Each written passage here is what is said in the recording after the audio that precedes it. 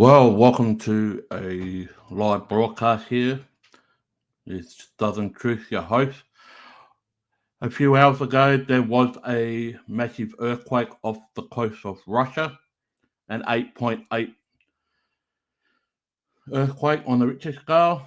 All of United States West Coast is now currently under a tsunami watch. And right now, we've got a live feed coming right now, and we'll take you to that. Please like, share, and subscribe. Leave your comments in the chat room as we watch this unfold. To know that we're in the clear. So the window is still 2 to 3 hours that we're watching this energy in the Pacific Ocean. So the counties have opened shelters and places of refuge. If the citizens need it, they can use that. We're postured to support those shelters with wraparound services if needed. There's also Red Cross that's standing by. There's and it's really this sense of aloha in the state. Family Promise of Hawaii, they're reaching and leaning forward to say that they can help folks. If the public needs assistance, we'll post their phone number and email that if people are impacted and need assistance, they can reach out. So there's a lot of entities, a lot of community involvement, and it's wonderful to see how the state is reacting to a very serious threat to our public and to the safety of the state. Thank you. Mahalo, Administrator Barros. Finally, I'd like to bring up Captain Nick Wurst, Commander Sector Honolulu and Captain of the Port. Thank you, ma'am. Thank you, Governor. As stated, Captain Nick Wurst, Sector Honolulu. Our top priorities for the Coast Guard right now are the safety of life, the safety of our ports, and then any environmental impacts to the state. In anticipation of that, we have closed all commercial harbors and have ordered evacuation of those harbors to mitigate risk. In addition, have Coast Guard assets deployed. That's small boats, ships, and planes and aircraft pre-deployed. So post-impact, we are ready to respond very quickly to any search and rescue cases, to be able to assess the ports to make sure they're safe to be reopened for commerce, and then also any environmental impacts, we can respond to that. So we are working in unison with the state, and thank you very much for your time. Okay, at this time, we're going to facilitate questions from the media, and we'll start with Andrew, Honolulu Star Advertiser. Can you let us know who gives input, most important input on determining an all clear if warranted? So the question is, who gives the most important input on determining an all clear? We're going to turn to Dr. Chip at the Pacific Tsunami Warning Center. They're on the calls with the governor. They're advising the leadership, and they'll give us an indication of what they believe, and then it'll be an executive order from here. Executive order. Okay. Okay, next I'm going to go to Le'ui, KITV4. Do you know what is closely being looked at to monitor and give a better indicator of the surge cycle in this scenario? So the question is around what are the indicators for closely monitoring the surge cycle? Yeah. Well, there's multiple readings of the waves all across the Pacific and then all across the islands.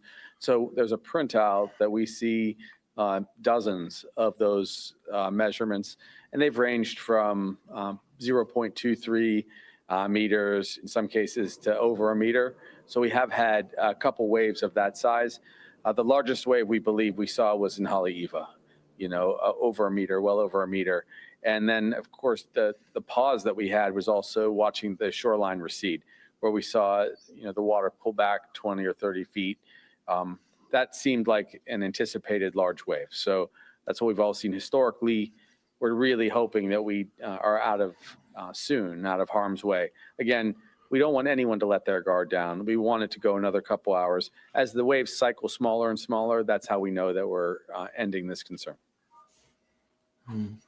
Mahalo, Governor. Up next, Ashley, Hawaii Public Radio. So when the all clear comes through, would that mean that the water has no it's back to normal and no longer receding? I guess what are like the clear indicator that it's all completed? So the question is, when the all clear comes or is finalized and communicated, what does that mean with regard to the water? I think that means that we reach functional zero risk because we're able to continue to monitor waves all throughout the Pacific, including the multiple different locations that we described earlier. But most importantly, as the waves end generation, when they're hitting our own shorelines, which can cause more wave activity, then we know it's over. So we'll be hopeful. Also, we'll see the tides go down, which is, not nothing.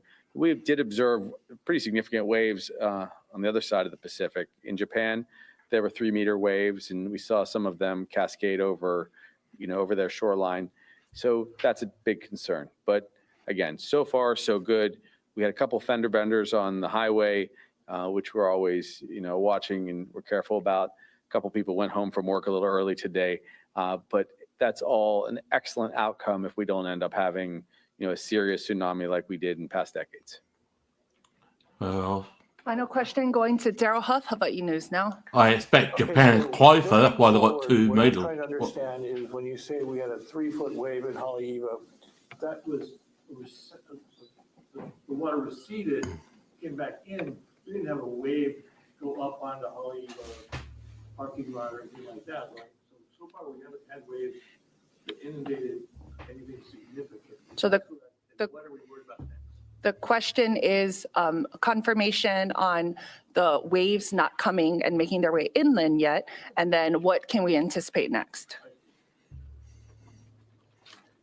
Yeah, so as our conversations with the Pacific Tsunami Warning Center, yes, they would prefer to see multitude of these smaller waves as that 3 feet, recede a little bit, 3 feet, and not generate that bigger wave. So as we watch throughout the evening, monitoring different buoys across, monitoring cameras, we're watching those waves. So again, the best case is we get some of those smaller waves that don't inundate and flood coastlines. It's still coming in.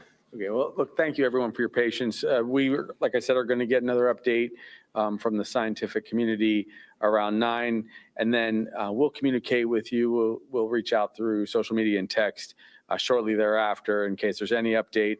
And then, hopefully, fingers crossed, the gentleman will be able to come up and hopefully give us the all clear in 2 or 3 hours, perhaps by 11 tonight. But we want to still be cautious. There's just no reason to take any risks. So again, thank you, everyone. Thank you for being mindful of the large risk. If large waves did come over the shore, we know there would be harm and loss of life. So we just don't want to lose any of our people. Aloha. This is the preview, I suppose. All right, you've been listening to a news conference with Governor Josh Green and emergency officials.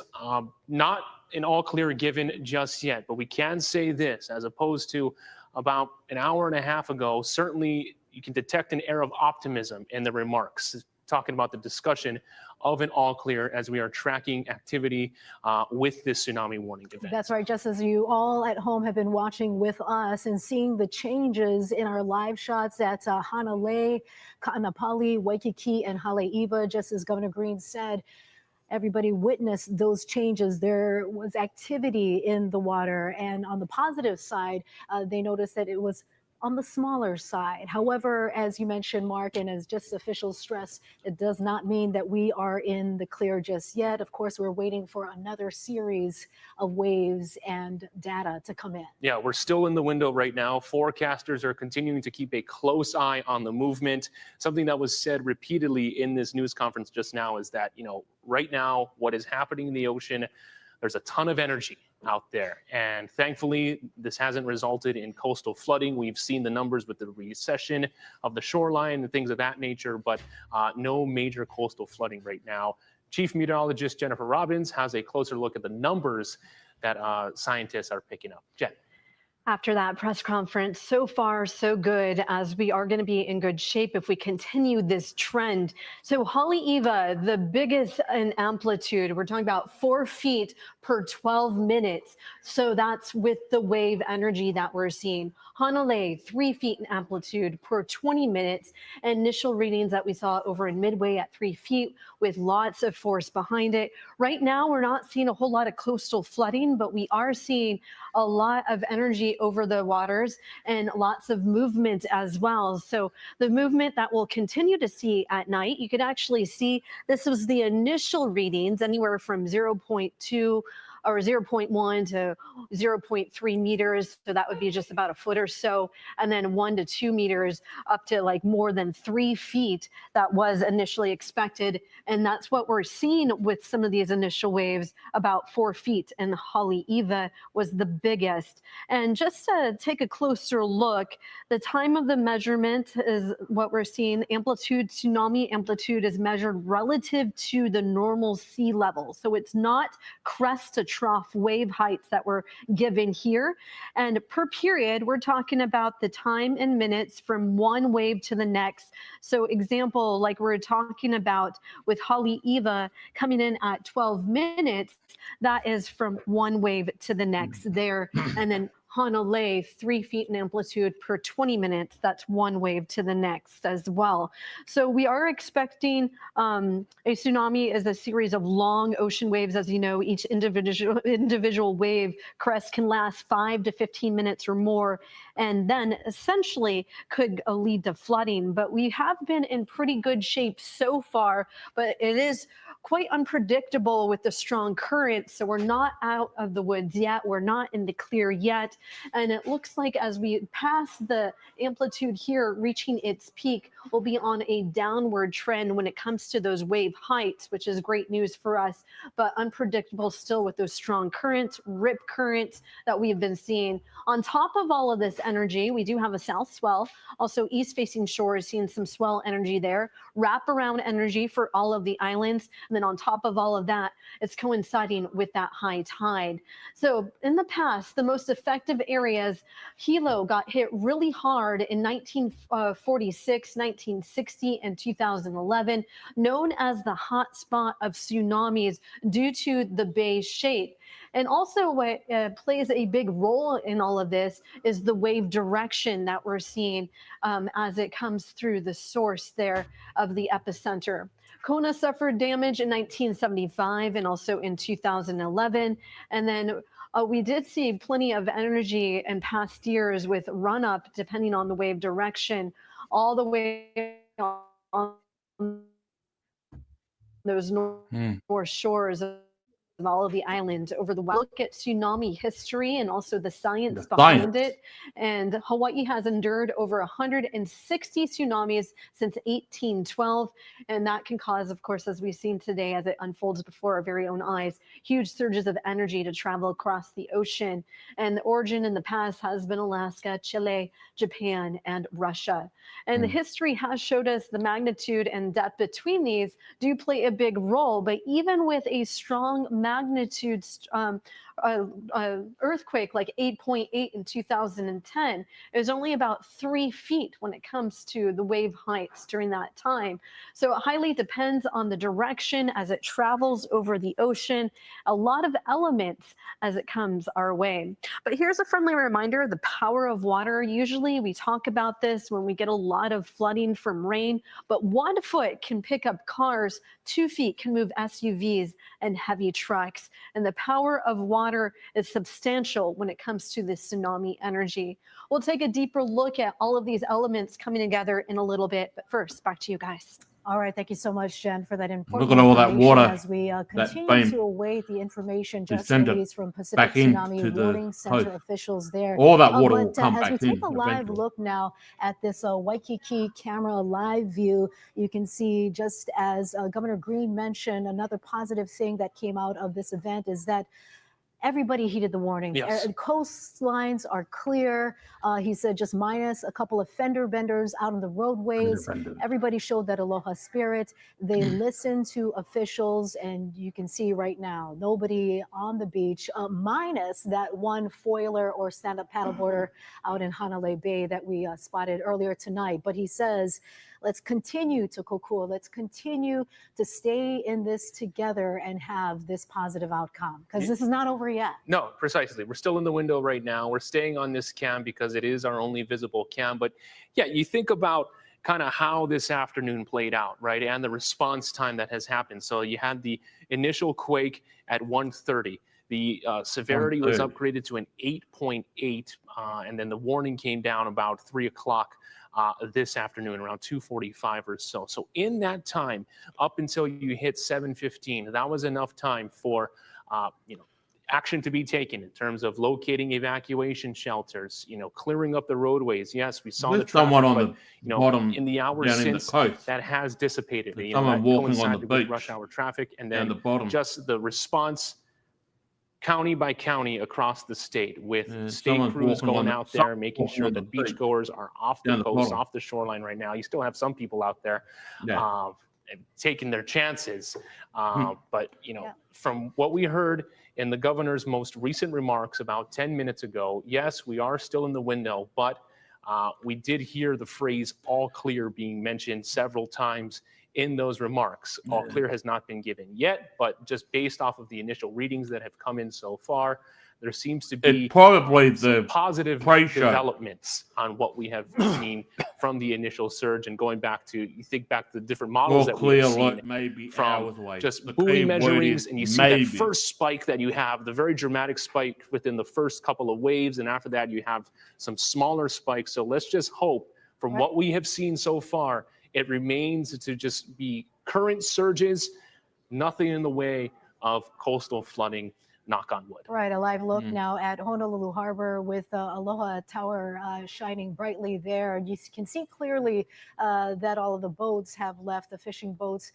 Coast Guard cutter has left as well. As soon as that tsunami warning siren You probably won't went get off. to see much. And we won't be hearing any more sirens after the 7:10 initial arrival of those waves, but we are still heavily monitoring any changes that we will be seeing on our coastlines. We also want to give an update that Kole Kole Pass is officially closed. Of course, military officials jumped in and worked with the State Department of Transportation to open up that valuable key passageway Could to happen, it could allow not West happen. Oahu We don't know. residents I mean, who are near the coastlines to evacuate readily. So they closed Kole Kole Pass at approximately 8:15 tonight due to low visibility, they say, but they did report that an estimated 410 residents were able to utilize that key passageway thanks to the military for making that available to them. Yeah, it's precisely what its intent, and that's what it's there for, right? To come to the aid of leeward Oahu residents during these types of the situations. worst one I So saw far, was in as we give you a 2004 that look happened from in our Hilo in cam, Indonesia, you have seen around how there, these and images have a lot of developed over the course of the last couple of hours countries or got so, and impacted, how like Sri daylight Lanka has and a few others. dissipated. It was on No Boxing Day, major 2004. That was activity big. in terms of was a coastal big flooding. tsunami, that We one. saw the water receding when we were looking at that Hanalei Bay cam. Hanalei Bay, the water receding from the shots we were getting at Haleiwa Harbor. We are getting some reports of water kind of moving in at Maunalua Bay out in East Honolulu. We'll be just checking up. we are told the parking lot is filled with water out at Coconut Island out in Hilo. Eye on it. As you can see from this cam, it's on the bottom left of your screen. Yep. Jamaica here.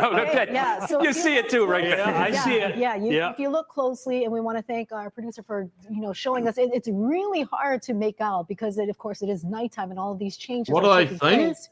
But yes, the bottom right corner there, you can see the parking Actually, lot bottom left. bottom left. Yes, that left.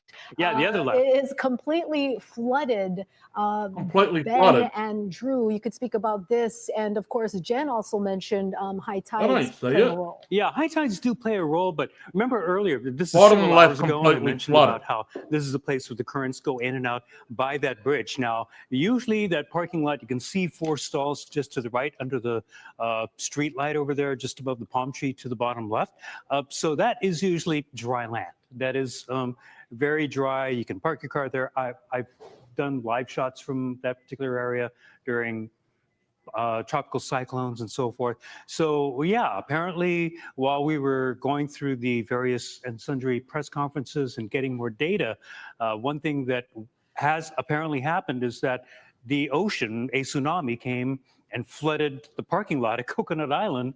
And there it is in this live There you shot. go. So that's all ocean water that came in. And I was trying to look a little bit earlier before we pointed out the fact that the parking lot is flooded. I was trying to look at the currents beneath the bridge. That's right. And, you On know, the left-hand it looks a side. little weird right now. It may be coming in again for, you know, we'll take a look at some of the spikes, but there is some current that's going on over there that I can kind of detect. But basically, the sign that something is going on, the parking lot in the foreground in front of the Coconut Island Bridge, it's flooded. It's basically, we've had something, you know, a significant wave height come in as well.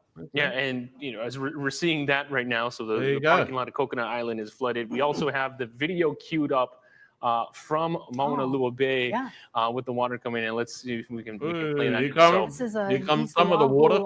Hawaii Kai. Wow. There's some of the water coming in. Now this is during, you know, we have construction in the area right now for a dredging project. Who knows how that will be impacted, but you're just seeing how, whereas we were watching the water around the 7:15 time frame, okay, the first expected window of arrival for this tsunami, kind of the different effects that it is having. If what we are seeing is water moving in, a parking lot flooded, we will take that from what we have seen in the past, right? Okay, And parking most lot. importantly, so Pacific Tsunami Anything Warning Center else? officials saying before they give the all clear, yes, these are positive signs. but Maybe they're a gonna preview. hopefully we continue to see more of these smaller waves in the next series of waves that are set to arrive to Hawaii before giving the all clear. And I want to take another look at some of the data from the Midway.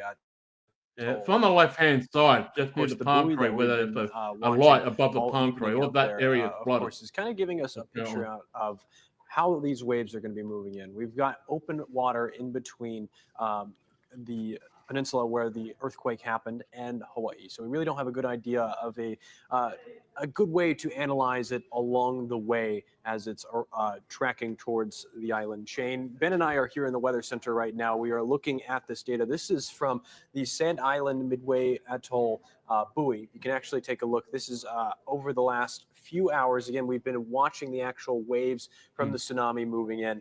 Again, Ben, it might be a it's price up and show. down, up and down. The buoy is rising very quickly, dropping very quickly. I do want to point out just again, we've even seen another shock or another large boost in the at the end there. This happened around 7:06 p.m. local time for the Midway Atoll. Again, we're still watching. That's why we haven't seen the all clear yet. We're still seeing spikes coming in on the buoys. Yeah, a little bit earlier we showed you like these 4 spikes here, 1, 2, 3, 4. They get smaller, 2 smaller spikes, and then we've got this next spike, spike number 5, I guess I'll call it. And this one is obviously larger than the first one. So it's not necessary that the first wave was the biggest. We're not seeing that. We're already seeing some data that shows that we did have a much higher wave, and that could have possibly moved in. This might have been the one that flooded Coconut Island's parking lot. And Jennifer Robbins, Chief Meteorologist Jennifer Robbins mentioned that's a hot spot. Hilo Bay is a hot spot for flooding, especially when it comes to past tsunamis. And we're getting word from our reporter, our producer, that we are seeing some flooding over in Hilo Bay. We want to take you back out there. Still seeing some water moving into more reports of flooding. moving into the parking lot there. Yeah, looks like there we go. There you go. Yeah, on the left-hand side there. I'm just going to move away from the desk for a moment, but it looks like Yeah, there's water. We can't really tell where the edge is. Yeah, it's on the left-hand side. Because of On the darkness, but it left-hand looks side. like more water has been starting to move Parking lot. into the parking lot there. You can see on the right side of your screen where that little light reflection is. That might left. be a little bit of water movement there The left. that's been happening. But that parking lot is definitely flooded. Just looking to see if it's getting a little bit higher or if some of the water is actually leaving the parking lot or trying to drain from the parking lot at this point. But you can see most of the parking lot at Coconut Island and Hilo Bay basically got inundated by ocean. Yep. So that's a sign that we have had some tsunami waves that have been moving through. They're not big, but once again, that's a good thing. It's Yeah. the pre-show. This is one of those times where not having the worst case scenario is definitely something to celebrate. But again, we're not completely done with this event yet because as we've been emphasizing over and over, this is not one wave, this is a series of an update. And we've also got an update now from Chip McCreary, the It'll be like a head ripple of the effect. Pacific It'll be Tsunami one Warning after Center. the Let's other go after there. the other. The Big Island now, and we actually got our largest reading so far at It's their video, not mine. from the bottom of the wave to the top about. That's just the initial Their wave video. so far there. Some of the other readings Here we go. have come up here. Their video, not mine. Maybe I've reported these before, but about 8 feet crest to trough at Kahului. Again, about 8 feet crest to trough in Haleiwa. 3 feet. Yeah, their video, that not grew a little mine. bit. In Hanalei, it's also about 4 feet crest to trough in Hanalei. Their video. So again, the oscillations are continuing, and Of course it is. they're in places where it's already hit, maybe on Kauai. Hopefully, they're starting to die down a bit, but It's a pre-show. as I mentioned before, we want to monitor this for quite a few wave cycles to make sure the pattern is really going down and it's not going to pop back up again, which it does. This is a pretty standard pattern that things will go down a couple of waves and come up. So apparently the parking lot So here we're is just our underwater. job right now for Hawaii is just to continue Some monitoring of it, this not and all of it. recording Some of it. the readings. And I mean, we issued another bulletin Coconut Island just, in Hawaii. maybe about half an hour ago with our latest readings, and we'll just continue to do that. Can you tell us what kind of damage that size waves could do? Oh, it depends. They're not. They're the kind of things that could cause damage to smaller wooden structures, I suppose. It's hard to say. The thing is that our readings, Their readings we're audio recording is here are what racking we up see real on a bad. gauge, Not and mine. It's theirs. so we can't really see what's happening all along a coastline. And gauges are like, usually share, in subscribe. fairly Leave your comments in the protected chat room. It's places inside a harbor. What do So you oftentimes it's not the largest reading you see on a gauge because people put gauges in a protected place because they want them to last a long time versus putting them on an open coast. How can you get a reading if it's still coming in? Recording what we see on these gauges, No, I don't know. but we I'm not a don't know scientist. what's actually happening comprehensively along a coast. So if the water comes up, I think I mentioned once before, It's going to be several for hours. a human, Yeah. if you're standing in water Running even a up to your pre-show. knee and it's fast moving water, can easily sweep you off your feet. And so water has a lot of power when it's flowing fast, and when it comes onto the land, that's what's happening. It's flowing fast, so it can damage structures. Yeah, but so I far saw we the haven't 2004 seen, one that we happened in haven't seen Indonesia. anything That too was big, but still a little bit early. That was big. So So we're not out of the woods yet. we're not out of the woods yet. Of course you're not. But I'm quite happy that we, at least on our gauges, we haven't seen You haven't seen numbers anything like yet. 10 feet above normal sea level. We're seeing the biggest ones are close to 10 feet from crest to trough. You spoke about kind of informing neighboring countries and nations about the waves coming in. What's the latest data you're giving to them? And, since it's past Hawaii, now moving further south, what are you telling neighboring nations? Well, what we do is we send them the results of our forecast model. So where they can see along their coastline. Our model makes forecasts based on an approximation for how big the amplitude might be along their coasts. And then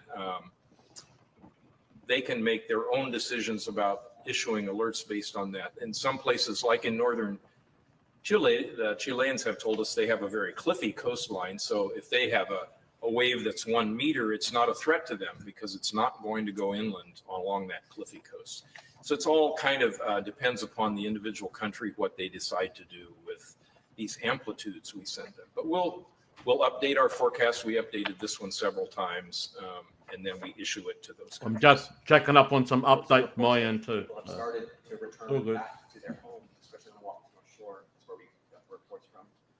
What is your reaction to that, and what would your advice be? That's a very poor thing to do until we know it's safe. And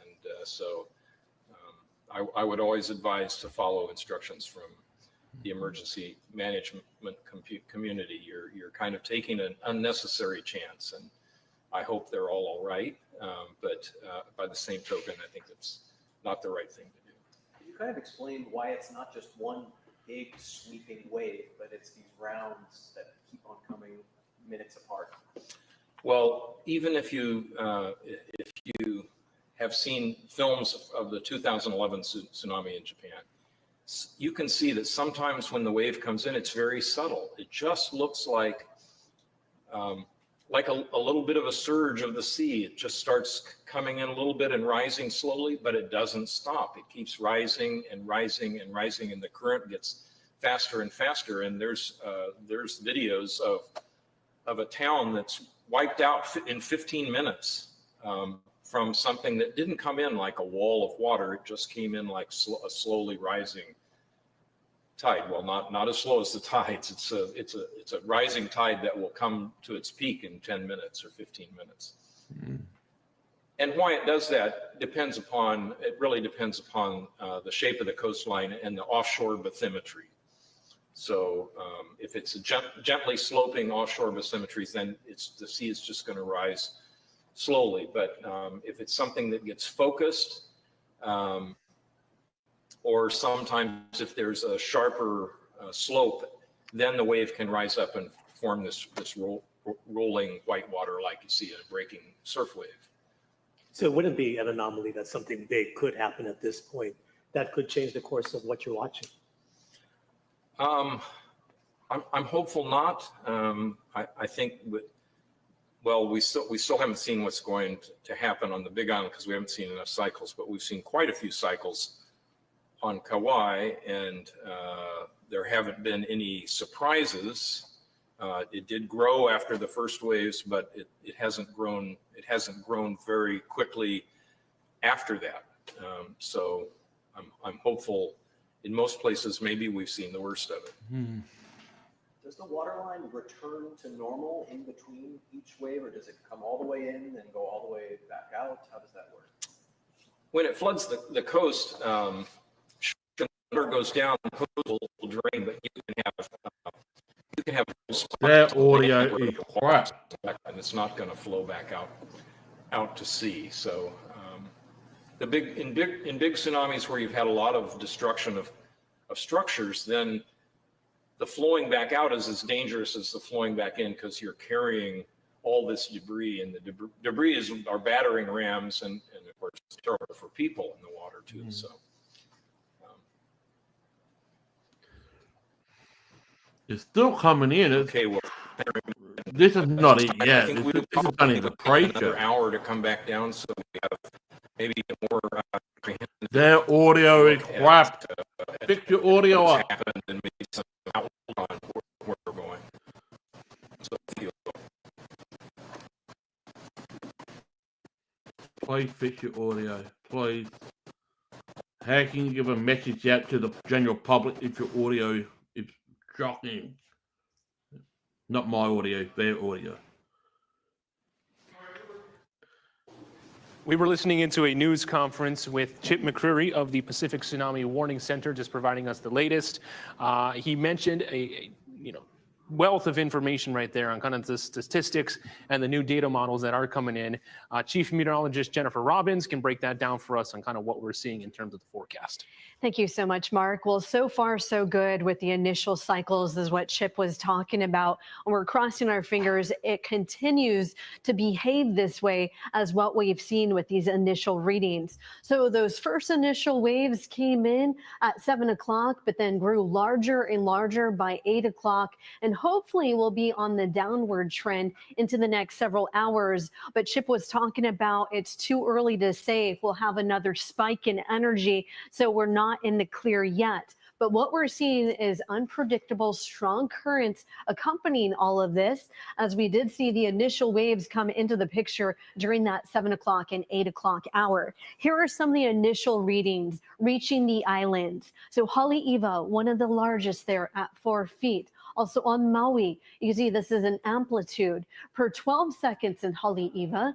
There's lots of movement over the waters. In Hanalei, it was about 3 feet in amplitude per 20 minutes. So when you look at that timestamp there, when we're talking about per 12 minutes or per 20 minutes, that is wave after wave. We're talking about the first cycle, and then you'll see that energy coming in a period of time for one wave to the next. And also, amplitude is a measurement here relative to normal sea levels. So these are the numbers that we're seeing that are relative to normal sea level. And we are seeing it hopefully on a downward trend, but it's too early to say. As you can see, the magnitude, the depth, the wave direction plays a big role of how all of this unfolds. And as the waves get closer and closer to the islands and how it interacts with the island chain and also with our seafloor as well. And you could see back in history in 1960, a 9.5 magnitude hurricane or a 9.5 magnitude earthquake, very devastating situation. It arrived 15 hours up to 35 feet during that time period. And that was one of the strongest and one of the most devastating in history that we have on record with that 9.5 magnitude earthquake that happened in Chile. And then also in 2010, even though it was a strong magnitude earthquake at 8.8, only about 3 feet. So it really highly depends. Each individual tsunami is not alike with the magnitude, how far the wave energy has to travel, what direction it has to travel in. And then in 2011, with the Japan earthquake at 9.1, we did see anywhere from 6 to 7 feet in property damage. So it's really dark outside. And it's not until tomorrow's morning light we'll see what kind of damage is coming our way.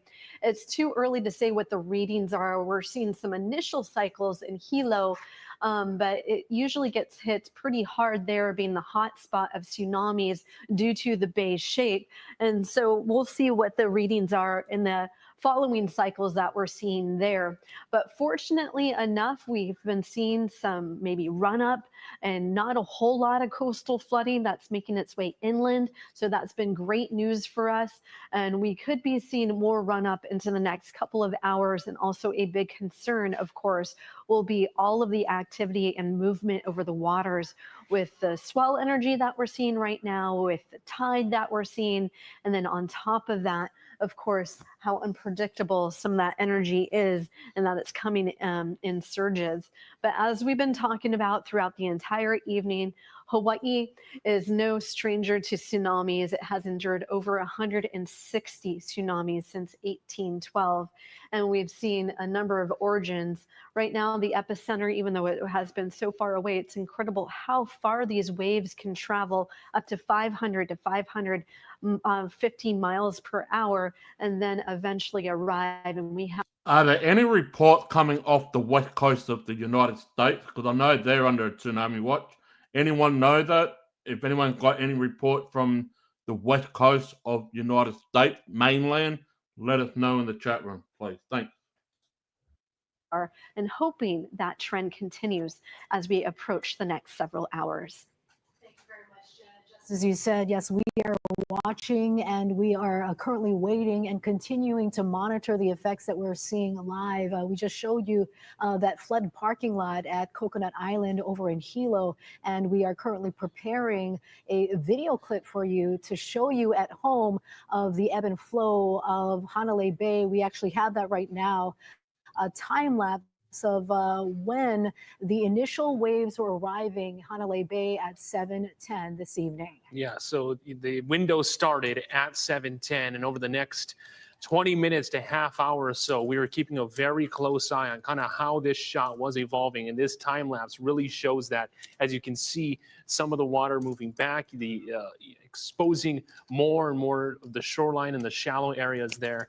Just really fascinating to see how this was unfolding before our very. Yeah, this really is a historical moment, Mark, as us and the entire state of Hawaii watch these events unfolding. However, you know, it could also be a moment of anxiety for a lot of people, especially because this is happening at night where you can't really observe and see the changes. As we were all recalling the past major tsunami and the effects of that one in Japan back in 2011, the effects were during the day where we could actually see and observe those effects. So we are in for possibly a long night ahead. Yeah, but you know what we've been hearing from the latest updates from Haima and the Pacific Tsunami Warning Center, yes, we are still in the window, but there is optimism with the numbers that have emerged so far and the data they are tracking with the forecasts.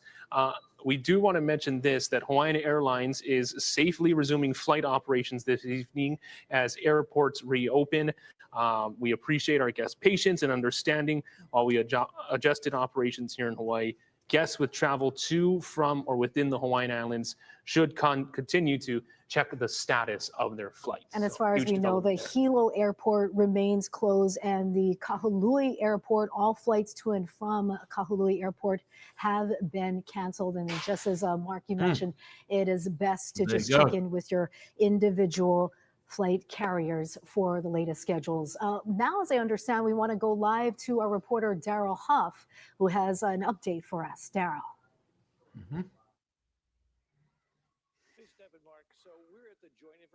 Where's the volume? They need to fix their volume up. Press conferences. Well, the governor has left the building. I think that's a big sign of confidence, although what they're saying here is, please, if you're outside of the inundation zone because you have evacuated, stay outside of it for now. We're waiting for an all clear signal. Now, what they're telling us is that the governor and his emergency staff will not be making updates again formally from here, but they'll be pushing out things on social media that obviously we will pick up at Hawaii News Now and repeat on our digital platforms. And of course, you guys are on the air and you've been doing a great job. Congratulations. But for now, there's a lot of confidence here that they won't have to have another update about danger to the community.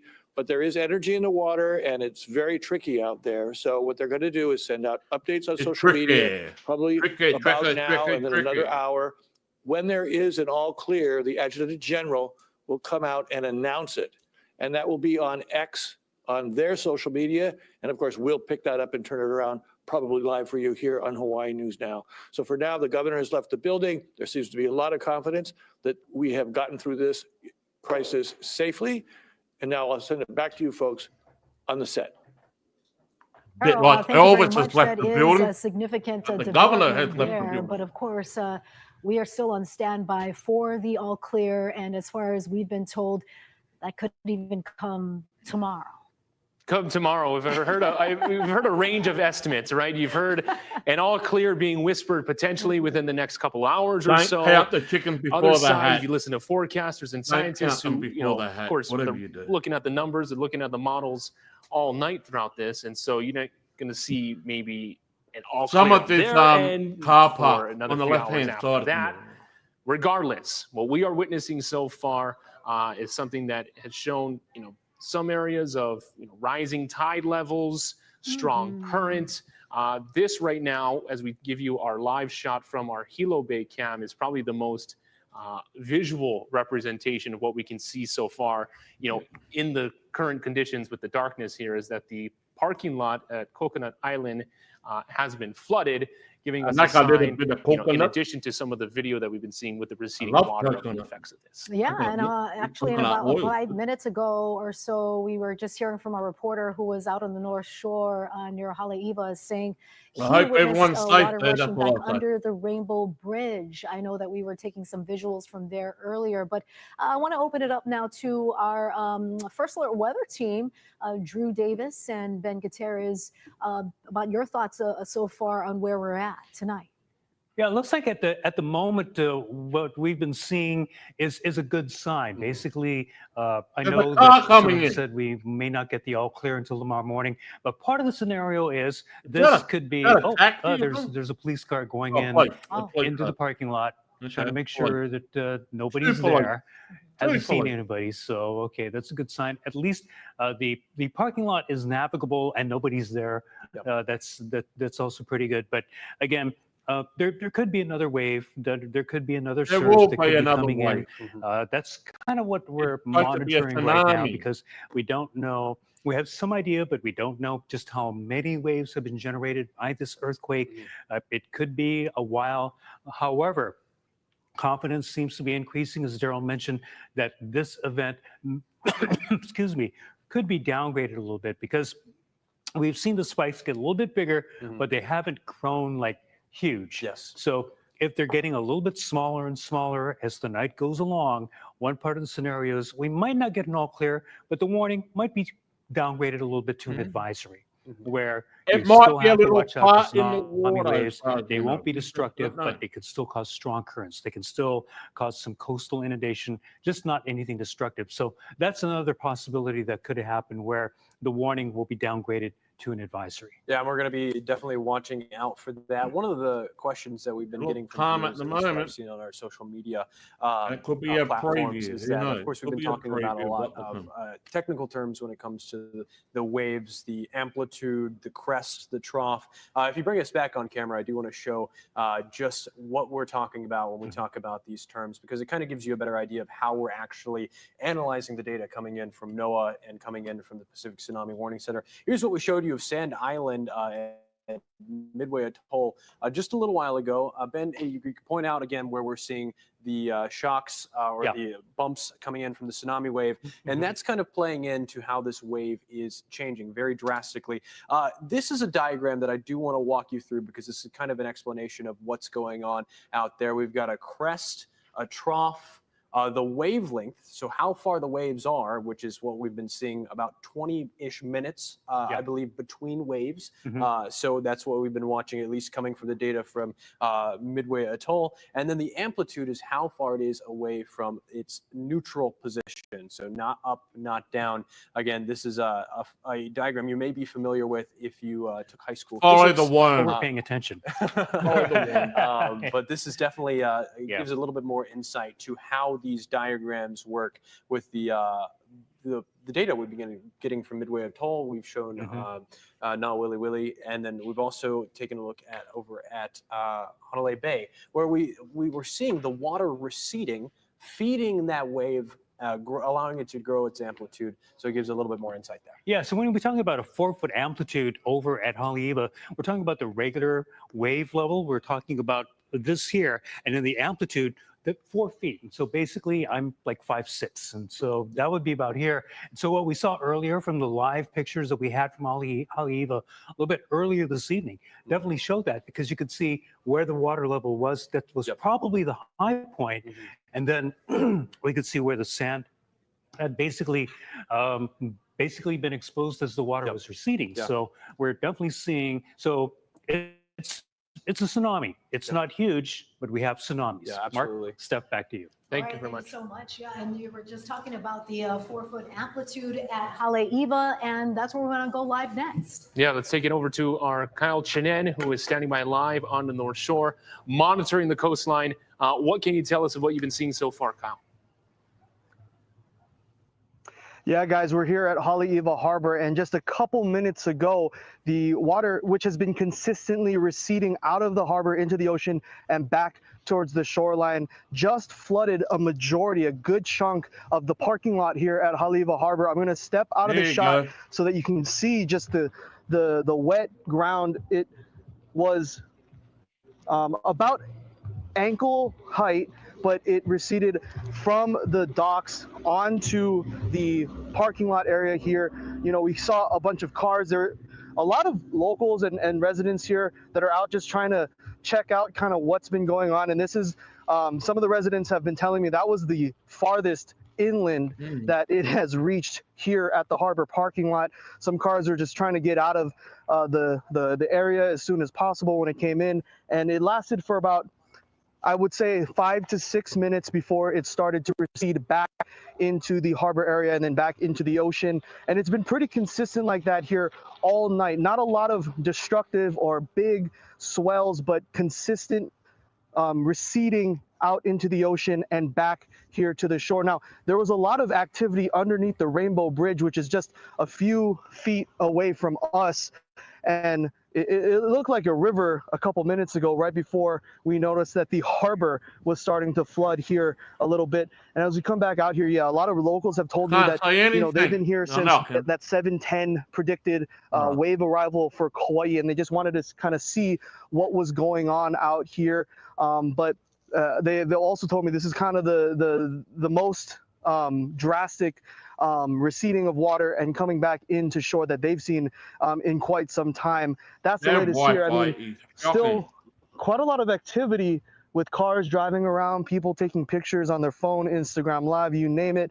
But that's kind of the scene here right now. The water has slowly gone back in towards the ocean, and yeah, we just saw probably the biggest swell to hit land here on the North Shore. I'm going to send things back to you guys in the studio. That's the latest here in Haleiwa. Yeah, thank you very much. We really appreciate that report, Kyle. And we want to show our viewers back at home the video that you filmed while out there as the water was flooding into the parking lot. This is it. Take a look. You can see, as Kyle described earlier, it was an ankle high, and then it didn't seem like it receded back for a while. It flooded the parking lot over at Haleiwa Harbor during the first arrival, estimated time of around 7:17 tonight for Oahu. Yeah, based on the initial measurements that have come out so far, Haleiwa Harbor seems to be one of the areas with the most quote unquote lively activity through this event so far. And so, yeah, you have the flooding video of the parking lot. We also saw a similar scene at Maunalua Bay out in East Honolulu, Hilo Bay. We've been going back and forth between the Coconut Island parking lot cam, the water going in and out there, and of course Hanalei Bay on Kauai, which was the initial site and the initial area of concern through all this. So all of these scenes that we are seeing here tonight and witnessing along with you at home, flooded parking lots due to this tsunami event. And the scientists at the Pacific Tsunami Warning Center are hoping that this activity will continue.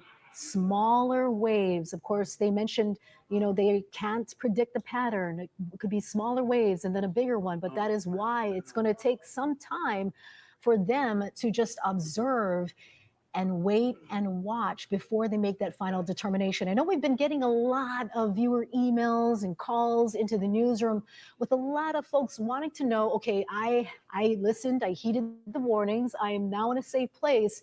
Can I go back now that this amount of time has passed? And the answer, unfortunately, is no. We do have to ride this out, and we do need to make sure that we are safe.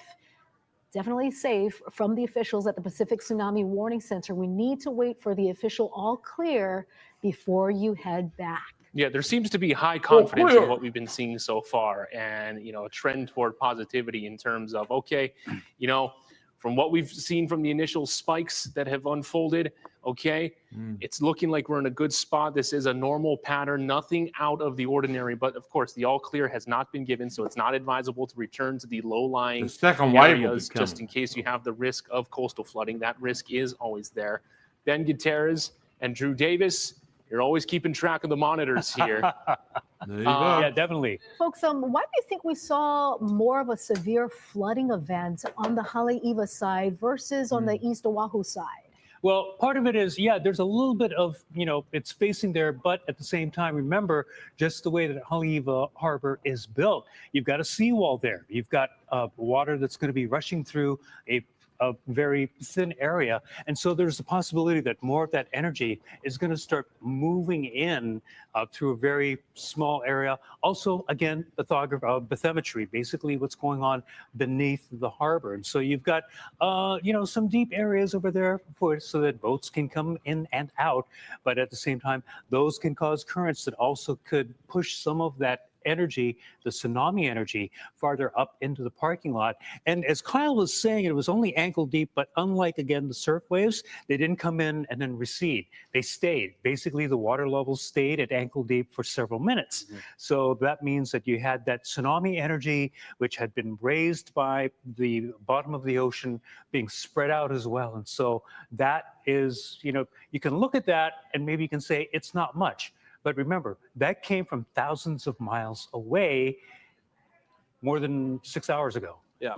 That this is something that came from a long ways away, and it's here. This is what was caused by an earthquake off the Russian coast, and so it could have been worse. I mean, we're not completely out of the woods yet, but again, we are, seeing that tsunami energy, and just be glad that it hasn't been worse. And so for people who may be like armchair quarterbacks later on to say, well, it wasn't that big. Well, we don't really know until it actually gets here. And so it's better to err on the side of caution, because what if it had been a lot bigger, like we saw in 2011? I mean, that wasn't huge either, but it did cause a lot of damage. At least at this point, we can knock on wood. We can be thankful that it wasn't anything destructive, but just know that a tsunami has been moving through the islands. Yeah, that's a If very anyone fair knows point, if Ben. any report I coming wanna from make the note mainland here of United that, States again, on the west coast, the tsunami forecast please let is us much know like in the meteorology. chat room. It's a very Apparently, young they're under science, only tsunami watch within too, the all addition of the of west coast weather of models, United States. ocean models within the last So- 30 years,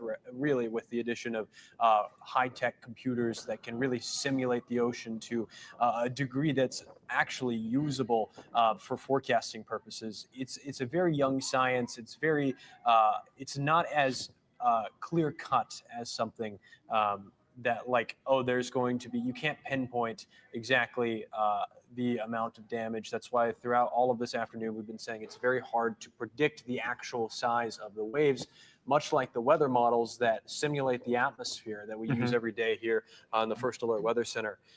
These models that the Pacific Tsunami Warning Center, they're simulating the ocean, and they don't have as much observation data, and that plays into the models having less accuracy, more biases that they have to figure out whenever they're forecasting for this information. So it is good that we're seeing more confidence that this is not expecting to be as big of an event as potentially, because we did see over in Japan where we were seeing those tsunami waves crashing in near the shoreline. And again, I'm sure we will see other videos of damage throughout the next few days coming out of Russia and Japan, and potentially even the Aleutian Islands. So again, this is a new science. It's the idea of simulating the entire ocean when we don't even know the exact idea of the tectonic plates, like how much mass moved there. And we were saying earlier today that that movement is an incredible amount of energy just released into the ocean. It's very hard to simulate that with very little observation data at the bottom of the ocean. Yeah, at this point, according to reports that we're getting from around the world and from the Associated Press, there have been tsunami waves in Japan. They are reporting, obviously, tsunami waves in Hawaii and elsewhere across the Pacific. The good news right now is around the Pacific, no substantial damage has been reported. There were some ports on the Kamchatka Peninsula in Russia that were close to the epicenter of this 8.8 magnitude earthquake that were flooded. And then we saw some video earlier of big white waves that were coming in over parts of Hokkaido and portions of northern Japan. So at least, the thing that I want to emphasize is that it was a tsunami. The good news is that it was not destructive. It has, been, it's there, and we still have to be careful about strong currents, unusual currents. Australia should be another parking lots getting flooded, like Coconut Island and Haleiwa, and people should note that this is not behaving like a surf wave. We've seen the waves during the eddy, and people, the wave comes in and immediately goes out, and maybe sweep some people out. This one could have been, if you look back at the Indonesian earthquake and what happened there, just water energy just continuing to come in nonstop, like it just keeps flowing in because you're looking at the whole ocean coming in. You're not just looking at a wave. So we can be very thankful at this point, but again, we're not in the clear yet. We still have to wait and see just how many waves are generated by this particular event. So yeah, a couple of small waves, but we just want to make 100% sure before we let everybody return to evacuation areas. But right now, sit tight, just do what you need to do where you are and wait for the all clear signal when it is issued by the authorities. Yeah, and a big mahalo to everybody's kokua out there for heeding the warnings and cooperating and making sure that our community is safe. We are now more than 2 hours into this event since the first arrival of the tsunami waves at Hanalei Bay at 7:10.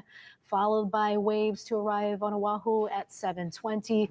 And we witness changes, activity, energy in the ocean that continues as we speak. As we take a live look at our Waikiki camera, you can see the wet sand line there coming up quite a ways, onto the shoreline there. You can see the evolving water line as the night has unfolded, right? But yes, no major coastal flooding from what we've been seeing. And Ben, let's reiterate this point here, right? This is a tsunami event, but it's not a destructive tsunami from what we have been seeing thus far. Yeah, and that's the good news right now. It is a tsunami. We were right to evacuate, quite frankly, because we didn't know there was the potential for destructive waves. We've seen inundation, we've seen parking lots flooded, which may be more of an inconvenience, but maybe, in the post-mortem, as we call it, maybe tomorrow morning with the light of day, and once this event has passed, we might see some damage to some boats. We might see a little bit of those things, maybe some coastal infrastructure damage, those sorts of things. We don't know yet because we really can't go into those areas. But once the all clear is given and people can assess if any damage has occurred, we can take a better look. But again, like in 2011, this is an event that could take several hours because we had waves still coming in for like 4 or 5 hours after the initial waves came in. And so even though the first wave was expected at 7 p.m. and it kind of, right in that time frame around 7:15, 7:30 did come in, we are now 2 hours in, and we're not done yet because we're still seing some waves coming in. We're going to be checking in again the actual epicenter is so just to far see if away. it's still recording any spikes that we've been watching all evening long. And if there's still spikes, we're not out of the clear yet. Yeah, still seeing waves. If there are still spikes, we'll make sure to give you another update from the. It may not hit Hawaii. Who knows? I do want to just bring up again the Hanalei, the time lapse that we showed earlier. Oh yeah. We were watching that live, and we could all see the reef getting exposed, and seeing that played back quickly. It's incredible to see how much water actually. If anything, Australia should have been one of the first countries. Which here's the video that you can see on your. It happened above it. Again, so you can very clearly see. We were watching, able to. Luckily, with the sun setting, you were able to see the way the currents were moving, and then there you go. The reef is exposed. The sand is exposed. Luckily, we didn't see anybody actually on the camera walking out. And Mark, you had something you wanted. No, that was over the course of about a half hour or so, too. This speaks to how fast this has moved. Yeah. The sirens are sounding again, and this alert says we are 2 hours out from the first wave arrival. Those waves were estimated at 7:10. That may be an older update that is now playing on a device right now. Okay, it's funny how these mobile devices operate. So, not to stoke any fear here. It's sounding again. There is no new siren. Steph, you have your own personal. Yeah, I think you have your Apple Watches finally updating the alerts from today. It's catching up. Yeah. Fortunately, we shouldn't be getting any alerts right now. That might have been just a leftover, but no new alerts. Yeah. I am told, as we were looking at the parking lot of Coconut Island at the SCP hotel SCP Hilo Hotel, which is just a stone's throw away from this parking lot here. Yeah, it looks like the I am water told we come back have in. great video Hey! of just flooding right in That's front a of this is hotel. the drop-off area of the property right now. As you're looking at kind of the Yeah, you're surge. looking at the Look at that. damages that a tsunami hotel. wave can cause, and you can see the water, you know, just there, and it's not looking so powerful there, but it is pooling and it's Hey, not I'm moving flooding. back, which means that more water is continuing to add to that. So that is why a tsunami wave can cause damage.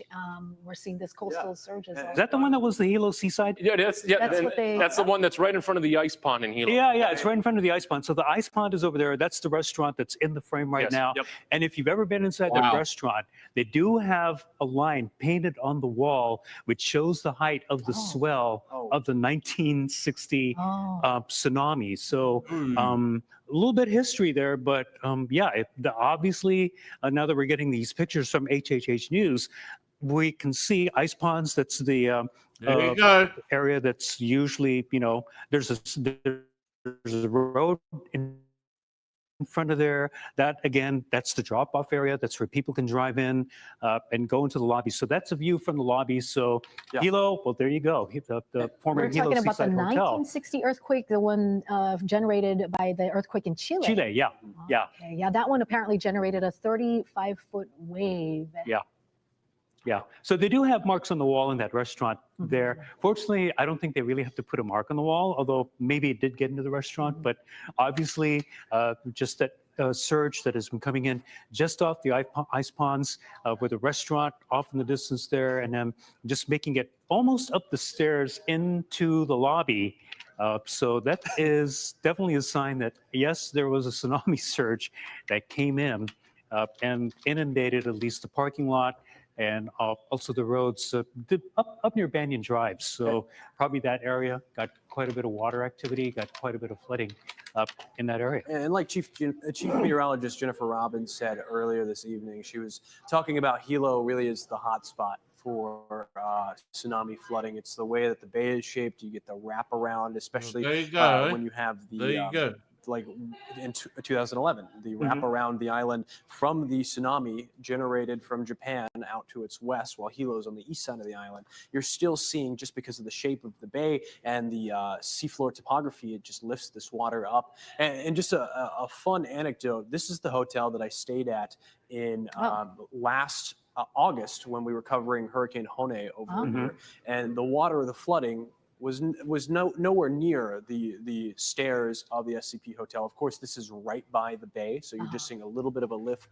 But even with all the heavy rain and the flooding in the bay, and the flooding and the soccer fields right in Hilo Bay. Right, I remember. Have you heard any reports I in didn't see any, your neck of the woods of like the west And coast so once again, of this the is United States video from under our Kyle Chanen tsunami out on watch? Oahu's North Is Shore. California of under the, tsunami watch? Any flooding reports of it? that just took over, No, completely took Alaska over is the parking lot all of west at coast of the Haleiwa mainland is under Harbor, tsunami watch. just as those We're first waves were watching coming in pictures at from Hawaii. 7:17 tonight.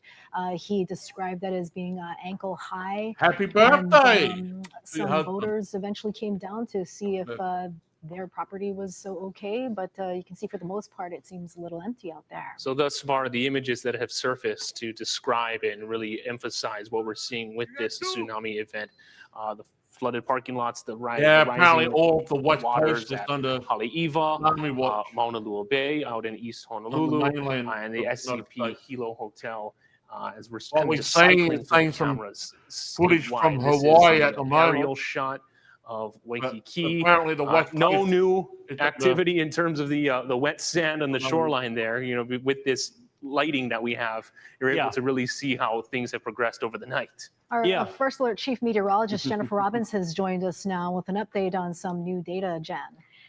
And as the night progresses and as daybreak comes our way for tomorrow, I'm sure we'll see more activity, especially along some of those harbors. But let's take a closer look at the tsunami wave readings. So far, we've been in good shape, but Haleiwa, Kahalui, and also Okay. Hilo seen the most action. This is how it breaks down for you. Readings at 4 feet was the latest information with those initial cycles. And we saw that on Maui as well. Makapu'u, not as big at 2.3 feet. And then likely we didn't get a reading quite yet in Hilo, but falling anywhere from 4 to 5 feet, according to some of the history Looks that like we've Hilo seen of got how the much most of significant it. flooding has been occurring.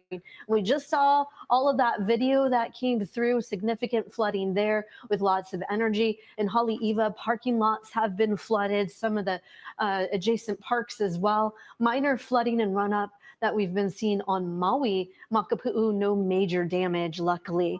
And past most affected areas have been in Hilo, as we've been talking about the hot spot for tsunamis due Yeah, look to like the Hilo bay shape. got the most of it. And it was hit hardest in 1946, 1960, and 2011. And we are going to be seeing some minor flooding into the night as this continues. We're hoping that it's peaked at these levels, but we could have a spike here and there. And that's why we're waiting for the next couple of hours to see Pretty how lucky the ocean that they behaves never and how really it had a settles high down. tide But it then. looks like these initial cycles, It we would have have been been seeing a bit action up to more about 4 if it was feet or high so. tide. Kona also suffered damage in 1975 and 2011. And then other coasts that we're seeing over the western end of the state, seeing run up depending on the wave direction, but no major damage. The most damage we've been seeing has been in Haleiwa with some of that parking lot flooding into the night. So this is where we stand. So we are hopefully going to be on the back edge of all of this energy. We've been seeing initial cycles that came in with those initial waves, about 1, 2, 3 waves or so, maybe 4 or 5. We're hoping that we're going to be on the backside in the next couple of hours. But even after things settle down, it is highly unpredictable of how strong the currents can be. And we are going to be declining when it comes to high tide as well. But we're still seeing plenty of surf and swell action. We have higher surf on south-facing I shores. thought and it would have been the east-facing other way shores. around if it We was have been freaking high seeing that tide. within the last What do 24 I know? hours, and it will continue with that trend within the next 24 to 36 hours. But here's our closer look at tsunami energy, where you're talking about the big quake just off the coast of Russia. The Earth's plates rubbed together, causing an underwater earthquake. And this one had a lot of depth to it. And that's what causes all of that energy to travel so far, as fast as 500 to 550 miles per hour across the ocean. So we did have that 6-hour window. And now you can see the earthquake causes a vertical push of sea water. And then as it rises, that's when you get those tsunami waves of energy. And as the waves spread into shallow waters, it grows in height. And just a friendly reminder, the power of water. 1 foot can pick up Power cars, of 2 feet can move water. SUVs and heavy trucks. And areas of concern are also by rivers, and we've been talking about that as well. So you got to be careful out there. So we're not out of the woods yet, but so far so good when it looks like some of that minor flooding that has occurred. But you see, historically, we have been seeing a number of tsunamis here in Hawaii, up to about 160. And you can see the biggest one that occurred with the most damage and devastation occurred in 1960 with magnitude 9.5. It arrived 15 hours and brought up to 35-foot waves. Incredible to see the strength and how far this wave action could travel. So keep it tuned here. Your First Alert team will be watching the buoy readings. You're watching continuous coverage of this tsunami watch that happened up in Russia with the magnitude earthquake of 8.8, and apparently all of United States west coast of the mainland is under tsunami watch as well, from Alaska all the way down to California. And what you're currently watching is some of the effects in Hawaii. They didn't get much damage at all. They got some flooding and whatnot. All I can say in this, maybe one of the reasons is that because Hawaii is so far away from the epicenter, that it's going to take a lot more time for it to reach Hawaii. Matter of fact, I'm not even sure if Australia got a tsunami warning up the top like Northern Territory and the top of Queensland, I don't think we will, because we've got Papua New Guinea above us, and then above Papua New Guinea you've got Japan. Now I know Japan got hit with tsunamis and that, but they're closer to the epicenter of where the earthquake was. It's off the coast of Russia. But from where I am, it's about a 10-hour flight from Adelaide to Japan. So you can work how far away I am. So, but you can work how far away Hawaii is compared to where the epicenter is. I truly believe the reason why, and touch wood, the reason why Hawaii didn't really get much of an impact is because of the distance away from the actual epicenter. But once again, what do I know? Let's go back to your regular program and we'll continue to watch. Please like, share, and subscribe if you haven't already done so. Example, the Haleiwa side get some waves, and am I safer on the east Honolulu side? Obviously not, because of that wave will wrap around the islands. Once again, when we talk about the amplitude and also about the wave heights, when we talk about 4 feet at Haleiwa, that means 4 feet above the normal height of the ocean. As we look at Haleiwa, we're going to be zooming in a little bit more. Yeah, actually, yeah, you get a good sense of like Haleiwa Harbor right by 83 here. You can see the two seawalls and then how it kind of comes in. And so the parking lot where Kyle is. Continue to watch. I'll be right back. around- I'm just checking up on It might be some this one, notifications. but Continue yeah, to oh, watch. no, it actually was this one, because this is the Rainbow Bridge right there. And so you can definitely see, even though in our graphic the waves are coming in the wrong way, basically you've got a little area there where you're going to have water that's going to be smushed up against the land. And so that is one big reason why that particular wave came in and flooded the area. Yeah, and one of the things that I want to mention that this is the same graphic that we use every day when we take a look at our radar and satellite. You may have never noticed just the look of it, but this is actually displaying the seafloor terrain. So the darker blues here are indicating much deeper water. The lighter blues you can see, especially as you're running up closer to the oceans or to the island, you're seeing those the shelf or the seafloor getting higher and higher.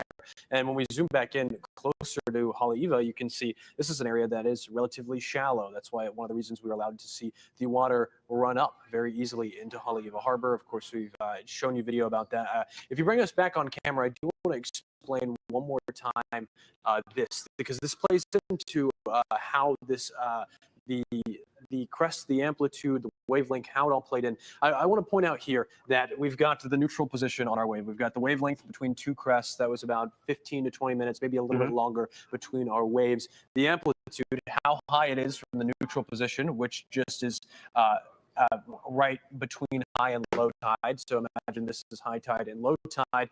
Imagine that this is the seafloor and it's getting pushed up. You're getting pushed up further and further when you're in the peak of your wave, the peak of the tsunami wave. The amplitude can only grow.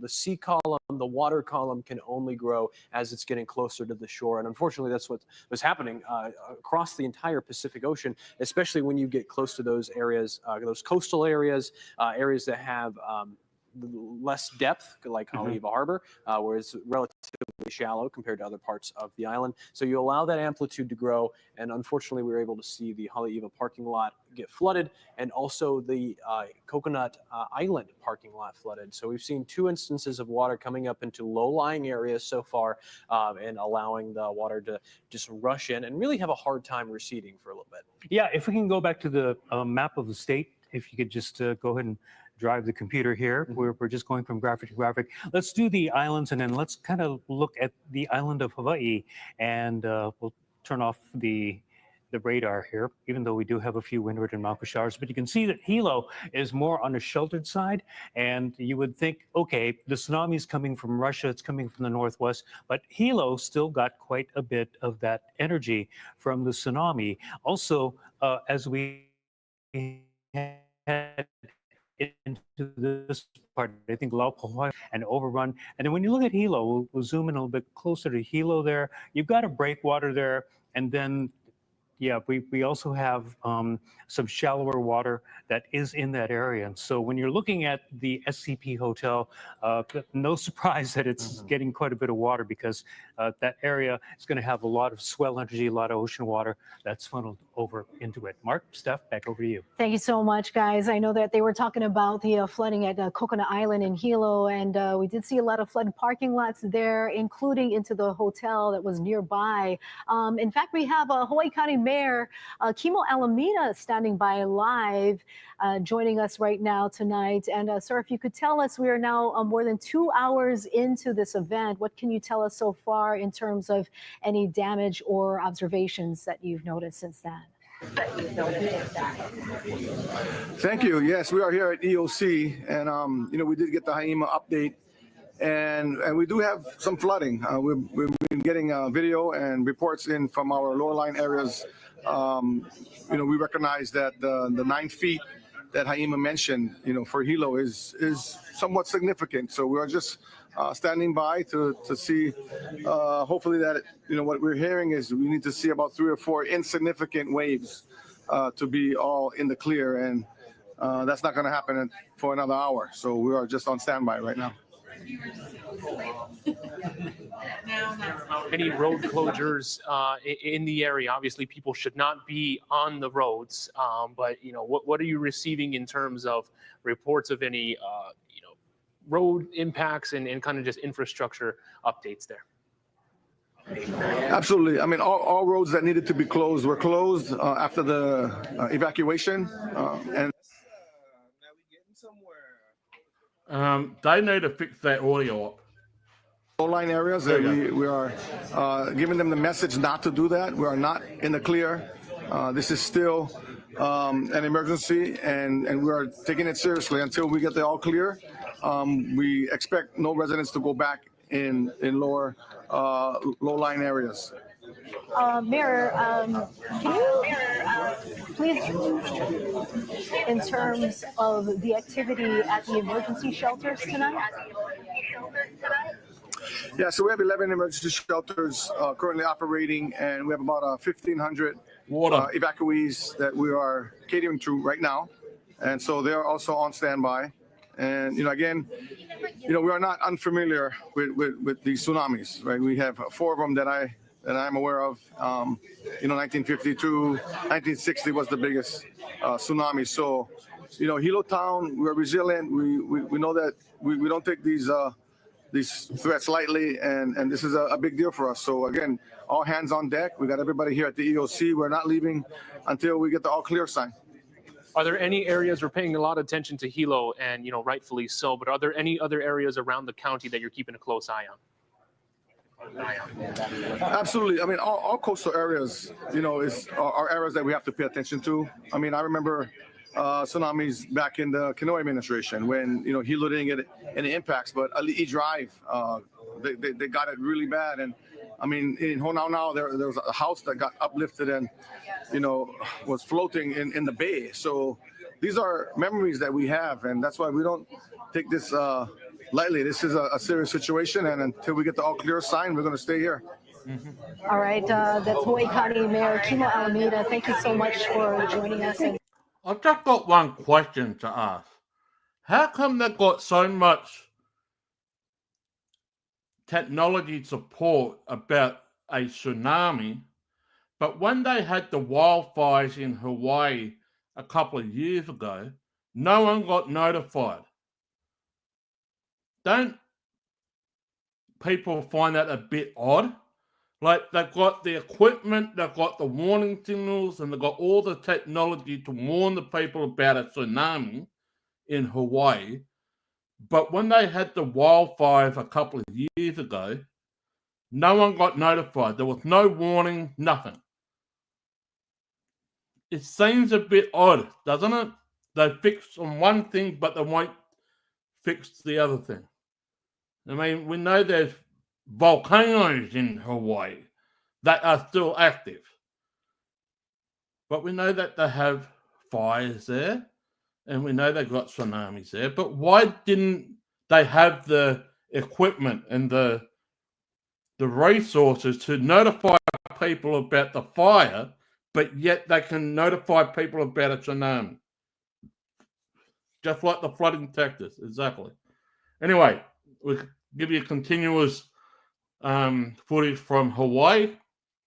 And please like, share, subscribe. Thank you. The SCP Hilo Hotel. That is this right here. So the hotel is right here. We've got the ice pond. Let me just clear this out. And so you've got all this water that's kind of trying to get into this area. And as it does, the problem is you've got just this little area that the water is trying to get into. And so a lot of that is going to flood into this area as well. And so that was the reason why we're seeing in some of these spots where the water energy is getting into a more narrower and narrower section. And so no surprise that that area has gotten quite a bit of the activity. Hilo Airport right here, very close to Hilo Bay, so that's the reason why it's still closed. Kuhio Street, Keaukaha, this airport was closed because this whole neighborhood here had to get evacuated, and so you basically don't want to have this area or basically be in this area during that time. And even though it looks like we, again, did not have a whole lot happening in this area, it's good to know that we did the right thing, because when you're seeing the flooding that's going on. A bit like Australia, much of the population's around the coast of Australia. The bugger all people that live in the outback, most of the population of Australia is on the coastline. But it's pretty darn close. Yeah, we are definitely seeing the impacts in Hilo and in Hawaii County. But what about what's happening here on Oahu? We want to go live now to our Lynn Kawano at the Emergency Operations Center. Lynn. Yeah, Stephanie, the mayor is still here, as well as first responders in the Emergency Operations Center at the Fosse building, but they don't have any more media briefings planned. They are waiting for the state to give the all clear, which is anticipated in the next hour. What happens if they don't get the so they all all clear? stay here. They are What are they gonna do monitoring then? things. We did see some high water events the out in thought. Haleiwa and on the North Shore, but other than that, things seem to be quieting down a bit here in Honolulu. So they are waiting to see if we get the all clear. They are not out. They're saying we're not out of the woods yet, but they want to make sure that they get the all clear from the state before issuing any Better more save your press woods. releases Better or save having your any more trees. press conferences here at the EOC. The Just mayor fine. showed up about 3:15 this afternoon, just as the emergency sirens first started going off, and then we had subsequent sirens throughout the afternoon at 4:10, 5:10, and 6:10. We had multiple briefings as the events were going on. But again, things are wrapping up out here. The mayor does have an early flight tomorrow. He's heading to Hiroshima to mark the 80th anniversary of the dropping of the bomb. He and his team are heading out to that, but they are still here waiting. I've got something to say about the bombing of Pearl Harbor and also Hiroshima. There's something happened in Australia 10 weeks after the bombing of Pearl Harbor. Many people in America don't know about this.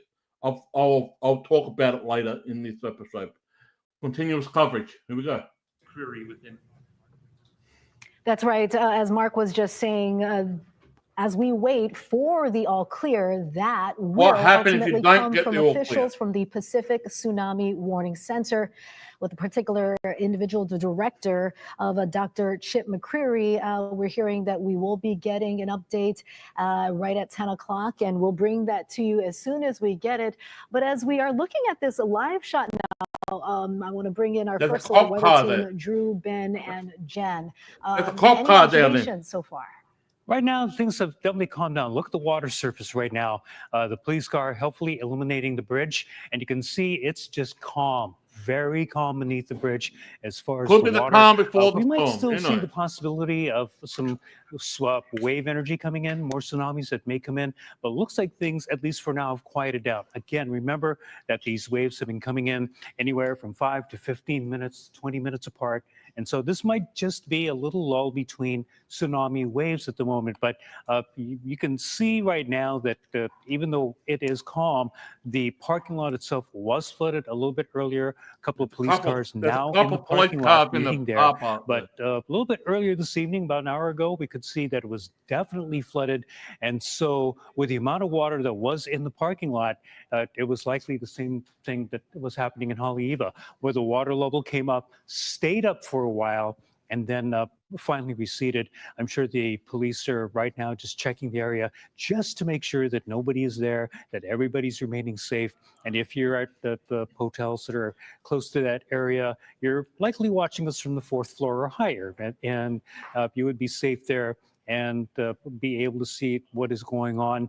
And if you're looking at it, you should be glad that this is all you see, because otherwise, if we had a destructive tsunami, it would be a very different story and would be definitely a lot more worried. We're still a little worried at this point. Luckily, it wasn't it's high not destructive, tide. but we still have That's all I energy can that's say. coming in, and we've been kind of tracking. And speaking of energy coming in, we want to show you this video that's just into the newsroom now from Kahului, Maui, where officials reported a 15-foot drop in the water at Kahului Harbor tonight during the tsunami warning. Jan. As we take a closer look at the latest readings too, we did see a big spike there in Kahului.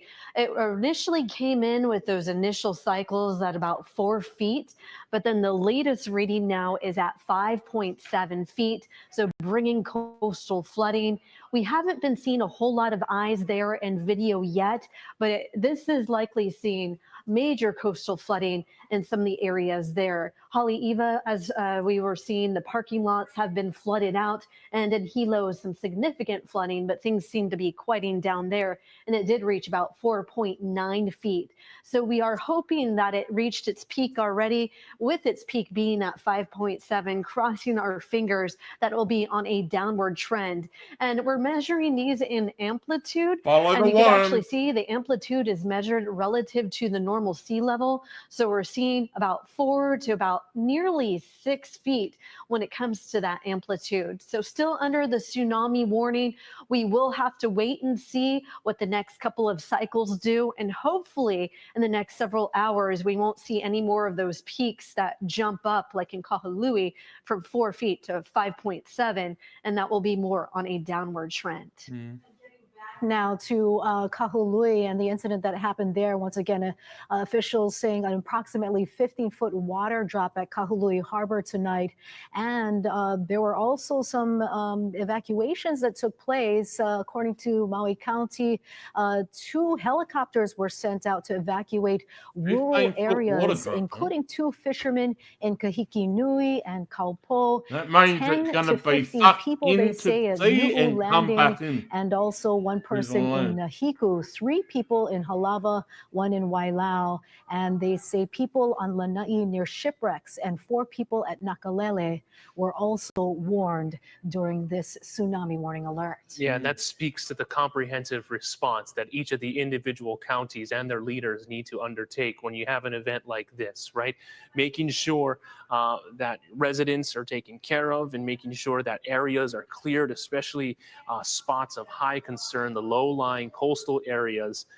Just what an image we're seeing. It's more and more it's the calm before the storm. pictures and If video are coming out showing and documenting kind of how the night has unfolded water statewide. drop. So How long ago was this photo Maui taken? County is sending this out of the 15-foot water drop. And we also want to bring back in the Water footage that we comes saw back in. earlier tonight at Hanalei Bay, which was the first site of the expected activity from the tsunami. The time lapse over about course of about half hour, 45 minutes or so, when they were in the active time frame starting from 7:10 p.m. Since then, we've seen headlines in Hawaii, Oahu, Big Island, and Maui County as well. So this really is a statewide event, what we're seeing with this. Yeah, and as we continue to look at this time-lapse video of Hanalei Bay and the water receding, you can clearly see parts of the reef being exposed right there in the middle of the screen. And then it went from right and then to it'll left. slow and then it'll freeze frame it there. And of course, we witness flooding, throughout Hilo, here at this Hilo hotel. You can see the flooding coming up and almost entering the lobby there during the initial waves. So this next reading now and the next set of data that we're expecting from the Pacific Tsunami Warning Center could paint a clearer picture perhaps of what we might be in for, whether or not they did witness any change in the size I of the think it's still waves on as its well. way And due that's to what we'll be the looking forward location. to. Maybe less than 5 minutes away from Could be getting wrong. that update from Dr. Chip McCreary at the Pacific Tsunami Warning Center. Yeah, a number of different scenes that have been unfolding across Oahu right now in the areas of concern. We're told that Haima, Governor Josh Green is no longer at the building, but they are keeping a very close eye. Honolulu Mayor Rick Blangiardi remains at the city's Emergency Operations Center along with city emergency officials. And the scientists and the forecasters at the Pacific Tsunami Warning Center, we are expecting an update from them within the next several minutes or so. When that happens, we'll be heading out there live. I'm told we have new video of the water drop that we were just discussing at Kahului, which was earlier. All that this water's evening. got to That's right. come We back in. saw significant changes, in parts of Oahu, How long with ago was Maunalua this? Bay parking lot flooding, and Haleiwa. Haleiwa just being inundated by the flood waters there, taking over the parking lot at Haleiwa Harbor.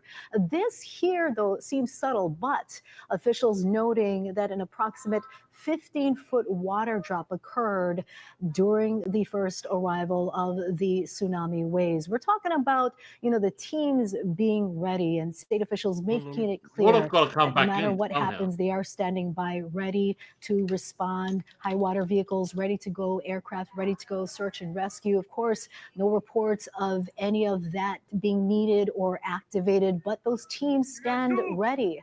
FEMA workers saying they also stand ready in the event of any damage from the waves. And so far, what we can tell you now is that we have not gotten any reports of any major damage out there. Just hearing from, Hawaii County Mayor Kimo Alameda and Governor Josh Green recently saying, this is what we're just seeing right here, is just flooding as a result of these initial tsunami waves. And we are very hopeful that it will continue to just be this, not any major damage, no reports of that so far. One thing that I'm curious about, and I want to bring back in Ben and Drew here, is what are we seeing in terms of intervals between these wave events and the timing of which, and how often are we seeing? Because we saw the spikes, we're really tracking closely the midway readings with the buoy. When it comes to our readings here, what can we say about the timing between the intervals? Well, we've had some highs and lows. So as far as the intervals between the highest spikes that we've seen, at least on the buoy over at Midway, I would say about 45 minutes, but then there were a lot of smaller spikes in between there.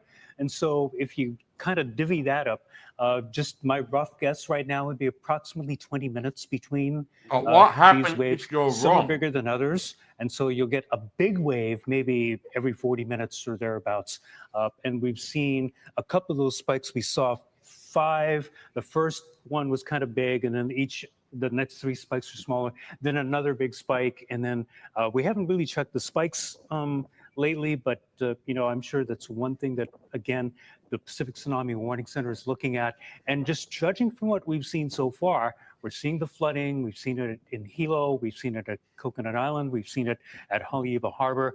There is flooding. There is inundation. Nothing damaging. Mm-hmm. That's a good thing. But it is still a tsunami. And so a lot of people were taking it very seriously. This shot tells a big part of the story. The Coast Guard and we here at Hawaii News Now and the First Alert Weather Team were saying, if you've got a vessel, take it out to open ocean, at least 300 feet depth, so 100 fathoms. So this is off Magic Island. These are a lot of the boats that left Alawai Small Boat Harbor and are waiting out, the possible tsunami or a destructive tsunami out in the open ocean where it's a lot safer. During 2011, we could see a lot of the damage that was caused when the currents took boats, ripped them away from their moorings, bashed them against each other, ripped piers away, those sorts of things. A lot of vessels are valuable, they cost a lot of money, and you definitely want to protect that. Best way to protect that investment, take it out into the open ocean. It's a lot safer out there. Yeah, and it's definitely just telling from that picture where all of the boats are out in the water, just seeing the amount of just movement that we had to get done to get people to Melka areas to be safe, away from the tsunami evacuation zones. Again, these are areas just near the coast. Waikiki are arguably right on the beach. A lot of tourists are here. They don't know exactly what is may be happening. That's another angle that I think we haven't really explored this evening is they may have not gotten the alerts. We were seeing the people in the water right as after the tsunami warning was happening. We were watching people in the water of Waikiki. They may just not have been aware of the danger expressed by this tsunami. So I believe we're going to go back to Chip McCreary at the Pacific Tsunami Warning Center. Let's listen in. Let's listen in. I'm happy to report that looking at all of the gauges that we monitor here at the Pacific Tsunami Warning Center across the state of Hawaii, it looks like we have already recorded the maximum amplitude on those gauges. And in most cases, it was the third wave. A couple of them, it was the second wave. And there was one gauge with a fairly small reading that it was something like the fifth wave. But based on that data, I feel confident at least that we're past the worst part of it. We're not going to see any impacts bigger than we've already seen, and so we are more or less in the stage right now of finding out when we can lower the alert level from a warning to an advisory, and that's just going to make sure because the largest readings we had were we need to have amplitudes of about everything less than 3 feet and kind of considerably less. We don't want to be right at the border. I'll just check them. So our biggest amplitudes were tsunami. You know, Honolulu was 8 feet from crest to trough, or a 4-foot amplitude, and same with Haleiwa. They were both about 8 feet crest to trough maximum. Hilo was 9 feet, and it turns out Kahului was the biggest measurement we had, which was about 11 feet from crest to 11 trough. Feet. So, like I said, we want this to go down to everything less than a 3-foot amplitude or 6 feet crest to trough. And most gauges are below that, but some of them are still having some things fairly close to that. So, so we will be monitoring it again over the next hour. Hopefully, then the decision can be made to drop our alert level down to advisory, and that will be the first step. Now, advisory is still, we know from our experience, for example, with the Japan tsunami, that because we've had these big impacts, that there's a lot of energy in the water out there. There's a lot of strong currents, and so going from an advisory to a cancellation, we may have to be even more cautious doing that, and it'll probably be sometime maybe early tomorrow morning before we can issue a cancellation. But right now we're trying to looking towards when we can lower the alert level to advisory. So I'll take any questions. So what areas are you going to be looking at specifically to be able to make a declaration or advise for a downgrade to happen? Well, for all of these gauges, it's not like a simple large peak and then it gets smaller every peak after that. It's large and some smaller waves, and then it pops back up again. In fact, on a lot of gauges, we saw there was kind of the first 3 or 4 waves were pretty big, then it died down, and then there was another pulse. So we just want to make sure we don't have any surprises later on. So we will examine all of those gauges. Sorry. Make sure it's safe before we go to advisory level. Given where we are right now and with those latest readings, what areas do you expect to have the most damage or at least the most visible impact from this? Well, based on our sea level gauges, it would be those 4 sites, Honolulu, Haleiwa, Kahului, and Hilo. But there's lots of parts of the coast we don't have gauges, and we probably might not know until tomorrow morning when it becomes light. certain areas that got flooded that we just can't tell because we don't have a gauge there. So, but certainly the places in the past that have gotten flooded that I named, those will be the places certainly that we'll look. And I think there was some footage of some flooding in Hilo, but that's not from our sources.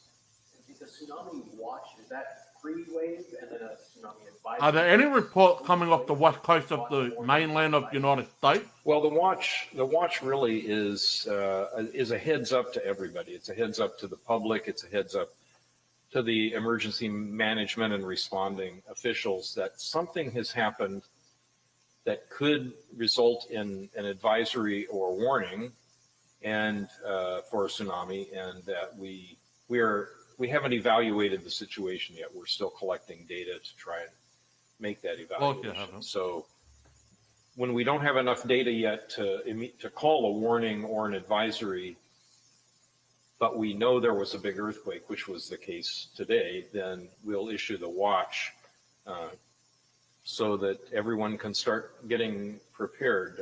When the public hears a watch, they really should find out where they. We'll go back to the video in a second.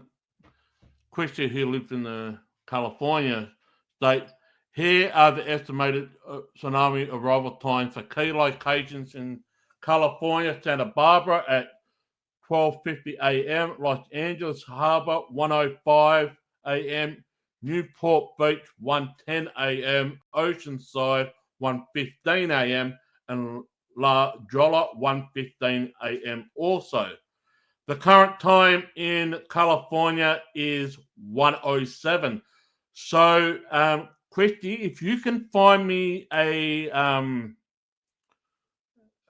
link to a stream of the California coast or whatever, please do that. Actually, the way I can do that for you, Christy, is that I need to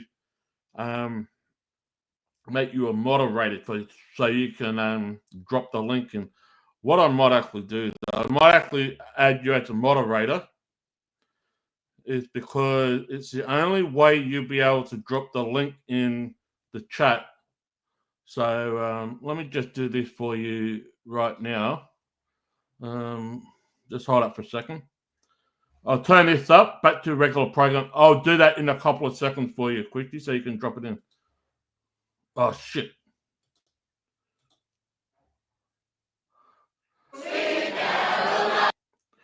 Apparently, they ended the stream. Oh, fuck it. Just hold up. It's an advert. I don't want adverts. Jim Beam. I need to do this. Okay, I'll come back to you guys. I need to do this. I need to find another one. Just hold up. They just ended their stream. All right, let's hold up for a second. I'll be right back with you guys. Just hold up. They ended the stream. Maybe they.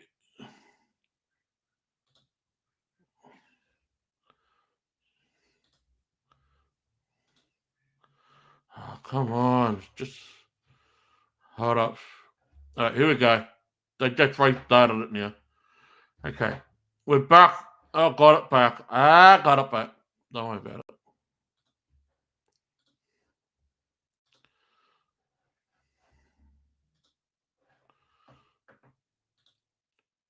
I got it back. Jamie to the rescue. Now, I let me will see what I've got probably to still do. be here. Some of our staff will go home, but we're staffed 24/7 anyway. But we'll have a few extra people here because we'll want to keep monitoring the situation. And of Christy, course, I just made you a moderator. So if you got any live probably the feed next, coming maybe from 10 California in not regard only to for Hawaii, tsunami, you but can for drop it in rest the of chat room and I'll bring it It's up. going to take probably take another maybe 12 hours before it gets to Chile, which is another place we're issuing information for. So, thank you very much. Thank you. Okay. And there you just heard from Dr. Chip McCreary, and seeming relieved, saying that in gauges across Hawaii, based on the data, he feels confident that we have passed the worst part of this tsunami event, and that he feels confident that we are not going to be seeing any impacts bigger than what we've already seen. Okay, this is what Christy said a couple of minutes ago. Here are the estimated tsunami arrival time, key locations for California, the state of California. Santa Barbara 1250, Los Angeles Harbor 105, Newport Beach at 1:10 a.m., Oceanside 1:15 a.m., and La Jolla 1:15 a.m. Right? And Christy says it was 1:07 about 5 minutes ago. Hi, Bell, you're saying flood in Texas was sus. Yep, it was. It was. I'd just like to ask, how can Hawaii have so much notification technology when it comes for tsunamis that can give out the warnings and the signals to the residents there, but when I had the bushfires or the wildfires a couple of years ago, no one got notified. It's pretty sus, isn't it? They can give out warning signals to notifications when there's tsunami coming, but they don't have the technology or resources, or if they do, they don't use it when there was a wildfire. Pretty strange, if you ask me. But an optimistic response from Dr. Chip McCreary. And for more insight on that, let's go to our chief meteorologist, Jennifer Robbins. And that's the kind of news we wanted to hear at this point, hoping it would be on a downward trend. So already reaching its maximum is what he's thinking. So it could be downgraded within the next couple of hours. We started with that tsunami watch early on in the day. Then we sit now with a warning with significant widespread inundation that has been imminent, as we've been seeing in all of those videos. Incredible to see the videos come in, just like the one that we just saw from Hilo right now. We've been seeing dangerous coastal flooding, but the biggest concern has been how unpredictable and how strong these currents have been. And that is great news when it's a concern about the currents rather than widespread coastal flooding. We've been seeing coastal flooding, but it's been fairly limited to some of those hot spots like we're talking about. And now we're hoping that we're downgraded to a tsunami advisory, and it could be downgraded within the next couple of hours.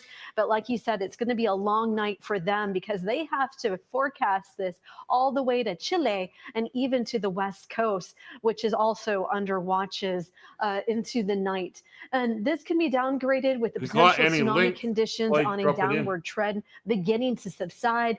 And in this case, Chip was talking about below 3 feet.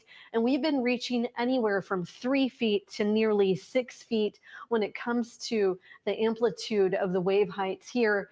And then we have been seeing some of the coastal flooding that has been occurring along Hilo, Kahului, and still some rough currents are expected. So here are the numbers. Hopefully these are the maximum numbers. Hopefully we already reached its peak. And it sounds like with that optimism we have, Haleiwa at 4 feet, we saw some parking lots flooded. On Maui, that's where most of the action has been when we saw that big surge and also receding of water. You see about 5.7 feet was the reading there when it comes to the amplitude. Makapu'u, not as big at 2.3. And then Hilo was falling anywhere from 4 to 5 feet. We did see significant flooding there, and we're still seeing that. So we're hoping that goes on the downward trend. So the amplitude is measured with the relative to normal sea level, as you can see, and a series of long ocean waves are these tsunami waves. And we've been seeing some spikes. The first couple of waves have been smaller. He was talking about this was probably like the third wave or fourth wave in the series. And an individual test can last about 5 to 15 minutes. And we've been even seeing longer than that. But for now, we have the tsunami warning up and running, with most of the action still occurring along Maui County and also Hawaii Island with all of that coastal flooding.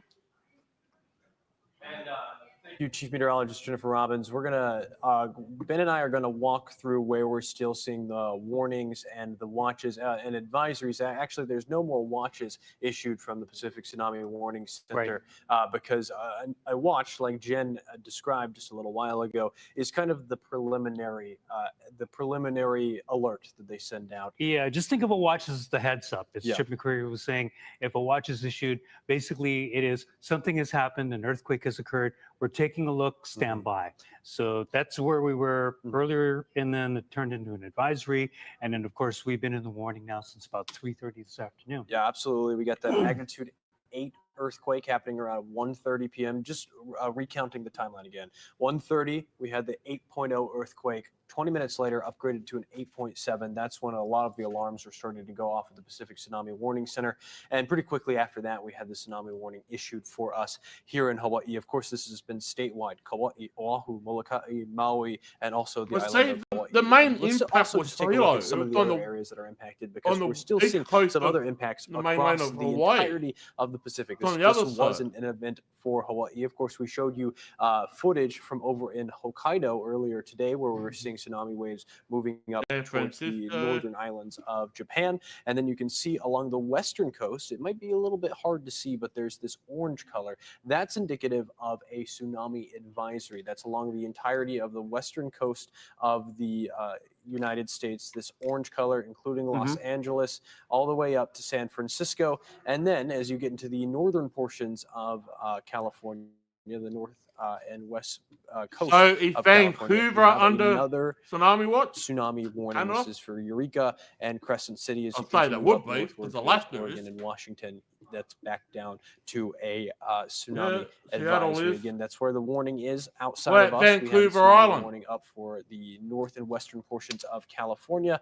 And then the advisory extends all the way up towards Oregon and Washington. We were also seeing advisories up for portions of Alaska Canada is, yeah. and Alaska, but it seems like a lot of these have been dropped except for the advisories that are still up for portions of the Alaskan Peninsula and also the Aleutian Islands, which initially had a tsunami warning right off the bat. Of course, we'll likely be seeing footage from any tsunami or warning because they're very close to, again, this is right where this peninsula of Russia is right where we were seeing the earthquake. Yeah, this is probably like right around this area right here. So this is the Kamchatka Peninsula here behind me.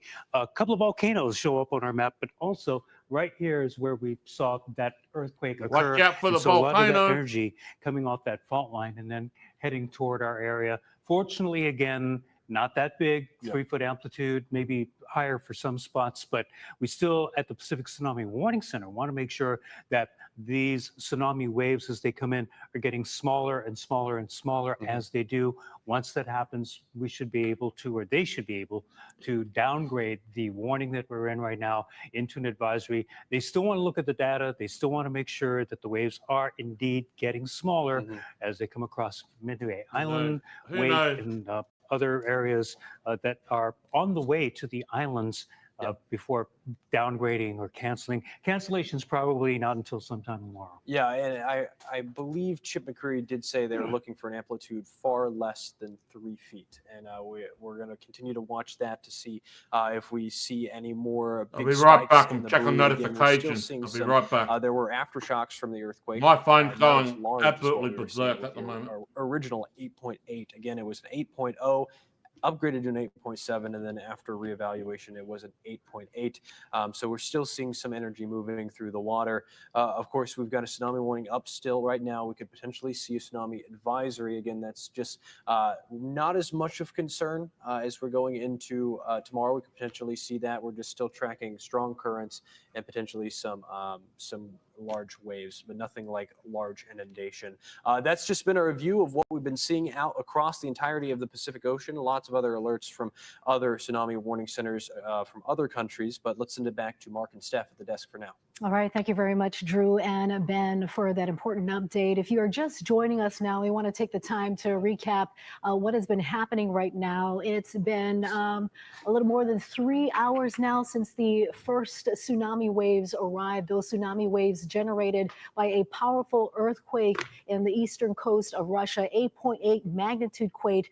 The first arrival of those waves was at around 7:10 this evening in Hanalei, followed by more waves on Oahu at 7:17. And so far, if you've been sticking with us throughout our wall-to-wall live coverage, we've shown you images where what we've seen so far is just a lot of coastal flooding. Yeah, coastal flooding at areas, low-lying areas, the usual hotspots that we're seeing in these types of events, right? In Hilo, Hanalei, Haleiwa, Kahului, some really impressive images. The great thing that we can say, though, while we have seen the flooding, there has been no reports of major destruction from what we've been seeing. From the last update from Chip McCreary at the Pacific Tsunami Warning Center, he said, quote, "We already recorded the maximum amplitude on these gauges.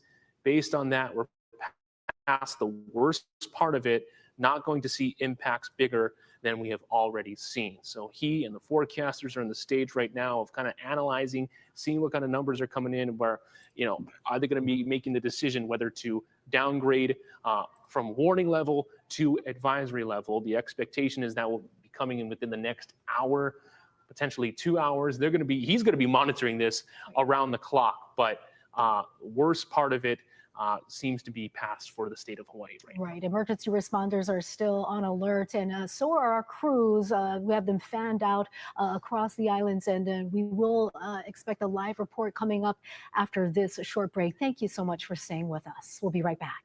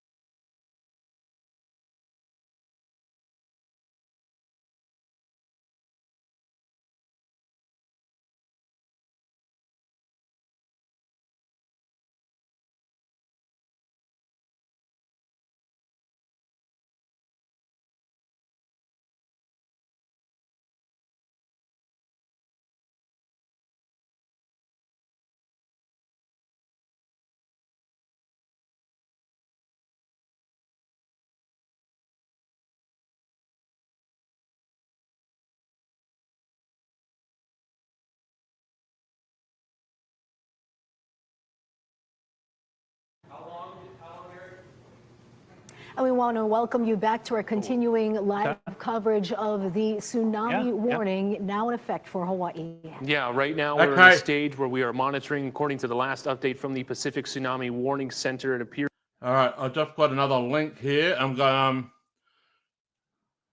Thank you, Christy. This is Pismo Beach, California.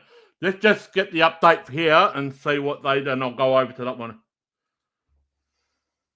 It appears to be at the tail end of it based on the updates that we have seen so far, monitoring the amplitude, kind of the gauges in different areas. They are keeping a close eye on several hot spots across the state. Hanalei, Haleiwa, Kahului, and Hilo. And we also have a shot right now from our Waikiki cam that we want to be bringing in. That's right. And we've been noticing throughout the night as we've been paying attention to this camera very closely, especially at around 7:17 when the first waves arrived here on Oahu. We didn't see too many noticeable or drastic changes here aside from the water mark. Yeah, no dramatic changes in the water right line. Here on the sand, and beaches are cleared, which is also another good sign that people heeded the warnings. For more insight now on what we can expect in the hours ahead, let's turn things over now to our chief meteorologist, Jennifer Robbins. I got it. Overall, it's been orderly in all of this in the event of the tsunami, so which has been great news with everyone heeding on the safer side. Haleiwa did come in at 4 feet. The readings here, amplitude in the wave there. Parking lots were flooded. And jumping over to Kahului, very interesting to see how much water receded, and they got up to about 5.7 feet. So that's the highest marking there, and coastal flooding. We haven't been seeing a whole lot of eyes and video in this area. So during daybreak, we'll likely see how this has unfolded during the nighttime hours and see how they impacted throughout the night into after clearing. Makapu'u, about 2.3 feet, no major damage there. So you can see it highly depends on the wave direction when it comes to how place to place has been impacted. But a big hot spot, as it has been in past tsunamis, Hilo reaching about 5 feet with significant flooding that we've seen. And we've seen numerous videos that have come from there. And as far as what we're seeing into the night, we're going to be seeing big improvements. We measure this in amplitude. So it's measured relative to normal sea level, and a series. All right, we're going to go over to San Francisco for a second. Just give me a couple of seconds. Let me just share screen this one. Thank you, Christy. Tsunami Watch from KFFO Live. This is from San Francisco. No, not like a big wave came in. Nope. Not from my experience, friend. San Francisco under Tsunami Watch. But we're just watching a plane take off. Not from what I saw. We didn't see no tsunami. No tsunami. 017, you have proceed to spot 2 at spot 2, contact ground point. Have a wonderful night.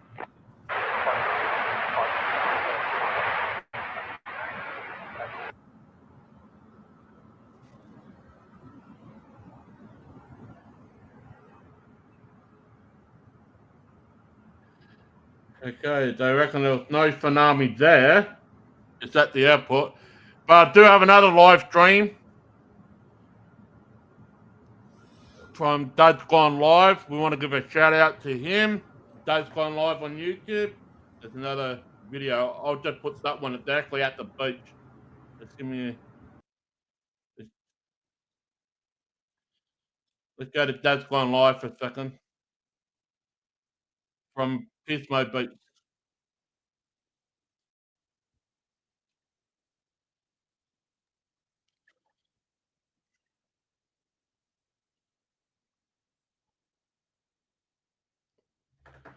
This one's at Pismo Beach. We'll see how this one's going.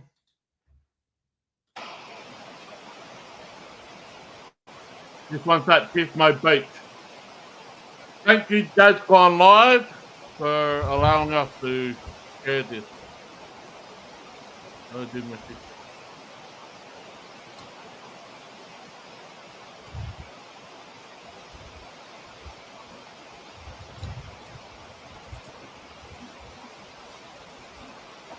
Looks a little bit normal there, doesn't it? It looks a little bit normal.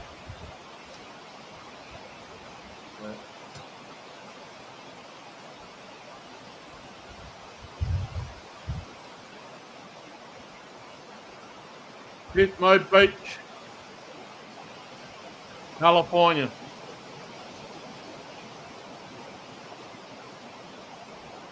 No, not at all.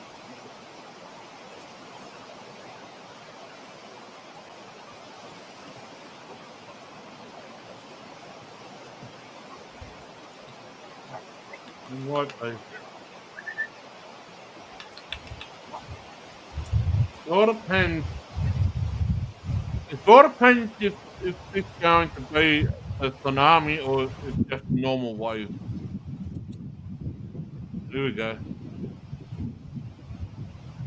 Yeah, it's just a normal swell coming in. Normal wave at the moment. Normal. Sorry about that, guys. So we're still waiting. I don't see much going on. It's still waiting. Be funny if the camera's submerged right now. Not really. I like my camera. I truly think it's still on its way. It's just so far away from the epicenter.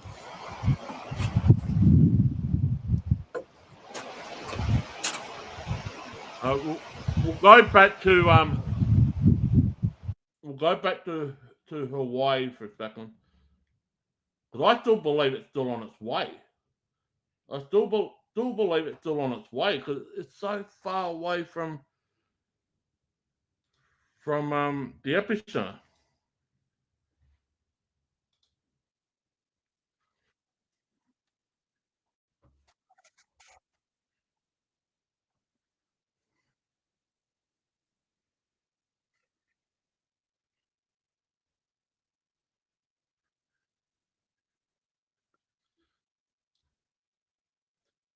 Just wait a second.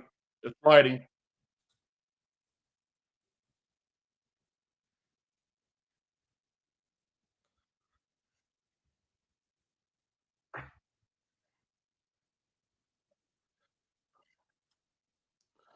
I'm still trying to people get the going light there to up. fly There out, it is. people flying in who were not allowed to leave because they didn't have anywhere to go. Internet. So I think that's going to be cleared up once this evacuation once it's downgraded to an advisory, then we can address the evacuation centers.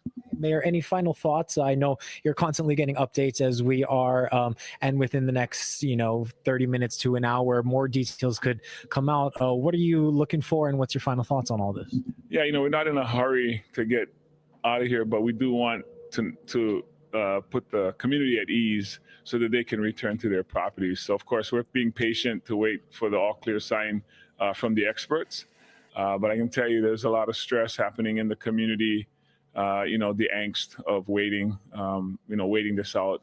But we want everybody to be safe. At the end of the day, that's the most important thing. But we know when we get the all clear, there'll be some issues for us to deal with. Getting people out of the evacuation centers, getting people back on the roads to their homes. Maui Mayor Richard Bisson, thank you so much. We appreciate the update. Thank you so much. So that is the latest from Wailuku here. Again, Maui Mayor saying that the plans are to close the shelters once it is downgraded to an advisory, and hopefully they can get people back home, back on the road wherever they are going. What happened Live to in roads are Wailuku, still I'm flooded? Dylan and Chatsa How for they gonna Hawaii get News back Now. We'll home? send things back to you. Thank you very much, Dylan. And that is That's fine. great to hear from Mayor Bisson.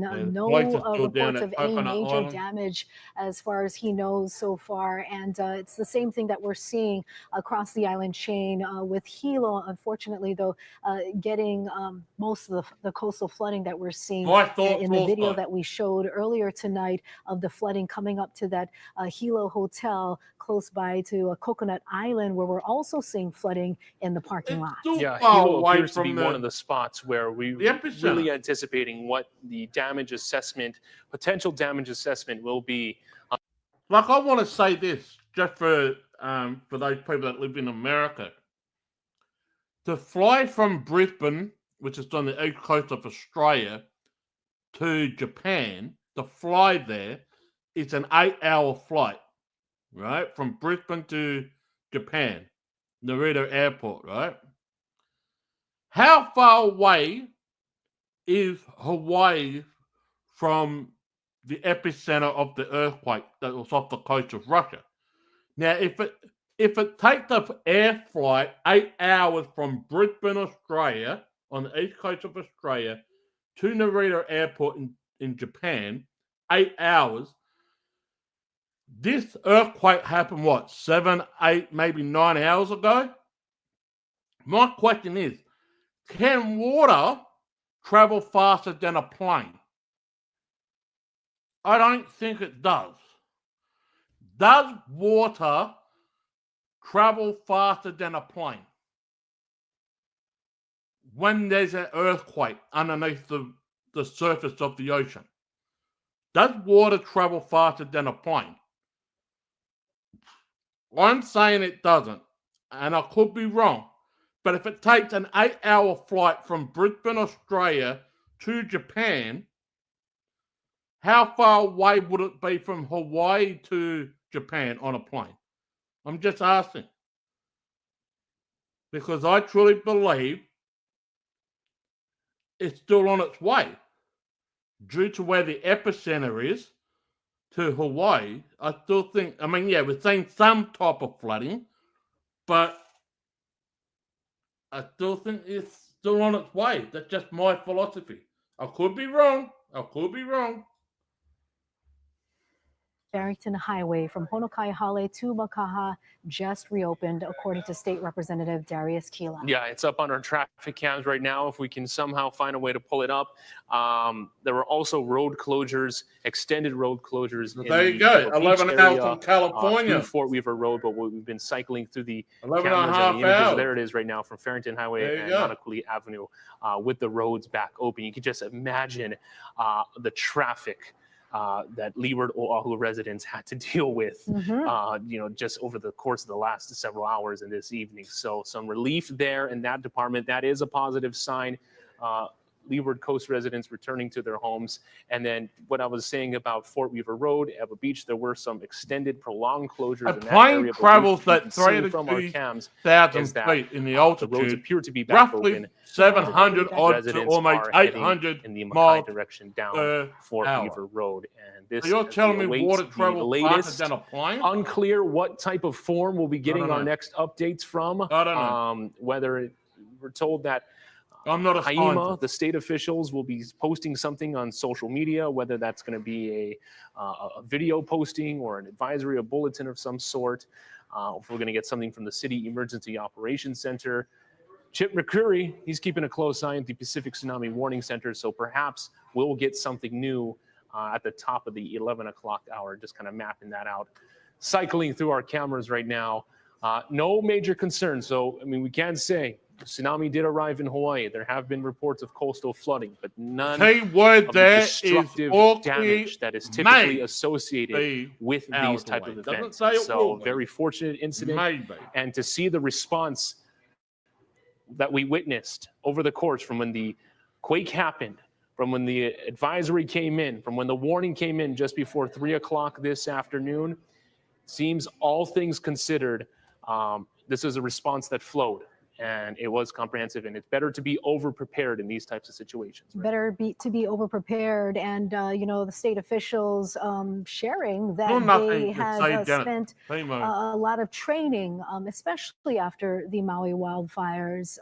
Government agencies improving communications, getting their teams ready, and it was a testament tonight to see all of that happening, all of them coming together, the communication flowing between the different agencies, the quick response from the military in opening that really critical passageway, Kolekole Pass, so that West Oahu residents who needed to be evacuated could pass through quickly. An estimated more than 400 cars using that critical roadway thanks to the military.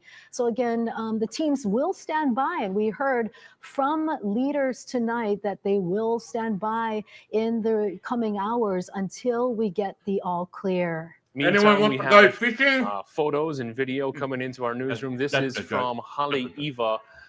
Earlier this evening, this was one of the sites where the sea level rose and flooded parts of the parking lot. But you see folks out there right now. Seems okay there. Too bad.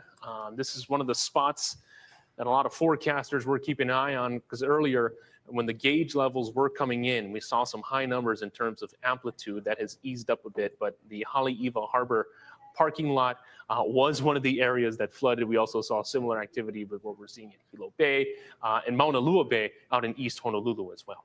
That's right. So it is a time of just waiting. And, we want to send a big mahalo to all of you for sticking with Hawaii News Now as we provide you with this very important coverage. And not yet time to breathe a sigh of relief, but it is looking good so far. Let's turn things over now to our first alert weather team, Ben Gutierrez and Drew Davis, for more on that. Yeah, maybe not a total sigh of relief, but we can definitely breathe easier. That's for sure. Because absolutely, we did have one indicator would be what those first tsunami waves would look like, and we did obviously see. It was kind of hard to see at first, but when we took the Honolulu Bay cam, nothing was happening, and then you could see that outflow of water, the sand and the reef being exposed, and it's like, okay, there is something there. But we have to stress once again, we're still under a tsunami warning, but a lot of people are starting to head back, it appears. Yeah, and it seems like the officials, or at least those at the Pacific Tsunami Warning Center, have said that we are past what they have called the worst, 530 billion in terms pounds of of the TNT. different waves coming in. TNT. Again, we're still here with you Dynamite. until we have that tsunami warning up right now. Still across the state, like I mentioned, tsunami advisory is also up for other portions. This is again where Same here. exactly. This is the I hope exact they location. don't of where breathe that too earthquake easy. happened, right off the. That's when they get caught off guard. Kamchatka, Exactly. Peninsula of Russia. Magnitude, just to recount, 8.0. Obviously sounding the alarms. It's a very large earthquake. We typically get one of those a year. 8.7 20 minutes later, very strong, and then initially then once again upgraded to an 8.8. So very, very strong earthquake. Of course, one of the things that we have been talking about is just kind of when we talk about these waves, it's energy moving through the ocean. This is a wave moving through. It's got a wavelength. How far between the crests I want to know that. I want to know how fast does water travel. Top, that's what you would see coming out of the ocean, crashing in terms of it's like a a ripple surfing effect. wave. I know that. And then a trough, obviously the lowest. It seems like Mark and Steph might have something to add into this conversation. Take it away, guys. Yes, an alert has popped up here. Check your From audio. the National Weather Service, a tsunami advisory has There you been go. issued for the state effective at They dropped 10:38. So this literally just came out. Literally, that's the They dropped downgrade the warning. that we've been waiting for. We've had the tsunami warning up. Gone since from around, red to orange. correct me if I'm wrong, Mark. 3 p.m. 3 p.m., 2:45, 3 p.m. this afternoon. So the alert that has just popped in to our newsroom. They dropped the warning. We have received reports that the tsunami warning has since been downgraded to a downgraded. Yeah, the evaluation, according to the Pacific Tsunami Warning Center, I've got the same advisory that you have. Yeah, Again, did just they call repeating, it too this is early? the new map. The tsunami Did they warning call it too has early? been downgraded to a tsunami advisory. Again, repeating, the tsunami warning has just been downgraded to a tsunami advisory by the Pacific Tsunami Warning Center. Did they And what call this it means too is, early? again, based on all available data, a major tsunami is not expected to strike the state of Hawaii. Trust the However, signs, sea remember? level changes and strong currents may occur along all coasts that could be a hazard to swimmers and boaters, as well as to persons near the shore at beaches and in harbors and marinas. Now, this threat may continue, but again, the tsunami advisory Up to is 500 now in miles effect per hour for in the deep Hawaiian water. Islands. Well, It plane has travels again at 7 to downgraded 800 from the miles an hour. tsunami At warning. 32,000 feet. That has been downgraded to a tsunami advisory. Can't repeat that enough because this is what's going to set a couple of things into motion. It is now the decision of the various county agencies, emergency management agencies, to at least allow people in. Maybe they won't do an all clear, but at least can start to lift some of the evacuations that have been made. Some areas have already been reopening in advance of that. We saw Farrington Highway and Nanakuli, Darius Kilo, the state representative in that area, water saying has the roadway gone has back been in. reopened. People have been able to go in. Kole Pass 20 is to 30 closed. miles No need to an use hour that in anymore shallow for water on evacuations. the coast. Fort Weaver Road, we've been watching looks like like a Geiger low Road, tide Renton there. Road. People are heading back That to their coast houses along there the beach. looks like So at this point, low looks tide. like not an all clear, nothing inundated, but again, the tsunami advisory it is now in effect, downgraded from the tsunami warning, which means a major tsunami they is not call it expected to too strike early? the state of Hawaii, but we could still see sea level changes and strong currents along all coasts that could be a hazard to swimmers and boaters don't know why Why we're do seeing we have an that. advert? But this is, what are we looking at right now? That was the initial Hanalei Bay camp. Hanalei Bay, It's very okay. dark now. Oh so yeah, it's there hard we to go. see anything. Yeah, And Hanalei Bay. the super does say, or the text on the screen does say tsunami warning. Again, this is been There we go. downgraded to a tsunami advisory. If we want to bring up again Did they call it too early? X2 or graphics 12, we can walk through again the differences. I do want to just give you another look. We had a watch up initially after that 1:30 p.m. earthquake. This was issued first from the earthquake. It's the initial heads up from the Pacific Tsunami Warning Center is saying they haven't made a decision on if we're going full tsunami warning yet. This is what we saw, and that's what caused us to get on air initially and also to start our live stream. That's when you're preparing to take action. The advisory is when you can be upgraded from a watch. We skipped the advisory, going straight to a warning from the watch earlier today, causing strong currents out there and widespread inundation is not expected. I hope they didn't. Advisory, of course, warning is when I you can see hope they widespread didn't call it inundation. too soon. Again, the evaluation from the Pacific Tsunami Warning Center is that a widespread or destructive tsunami is not expected to strike the state of Hawaii. However, sea level changes and strong currents may occur along all coasts. I truly believe it's either one going to bypass or two it's still on its and way. marinas. Those that may be still It's out only two things. with their boats this evening. One, it's still going to it's still a bypass, or concern. two, You can still it's see going strong it's still on currents, its especially way. if you're trying to make it back to harbor. Again, it is now a tsunami advisory downgraded from a tsunami warning. Yeah, I know that some of the boats that have been out there all afternoon. We've heard some reports that some of them are starting to run out of fuel. For those that maybe haven't been able to anchor, you're going to have to wait, I think, for the DLNR, for the basically for the harbor masters to make a decision as to whether they're going to allow you to come back into port. They'll make an announcement at some point, hopefully, and allow those vessels to come back in. Also, I think we've got a shot. I don't know if this is available, Derek, but some of the folks at Honolulu Airport, we are looking right now live at Coconut Island. And yeah. Okay. This is a live shot of Coconut Island right now, and we do have police officers who are still at the scene. But earlier, the parking lot was completely inundated and flooded. Looks like things have definitely calmed down there right now. So cops are looking for anyone. Right now, it doesn't look like they see anyone except themselves, which is a good thing. Yeah, so that's right. We want to repeat this major breaking news and major development here now. Hawaii is no longer under a tsunami warning.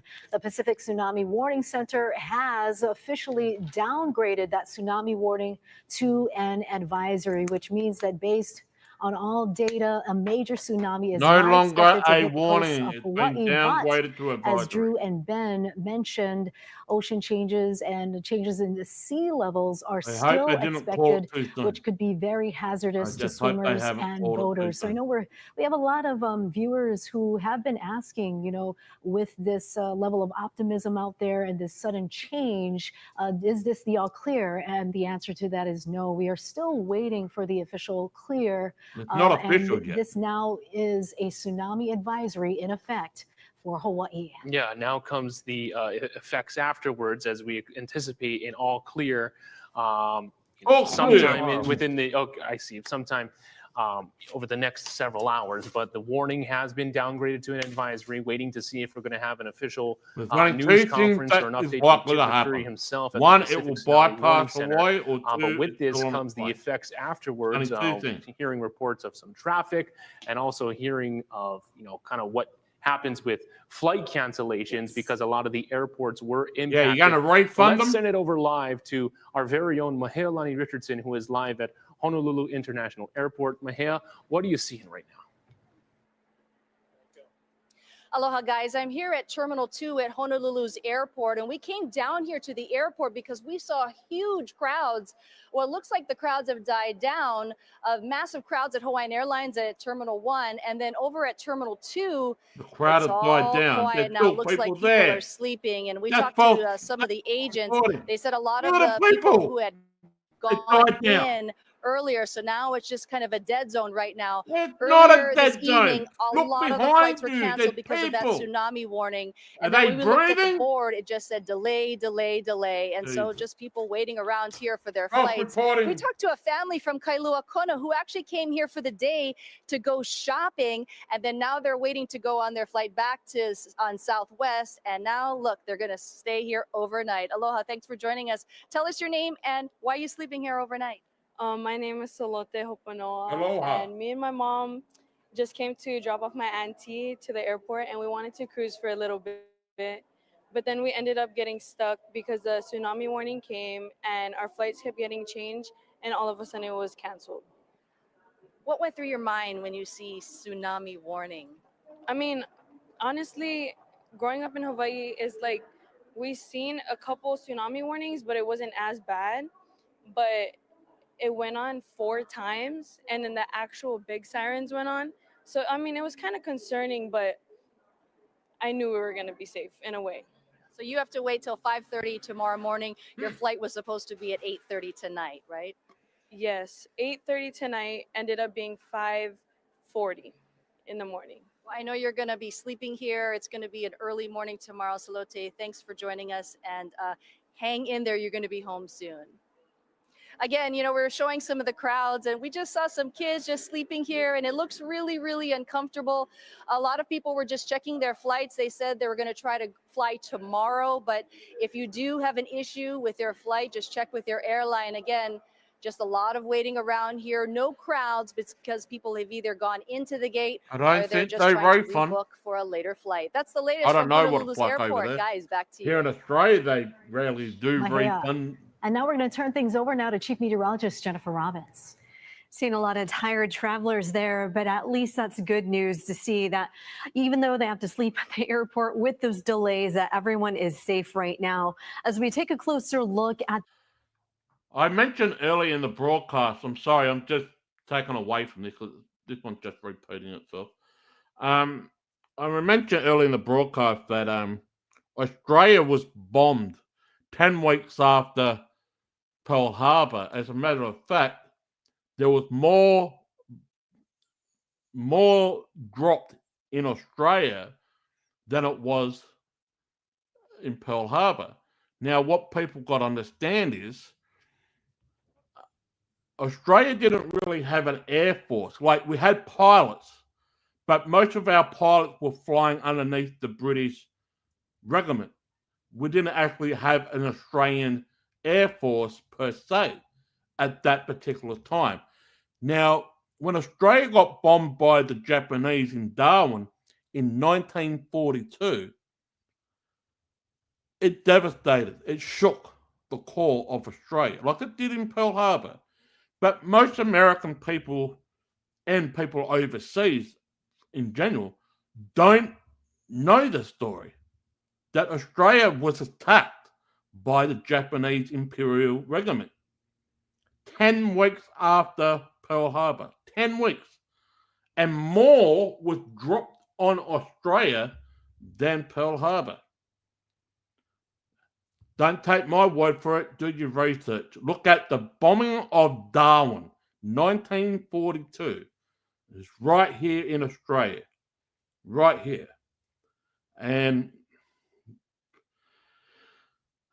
I have told this to several of my previous friends I used to associate with.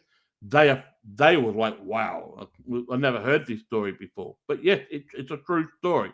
1942, Australia was bombed by the Japanese Imperial Regiment 10 weeks after Pearl Harbor got done. And more bombs were dropped on Australian shores than Pearl Harbor. It's a fact. Now let's go back to our broadcast. So about 15 minutes ago, that the warning has been downgraded to an advisory. Which is not still in the all clear. Right. We're going to continue to They'll monitor give you this, credit for another but ticket? we're going to take a Okay. quick break and we'll be right back. All right, they're taking a bit of a break. So I don't know if that going to be it's a black screen. So we'll go over to California. Because California has got a tsunami advisory as well. So we go back to Dad's Gone Live, and we'll see how this one's going.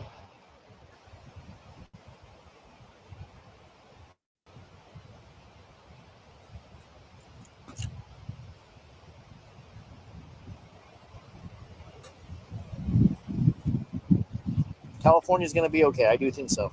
I don't want you guys to think that we're trying to make this all scary because it's not. It's just Shout out to interesting, that's Dad's all. Gone Live. They said it hit California at 1:12 a.m. I don't think it hit California at 1:12. Not this part of California, at least. No. I reckon it'll be closer to 2 a.m. if it ever can get hit. Shout out to Dad's Gone Live. I truly believe it'll be more closer to 2 a.m., not 1:12.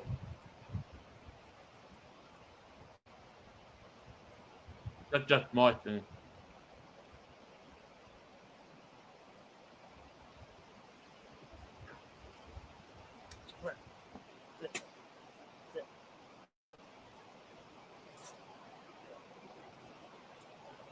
We still have almost 4,000 people watching. That's amazing. Thank you guys so much. Will we get to 88,000 subs tonight? We're at 87,918 subs. Okay.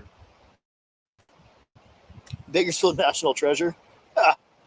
We are 4,000 viewers, only 1,200 likes. Can we get those likes up? We got 3,800 viewers. Well, this guy must be off his time then. I don't know. But I reckon it might hit around about 3 a.m. then, not 2 a.m.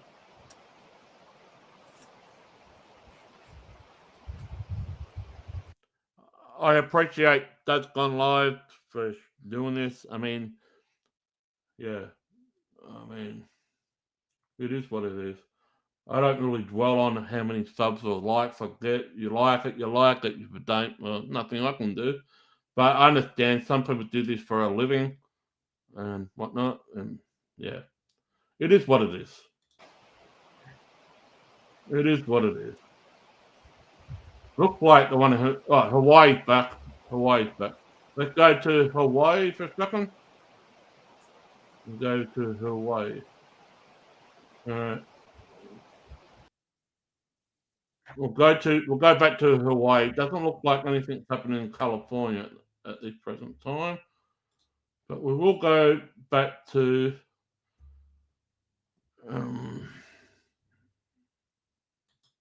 Hawaii.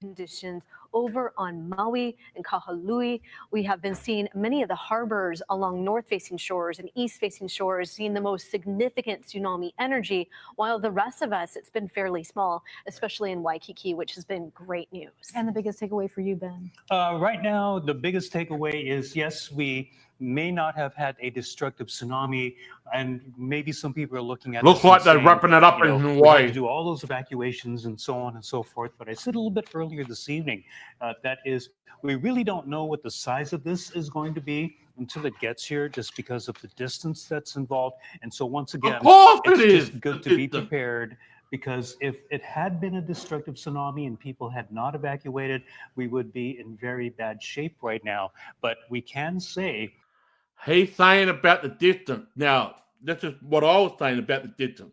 Just hope they didn't call it off or downgrade it too early. Just hope they haven't.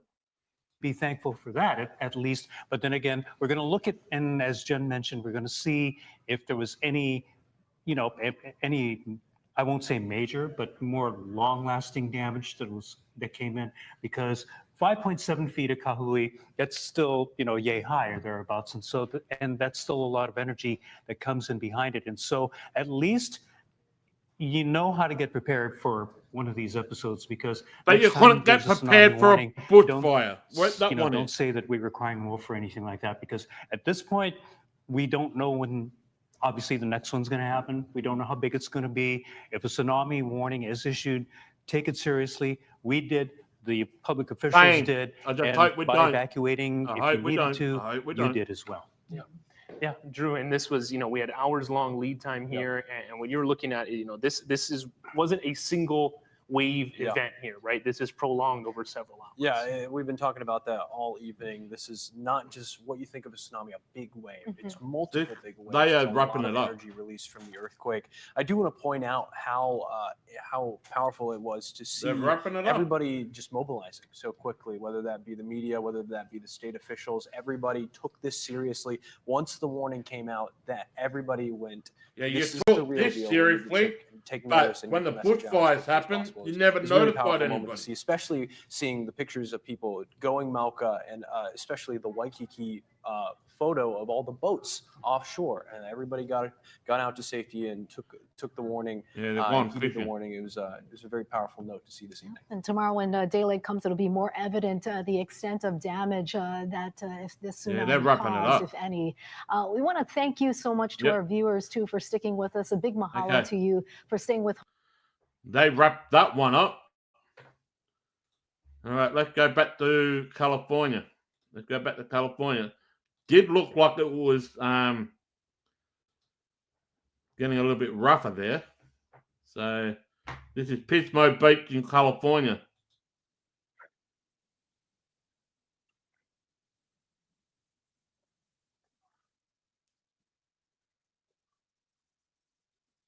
Give it a couple of seconds.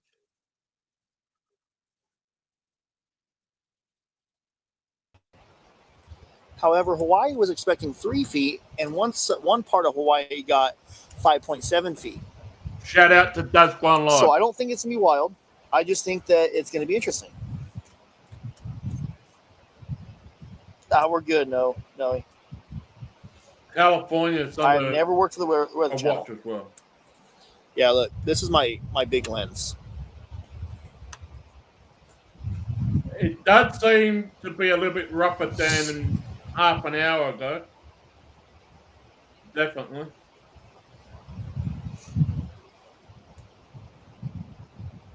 Crescent City is getting over 2-foot waves right now. 2-foot wave. Okay. 2-foot wave. I am not expecting 30-foot waves. No, I do not expect 30-foot waves. I don't think you'll get 30. Do I think we will see the waves? Yes. Do I think they will be big? No. I reckon you might get close to 7 foot, maybe 9 foot. Hey, Luis Martinez, $2 super chat. Let's go, brother. Thank you so much.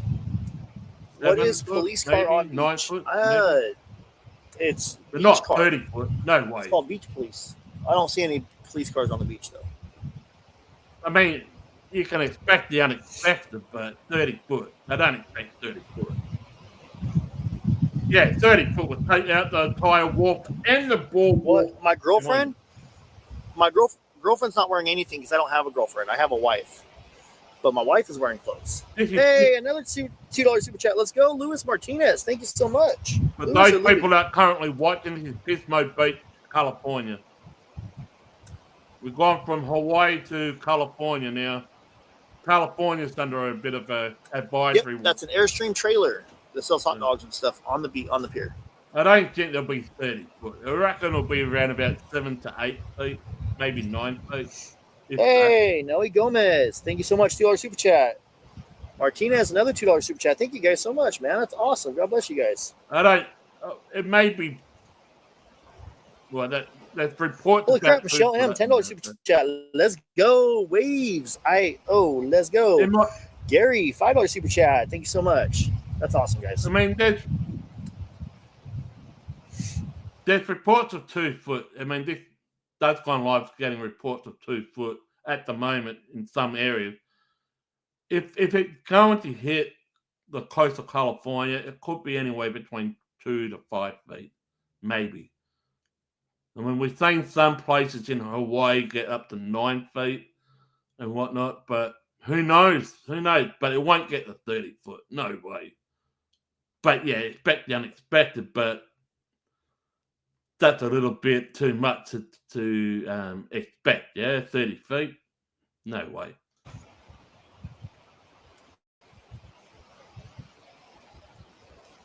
Yeah, he does chase it. You're good, Goody. Yeah. Get it? Yeah. You're all good, Goody. I know he does. I've been watching Dad's Gone Live. Dad, I'm sick. Hey! UpDoc makes healthcare seriously accessible. It's the platform. Why did I have to put an advert? There you go.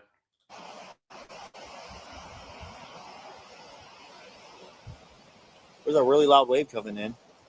There is a lot of waves. It got a lot rougher in the last 30 minutes, though. I don't think that's the tidal wave or the tsunami wave, but they do seem to be getting a tiny bit bigger. I don't see the water receding though. What's the weather like in California? It just seems a little bit louder to me is all. I mean, Melody Hart, $5 super chat. Thank you so much. Thank you for all the super chats, guys. I appreciate that. Janet B, that $10. What's the weather like down in California? I mean, what I'm currently seeing, this is almost like what I say down at my local beach. But we've been having rain for the last month. It's only today the rain has finally stopped. But I see this normal on a normal beach day in winter, of course. It's winter here in Australia. But this afternoon was almost 100. Yeah, that's around about 30, over 35 degrees Celsius. Here in Australia, we're approaching our last month of winter. We've been, where I am, we had rain non-stop for the last month. We needed the rain. I will say that. We needed the rain here. But today was nice and sunny. Today was nice and sunny. So for the wave to be like this, I don't know. I don't think it's tsunami yet. I don't think it's a tsunami yet. But it did look a little bit rougher before. Maybe you got wind there. I don't know. And Lewis. I'll be right back, guys. I've got to check my phone again. My phone's going. I'll be right back. Thank you for your support. Continue to watch, and thank you for Dad's Gone Live. I'll be right back. The first wave. That might have been the first wave, guys. Okay, saying it might be the first wave. There's rapid waves coming in 3.7 feet high right now. 3 points. Okay, I'm not going anywhere then. I'm not going. I'm not going. 3.7 meters high. It says could return multiple times for the next several hours, as the first wave may have not been the largest. So I think the first wave, which was small, just came. Okay. Yep, that was that first wave, I think. Because look, guys. All right, it's on its way. There we go. That was that first wave right there around 2 a.m. 2 a.m. And that would have been over here because that's about 4 miles away. Okay, it's hit. So I think that one was the wave. Okay, looks like it has hit. With Christy and I did say it looked a little bit rougher. Supposedly they're coming in right now, guys. Here we go. Here it is, guys. No, Port St. Louis is right. It's 4 miles away across the little bay area right here. Here they come. Yeah, I don't think we're gonna see much, but just in case we do, we're gonna be here for it. Yeah, I reckon you got about 3 to 4 foot, if that. Please share. So that one that I said was loud, that might have been the one that hit the gauge. Where's the gauge? Because they just got smaller again. Yeah. It's like Hawaii. It started bigger than. Oh wait, unless that's it in the background. It did look about 10 minutes ago a bit more rougher than it did. There's a big wave coming in. Okay, big waves are coming in. Big waves are coming in, apparently. See how they just got smaller? I don't know. Oh, I'm tripping because that looks like a big wave coming in, but it's not. It does make you see things as well. I mean, you don't know if it's a real wave or it's a tsunami wave. You will know. A tsunami wave is bigger. You would know. It looks a little bit rougher now. This is in Michelle California. M. $2 super chat. Thank you so much. This is in California. Hello, hello. That might have been it. I don't know, man. Hype up the waves. Pismo Beach, California. For those people that are joining in. Thank you for joining in. Please like, share, subscribe if you haven't already done so. Yeah, it does look like the water has come up a bit. It does. I'm tripping. All right. Well, maybe I'm tripping. I got all excited. Yeah, you will know the tsunami wave.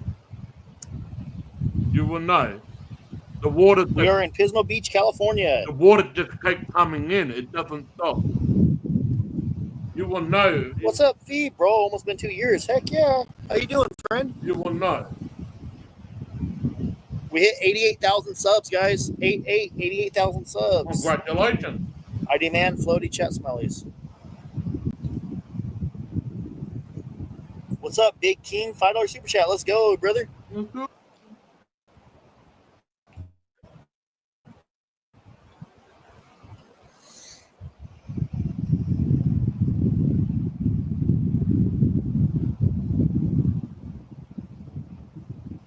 Just checking some stuff. Okay.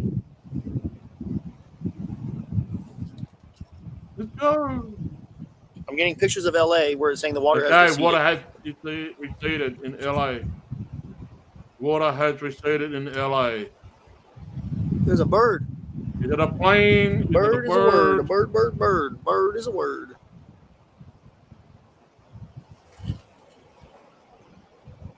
Subs are people that follow my channel. Is it a plane? Is it a bird? What's up, Awesome? How you doing, my friend? I reckon those people on the jetty deck getting a bit of a spray. Yeah, totally water. AI, brother. Dad doesn't want us to express ourselves. Okay. And you would know if it's a tsunami wave. It was just the Are water. there expected to be more earthquakes, and will that cause more additional tsunamis? Really, no. Okay.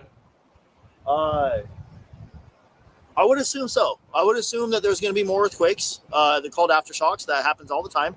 Yeah. All over the world. Every time there's a big earthquake, there's always aftershocks for the next. And you get tremors hours, as well. to days, we to get weeks, tremors to here even months. too. They're only about a 2. And depending on the size of those aftershocks, yes, they could cause of a additional tremor. tsunamis. But we got tremors here too. Dude, did they just get small again, bro? They just got small. Look. Yeah, it looks smaller. I am tripping. It might be tripping. Congrats on 88,000. Thank you so much, Michelle M. Let's go. I'll be right back, guys. I'll be right back. Continue to watch. There's a bird. There's a plane. Nah, it's just Dad's Gone Wild. I mean, Dad's Gone Live. Someone's restreaming us. Okay. Who's restreaming?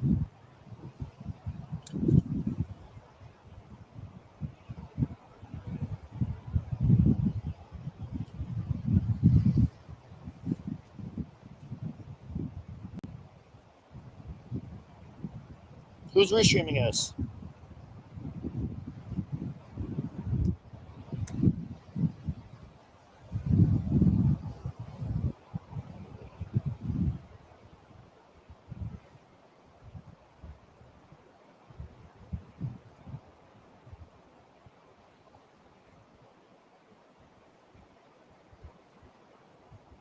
I appreciate that, chappies.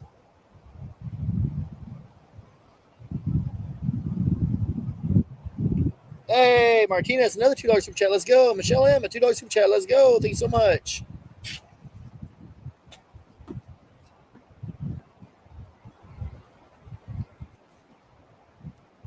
I don't know. It could be. There's a bird. A bird is a word. A bird, bird, bird. Yeah, the producer just grabbed me for a minute. I'll be right back. The producer just walked in. I'll be right back. Continue to watch, guys and girls. I think they just calmed down a little bit. They don't look like they did earlier.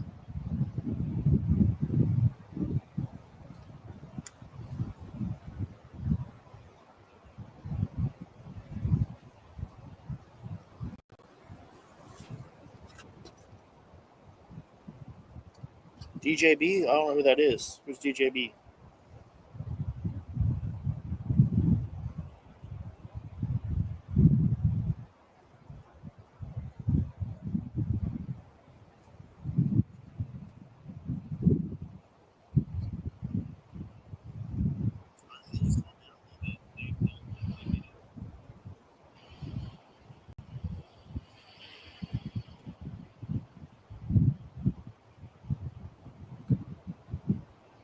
Oh, wow. They are restreaming us. You just muted my sound. Okay.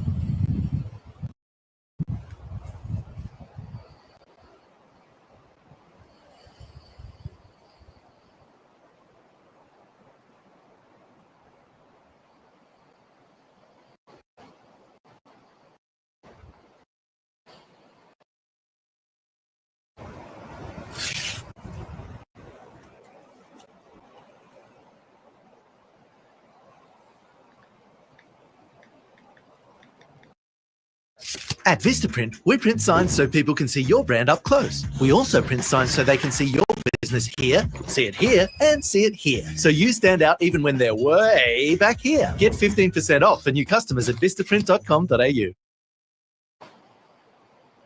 Oh, he just did it again. Look. He just blocked it out.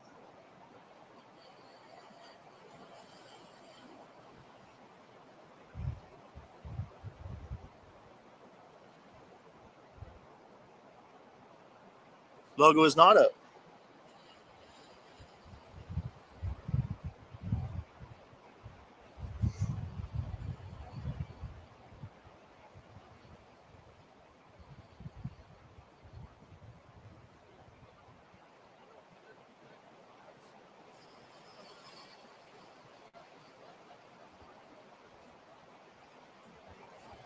I'm going to leave it up until he quits using my footage.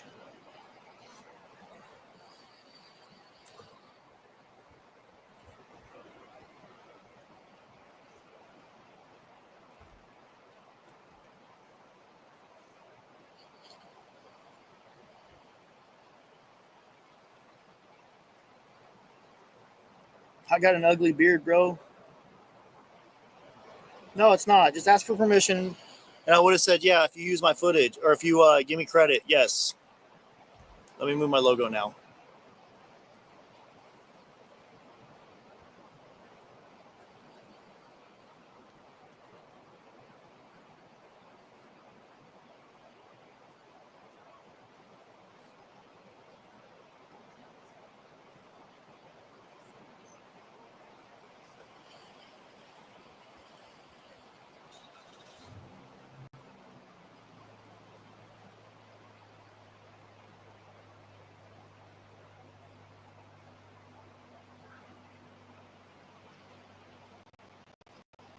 Okay, what did I miss? What did I miss? Nothing? Has the water gone up again or has it gone down? What was the update that he was saying? Shout out to Does Gone Live, mind you. Yeah, just an update on the producer. We had the scan done on her wrist. Apparently, she has done a bit of ligament swelling. So there's a bit of swelling in her wrist. So we go back and so we can get her a brace and that. So yeah, she's got a bit of ligament tendon swelling in her wrist, but she should be okay. She should be okay. All right, let's go back to the broadcast from Pismo Beach in California, doing an advisory watch of the tsunami from the earthquake from Russia, the 8.8 earthquake. He got mad at someone restreaming, but they're shouting at him and they took his logo. Took down his logo? Okay. Hope it's not me. I'm giving him a shout out. We're gonna leave that up because he keeps on showing my things. DJB is a theft. Who's DJB? Yeah, there's somebody named DJB on YouTube, Brandon Barlow, that is stealing my footage. And I know, I see that. I'm perfectly okay if people use my footage if they give credit. So if you're not going to uncover my logo, that's fine. I'll just be petty. If you're going to have my logo up, then that's completely different. Where's the logo? There it is. Okay, here we go. It wasn't me. No. I'm giving him credit. So if you want to go over there and actually, yeah, if someone forgot, well, quick, if you want to go to his live feed and say that Southern Truth on YouTube is giving him credit, please do so. It'll be great. I've got too many things running at the same time here, and but yeah, he's lagging a bit. Don't worry about it. It will come back. But someone's stolen his footage without the logo. That's wrong. You can't take his logo down. If you're going to restream, make sure you fucking click the logo and give him credit. Give him credit. I always do. You know, people used my footage when I was doing the protests here in Australia. You know, I had my logo up as well, but hey, there's something going on with his live feed. He's lagging at the moment. Let's have a look and see what happens. Here we go. We're back. Yeah, he's got some Wi-Fi issues there. The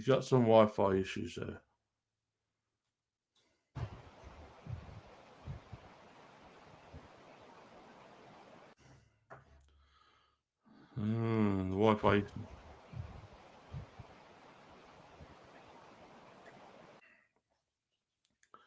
Just give me a second. Might have to refresh it.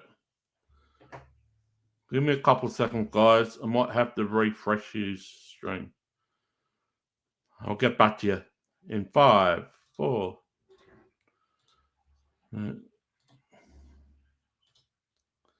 Let's see how it is now.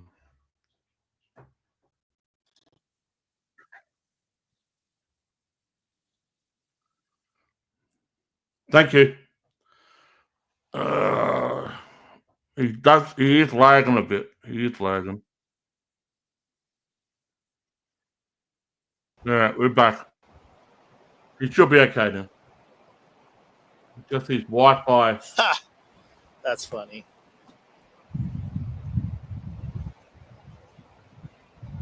Where's his logo? He took his logo down. Put your logo back up, mate. No one taking it down. There it is. Yeah, it's very windy. It does happen. It does play up with your Wi-Fi, and that happens to me too. Hell, when I was doing the protest here in Australia a couple of years ago. All right, we're back. I know we were buffering pretty bad. I had to reset my device despite someone's stream stealing. Shout out to Dad's Gone Live. He's doing an awesome job. She just called me a wannabe only YouTuber. Bro, I got like 10 times the amount of followers than you. I don't know who that person is. He might be. I'm not saying anything. There's a lot of creatives out there look for competition. No, I was actually on Starlink. I had to bring my I had to reset my live stream. I apologize, guys.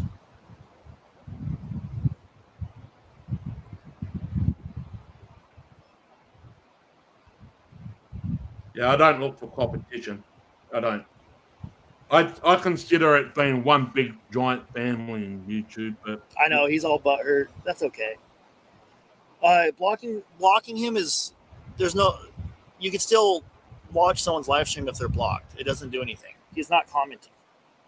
Yeah, it's not. But it's okay. I'll just file a copyright strike with YouTube. Yeah. You got to do what you got to do. You have to do what you got to do. You have to do what you got to do.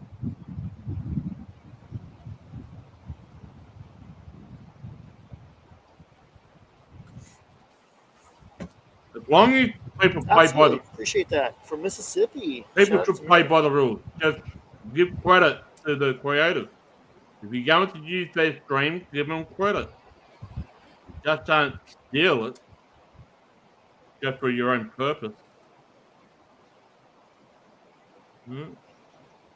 I generally ask for permission, but because this was so rapid, you know,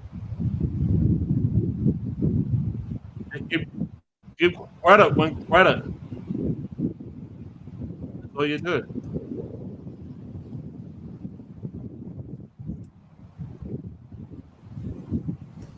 Damn, people are spamming his chat, dude.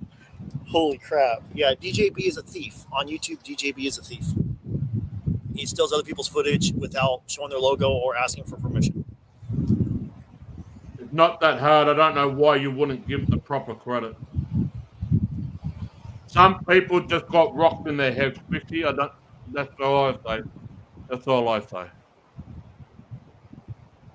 I always give credit. I've done a lot of live streams. I mean, this is my 4th channel. And let's just say this. I'll just turn this down for a second. Let's just say this. I never got a copyright strike from other creators.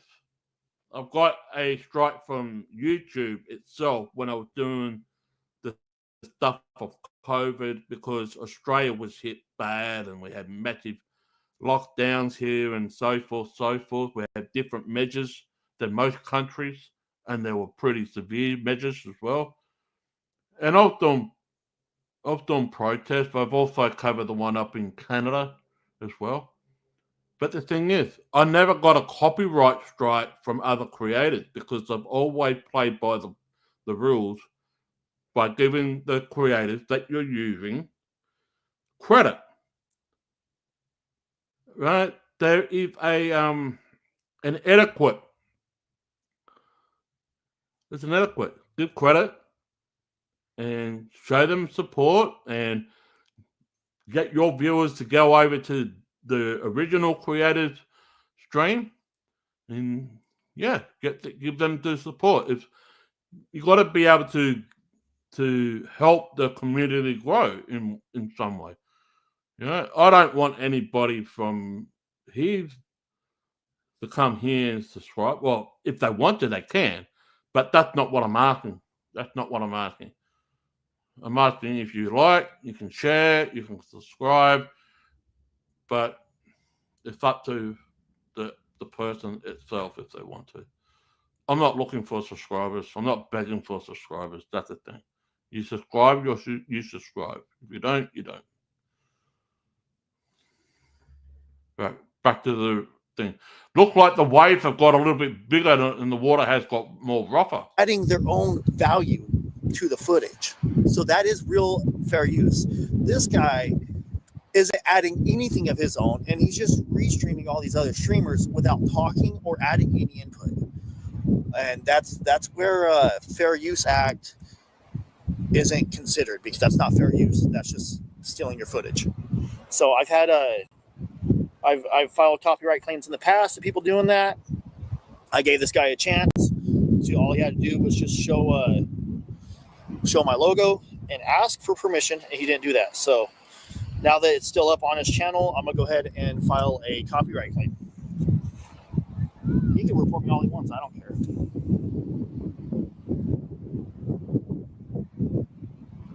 Smoking scan, yep. And now, yeah, it's lazy. He's lazy. He's gonna report me for reporting him. That's fine. People report me all the time.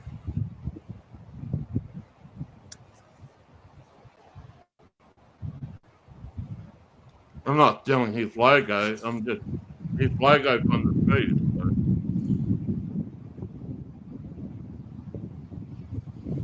There are other people that will actually remove his logo and put their logo on top of his, but I'm not that type of person.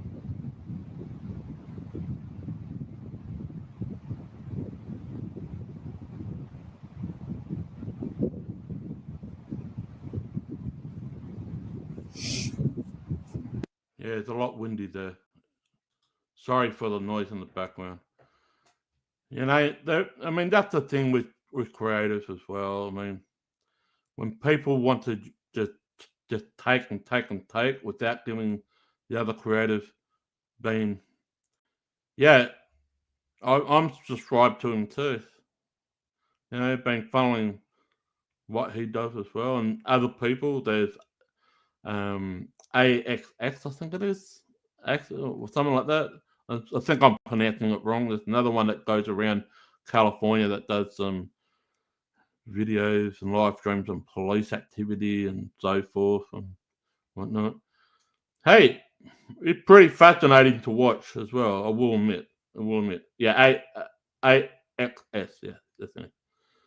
So yeah, I watch what they've gone live, AXS, a few others as well. Right. Some people don't have a problem, but if you want to protect your property, you need to play by the rules, I suppose. It's like anything. You wouldn't want people to walk on your clean floor with dirty boots on with mud all over them, would you? You take your boots off before you enter in the house. Respect the property. You know, all you've got to do just ask if you can use it, and also give them credit. Give the people credit. That's all you've got to do. It doesn't cost anything to be nice to people, does it? Doesn't cost anything to show a little bit of respect to people. Doesn't cost anything. It's not hard to do, but there are some people in this world that don't have brains. What I say is you can't put brains into monuments. And there's a lot of people in this world are absolute monuments. You can't put brains into monuments. You just simply can't. Let's go back to the program. Yeah, and Callifield too. Yeah, here's another one that I like too. Here's another guy that I like, Callifield.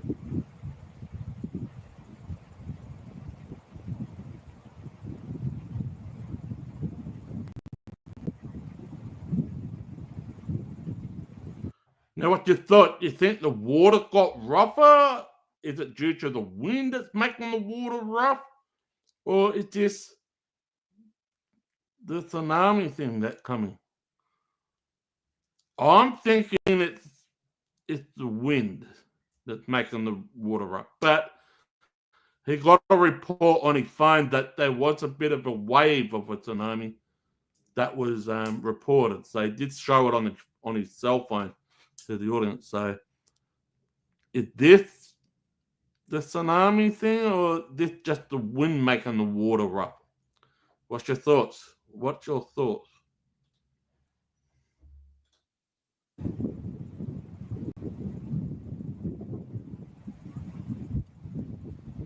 We'll watch it unfold.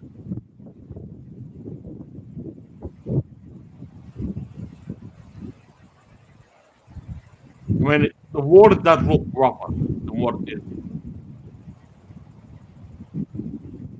It's always windy when I was there last year. The water completely calm.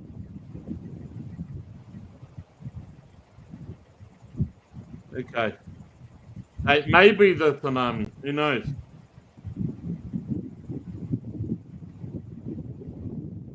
It may be the tsunami that's coming in.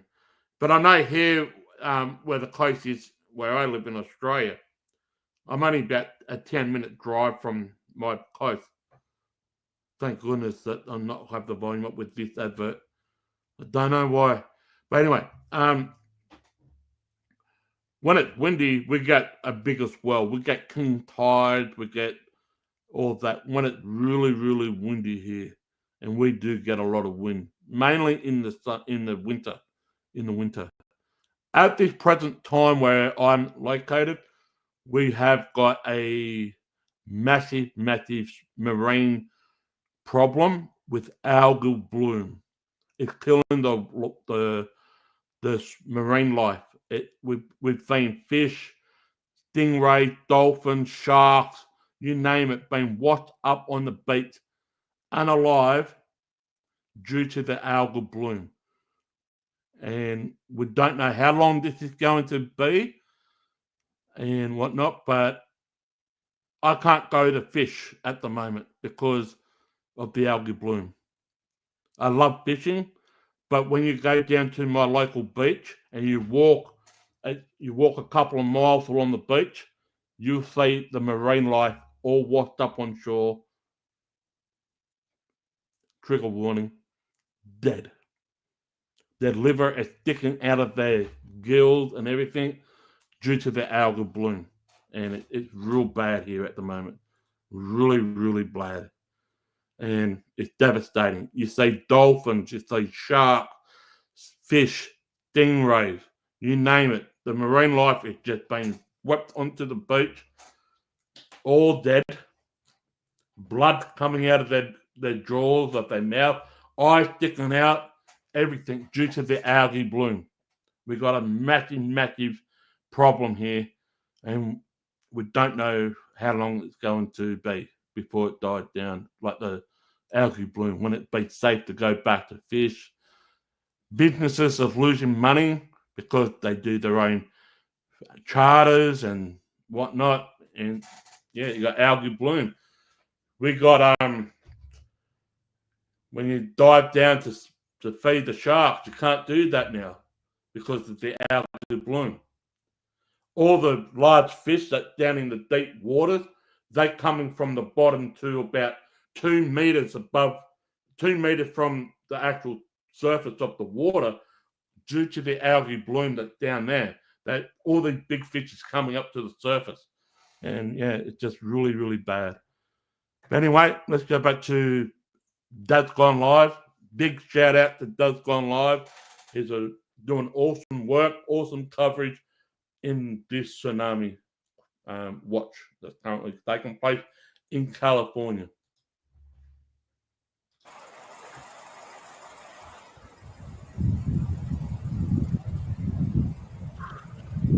See how it goes, eh? See how it goes.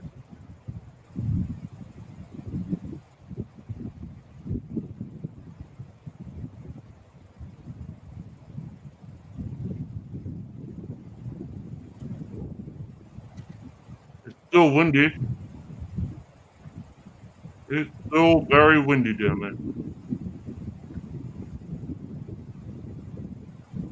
Okay, current California time is 2:38 a.m., which is an early Wednesday morning. Here in Australia, where I am, Adelaide, it's a Wednesday night. It's 7:08 p.m.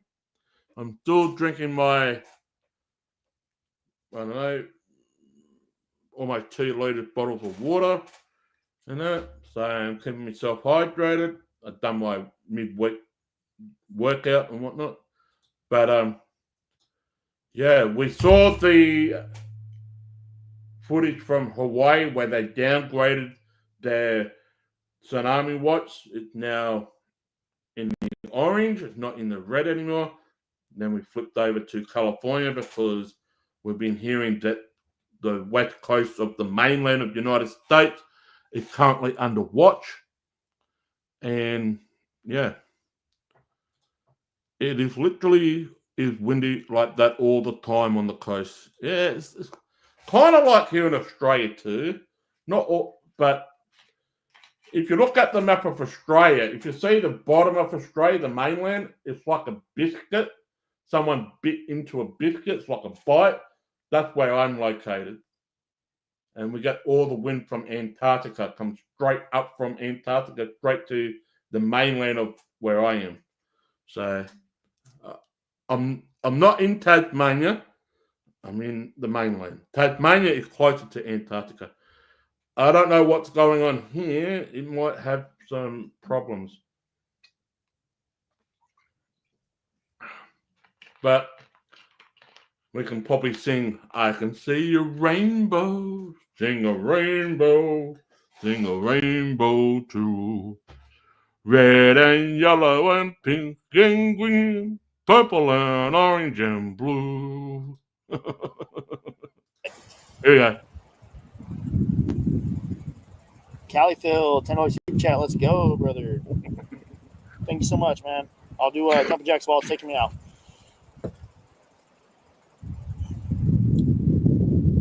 Some guy named DJ B, I think.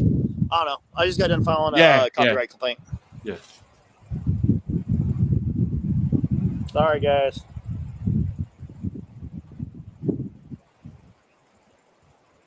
It's all good. It's all good.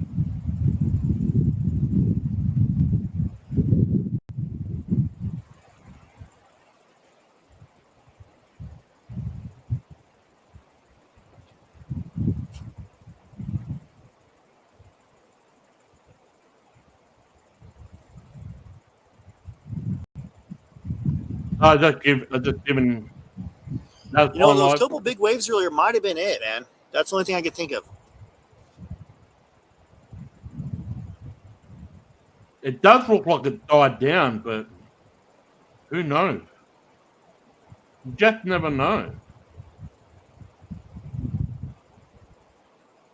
But with the tsunami, the water just keeps going. It doesn't stop till it hits something solid. But the one in 2004 that hit in Indonesia and Sri Lanka, that was big. The water just kept coming in. It didn't stop. Boxing Day 2004, when that tsunami hit.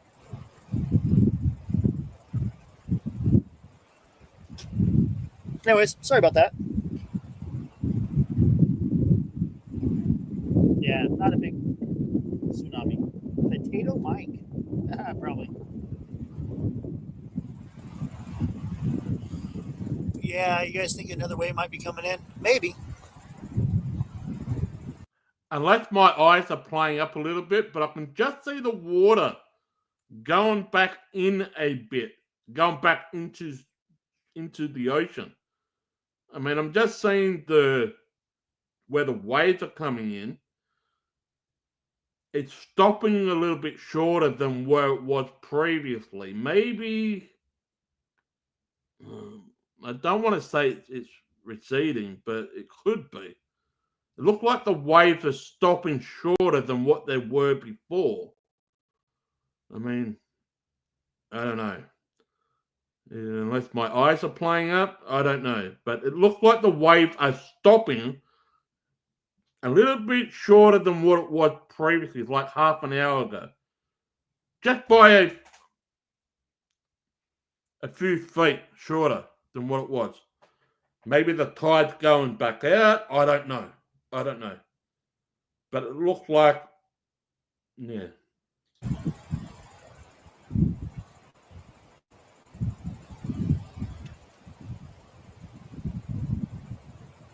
What do you think? Do you think?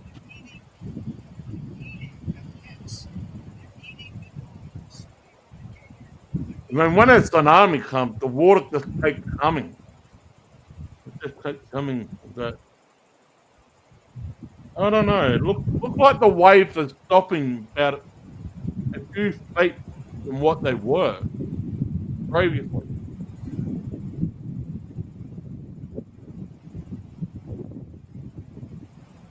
I mean, there is a lot of white water, but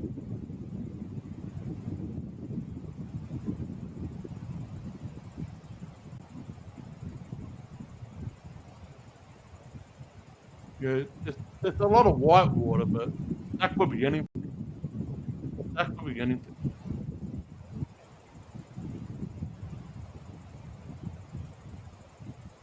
I'm pretty sure there would be some reef near the jetty, yeah. I know here they do. They've got reef just at the further end of the jetty.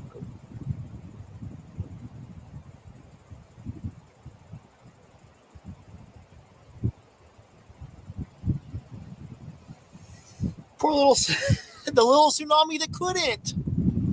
Yeah, I know. We'll wait. We got another like half hour, guys. We'll see. I don't know. I don't know if those big waves earlier were it or what. It kind of looked like it has died down.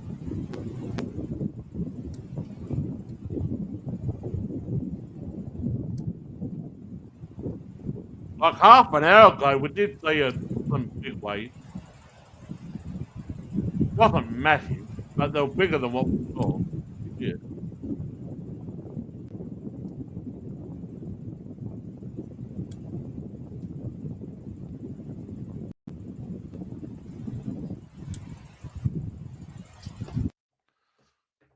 I mean, it could be that it's gone back to quote unquote normal. I mean, but I don't want to say that because I'm saying the same thing about Hawaii. They downgraded, but did they call it too soon? And I've been mentioning about the distance from the epicenter to Hawaii. It may take a little bit of extra time to reach there, but who knows? Who knows where this is? I mean, this is California. It takes an extra bit of longer time to reach California, but it's been predicted that it's reaching now, around about now, and there have been some reports that I've checked as well that some places have seen some activity, not too drastic, of course, but they're saying some type of. Oh, here we go, another advert. Why adverts? We don't need adverts. There we go, we're back. We have seen some activity. There have been some. Yeah, they have gone down to the last 20 minutes. Yeah. Yeah, it does seem that way. It does definitely seem that way. But like I said, like he said, like Dave Conley said, and like we've been saying, you have the first wave or your first spike, and then you see these other spikes like later on. But who knows? Who knows where we're going from this? 30 minutes and then we'll call it. Hey, much love. Thanks for your amazing coverage. Thank you so much, Candy's love. Let's go. I agree, Christy. I agree.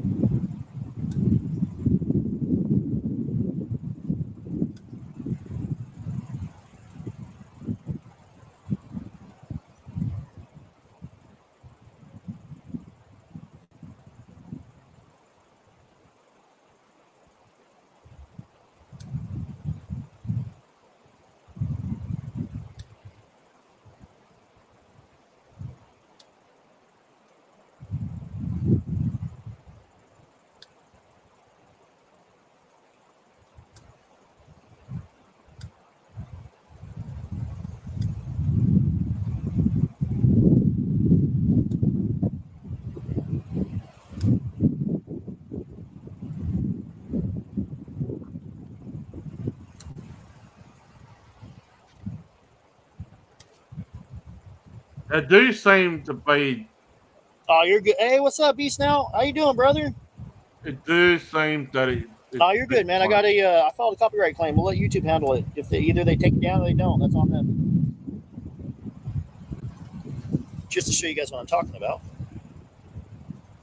This is what I'm talking about right here. Now just there we go. Okay, he's doing this. Let's go.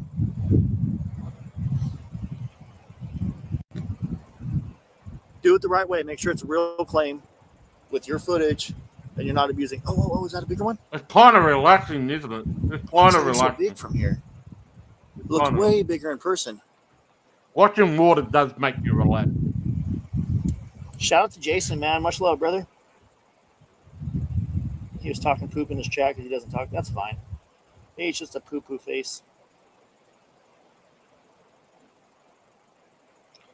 I don't care how many subs you got or how much money people send you. You know, if you're going to use someone's footage, let their logo stay up, give them credit, and ask. That's it. Yeah. That's all. So what Smoke and Scan does, he leaves my logo up. He asks. Actually, I offered. and he gives people shout outs towards me all the time. Gives shout outs to my channel. Yeah, shout out to Dutch Gone Live. Same here, Silverblood. Oh wait. Hold on. Big shout out to Dutch Gone Live. Big shout out.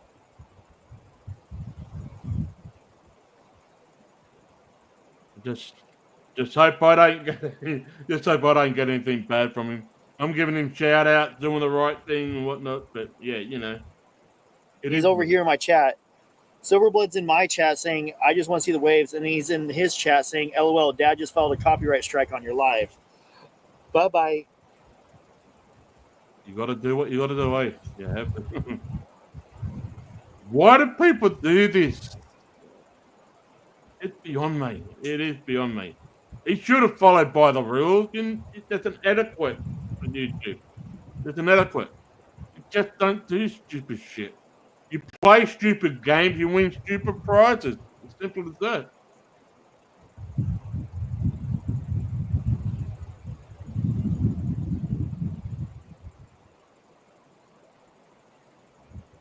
It's just really, really, I won't say fascinating because it's not fascinating. It's just stupidity.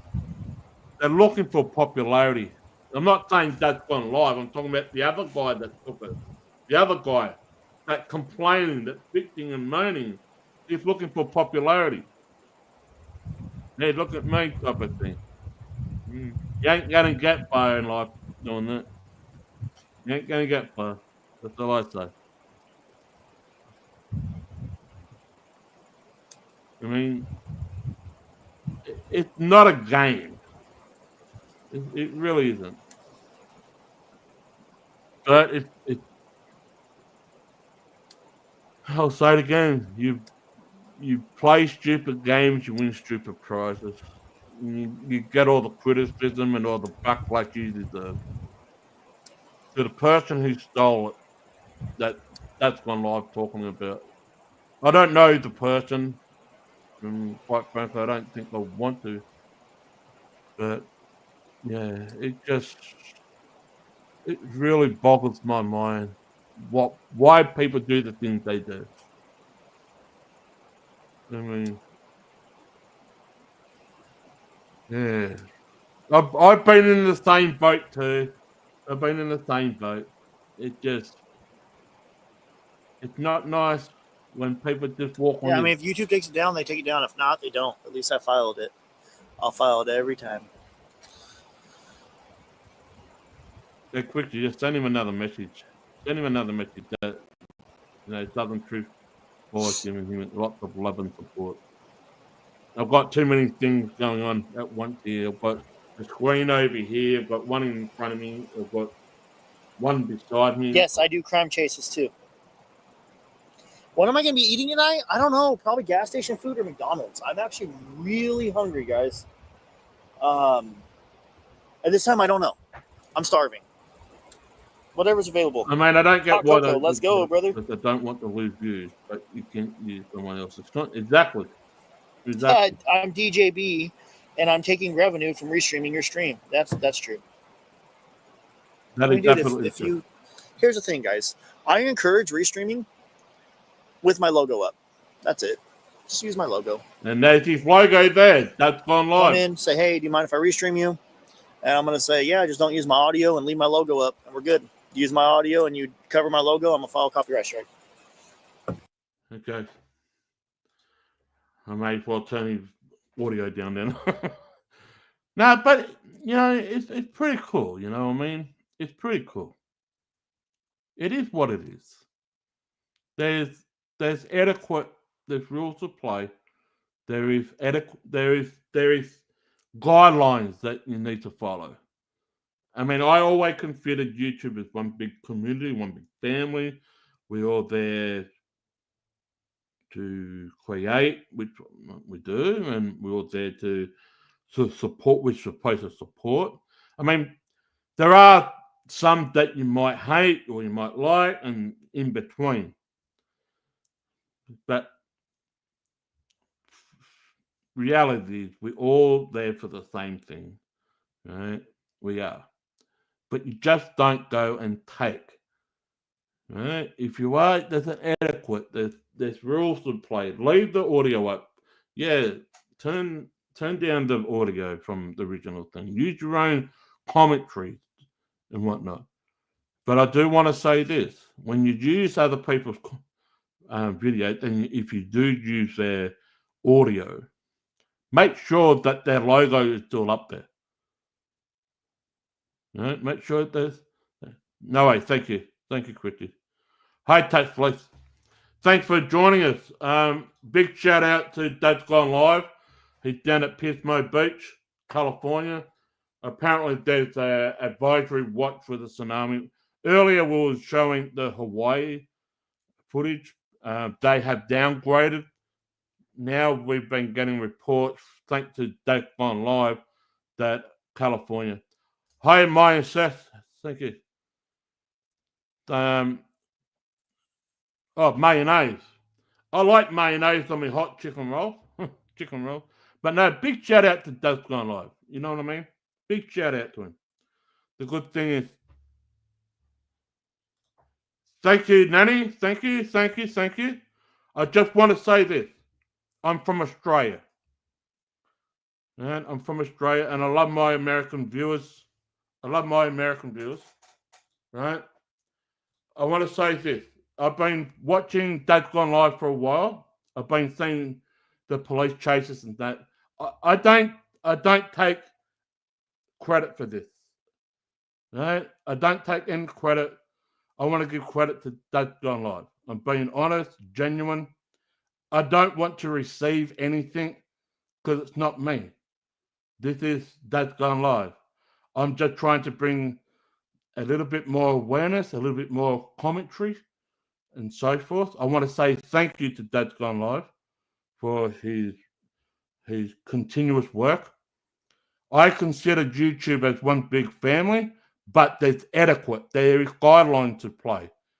And I don't like seeing other creators just taking it just for the sake of taking it. And they're taking it to create themselves a popularity status. That's not what I am for. I'm not here for popularity. I'm not here for a competition. There are other people that try to make it as a competition. They can choose to do what they want to choose. I choose to do the right thing. It doesn't cost anything to be respectful, to be nice. It doesn't cost anything. But there are some people, and I've witnessed this myself. I've done protests here in Australia. I've done other things here in Australia, do true crime here in Australia. If you want to see my true crime stuff that I'm covering in Australia, please do. They're up there. Please do. Right? But the thing is, there's etiquette. There's a lot of things that people need to follow by. But there's a lot of creators out there, and I have seen it myself. There is a lot of creators that don't play by the rules. Well, I wouldn't say they're creators because most of them don't create anything. They just steal, and trying to reap the harvest from super chats, from donations, from other people's content. And there's an advert. I just don't like adverts. I don't like adverts. Here we go. But big shout out to Dad's Gone Live, eh? Big shout out. Thank you.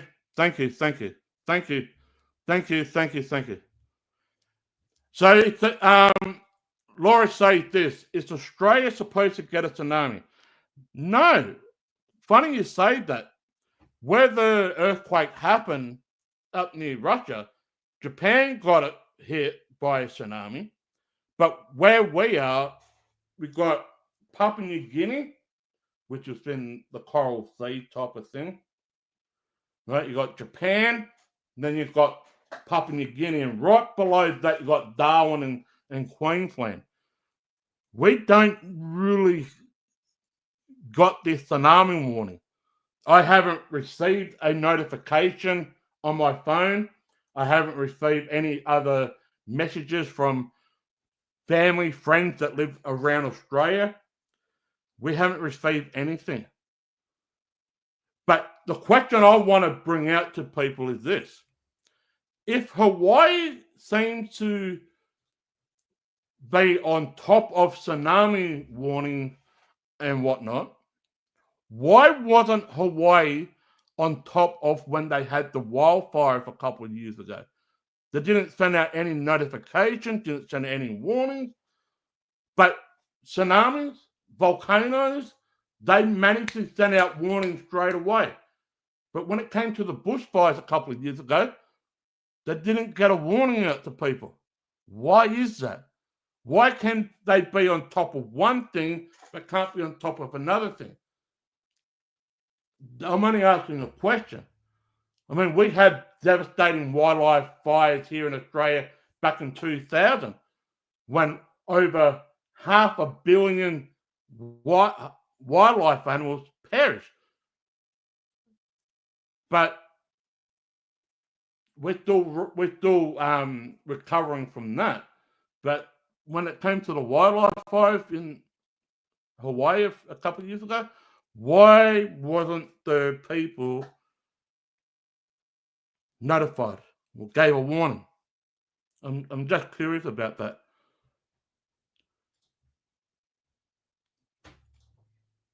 Useless government is usually the answer. I will say that, sir. I will say that exactly the same as well. Big shout out to St. Godlove. Big shout out. Loving like my Australian friend, I'm from Victoria. You can probably see I'm wearing Collingwood, but don't hold it against me. Don't hold it against me. Don't hold it against me. Hello from Seattle to Australia. I've been to Seattle, matter of fact, back in 2003. Just after when Bush Jr. made the announcement that they were going to Iraq. I was in Vancouver in 2002, 2003. But I traveled from Vancouver by car down to Seattle. I got to see WrestleMania, whatever it was back then, when The Undertaker was supposed to tag team up with the Australian wrestler who used to spend his time in jail here in Australia, but he got injured and he had a, what's that thing called? A handicap match between the Big Show and somebody else. Yeah, I was in Seattle for the WrestleMania that year in 2003, early 2003. Hello from Wayne, Indiana. Jeez. Thank you. Yeah, good luck with my channel. Actually, this is my 4th channel. YouTube took down my previous 3 channels due to my protests I was doing here over the COVID period. If people understand, Australia back in 2020 to 2022, we had the most devastating, I'll say this, outlandish procedures. Like where my mother lived, she lived in another state. She lived in Western Australia. I mean South Australia.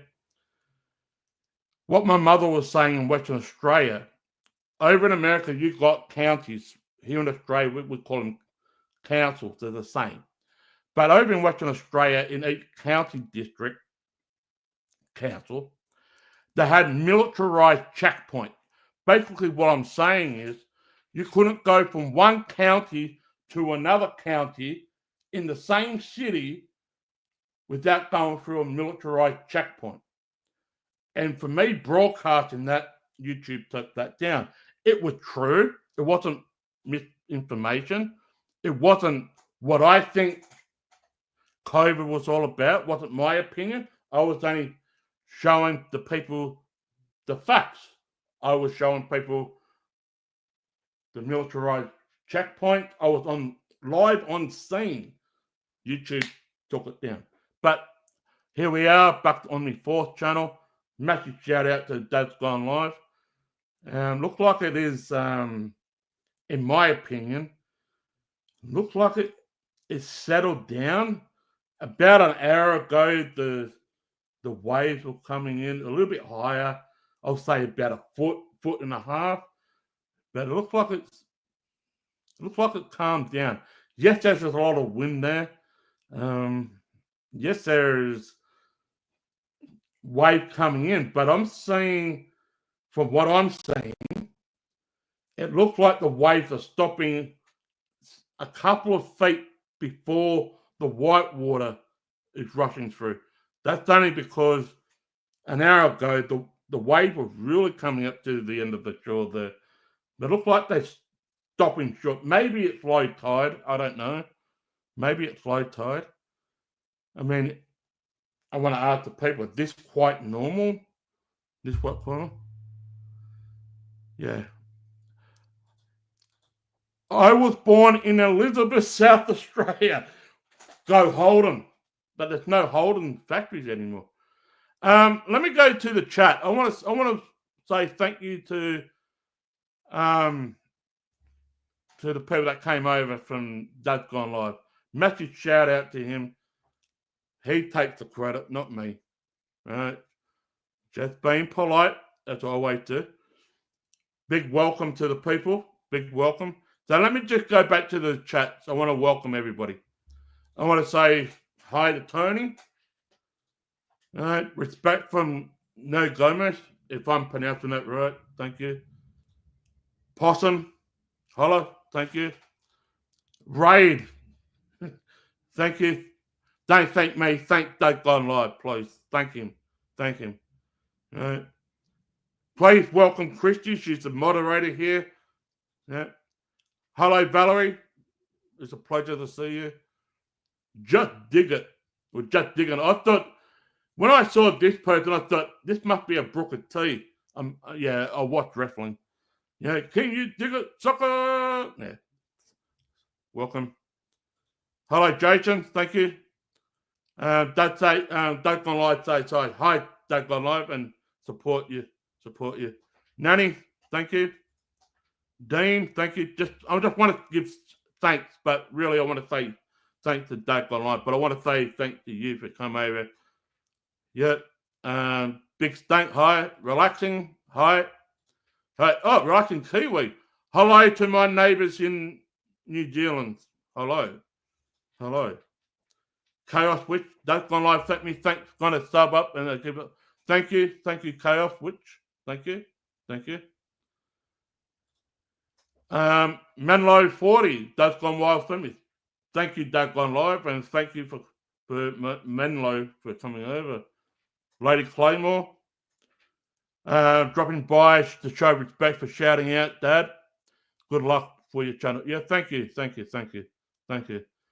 But yeah. Jade, thank you. Chrissy B, Doug Gone Live, thank you for showing his logo and shouting him out. There's no problem. There's an etiquette. There are guidelines here. And, I play by the books, the rules. Malta, thank you. I want to say thanks to Crime Under Investigation. But she's from Victoria, Australia. Give Crime a message shout out to. She's another Aussie like me. But I want to give, like I said before, I want to give a shout out to Dad's Gone Live. Amy, thank you. Tony again. Eric Quinn, hello. JP, you're doing good work here. Thank you. But once again, it's not my work. It's Dad's Gone Live. He's the one that's doing it, not me. I'm just doing my own commentary. Becky Wright, thank you.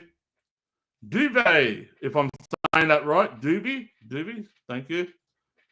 KS, thank you. Once again, the Dad's Gone Live.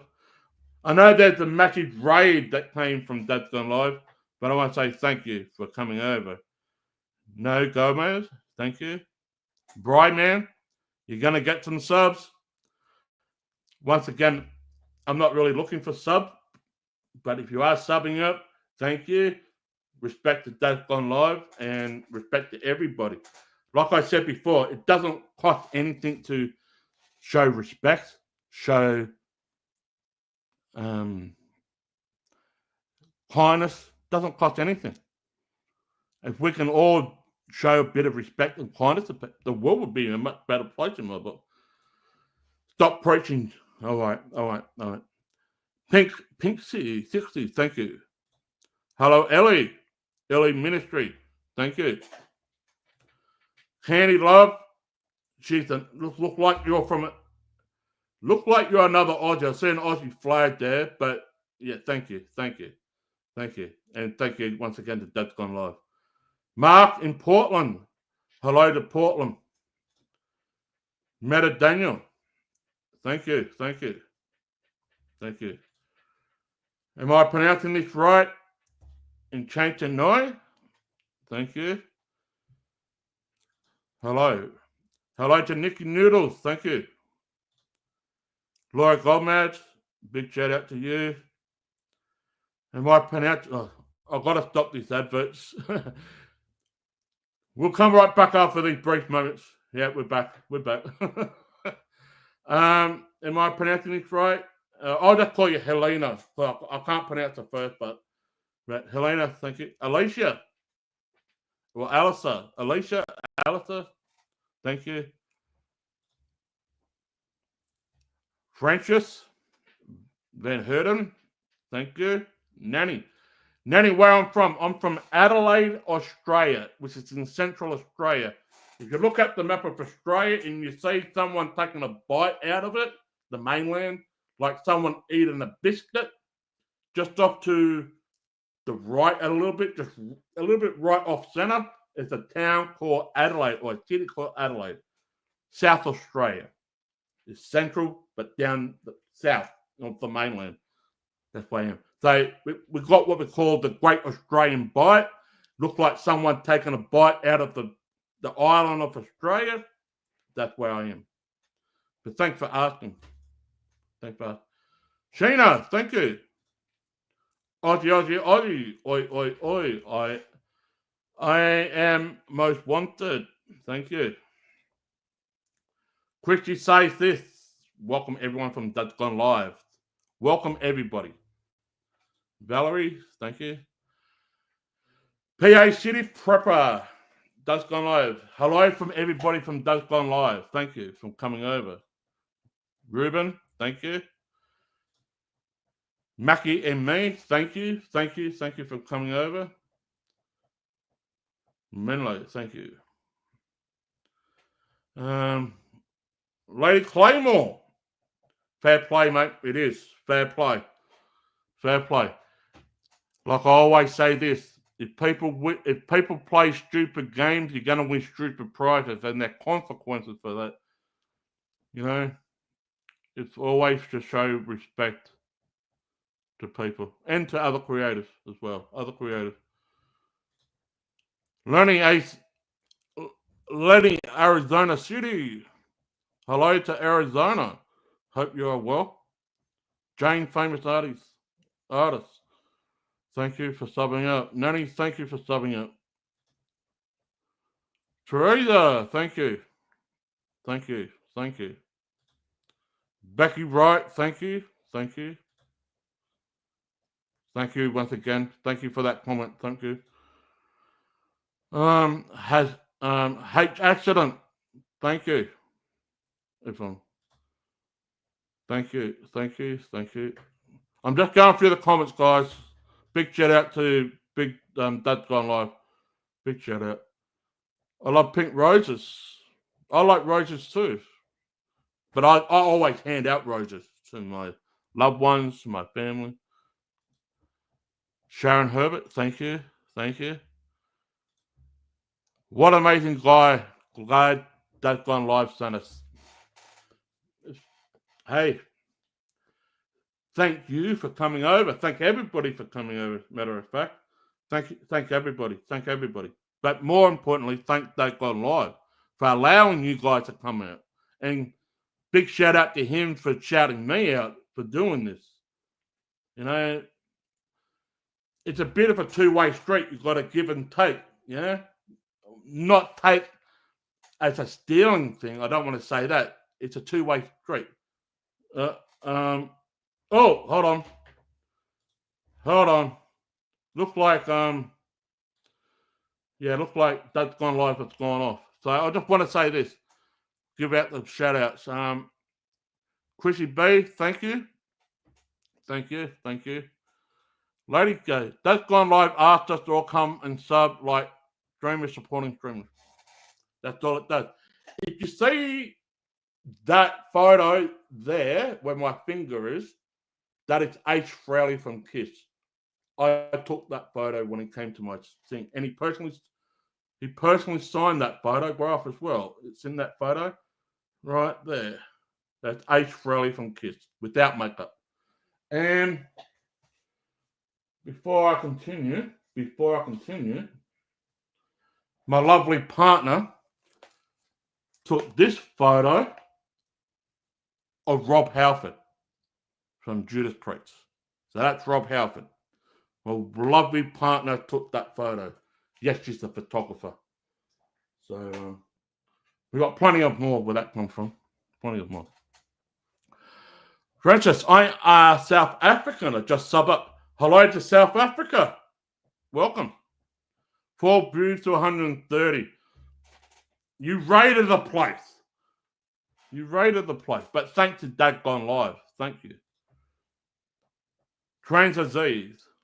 Hey, Nicky Noodle. Good to see you, sister. Good to see everybody. Went from 9 to 117. Way to go, fam. You raided the place. The only problem is I don't have enough food to give to you. I might have to go and do my shopping tomorrow so we can have a barbecue. And we can put meat on the barbie. Not shrimp. We don't have shrimp here in Australia. It's a prawn. So you can blame Crocodile Dundee for advertising Australia incorrectly. It's not a shrimp. It's a prawn.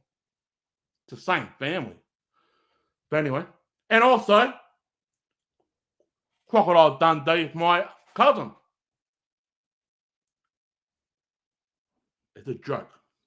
It's a strange joke. It's a strange joke. It's not really.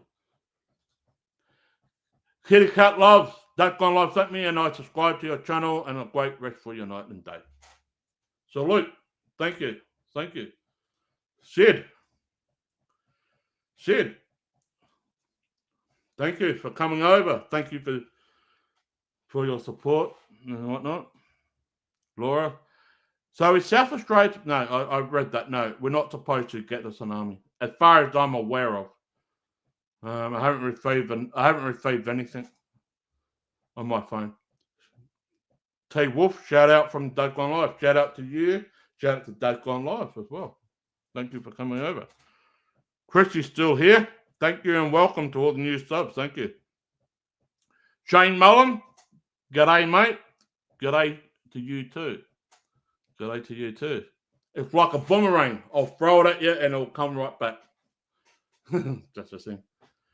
Hello, for Tony. I might look young, but I'm 46 years of age. All right? I might look young. I'm young at heart. Christina, thank you. Thank you for coming over. Pian, once again, thank you for coming over. It's a pleasure.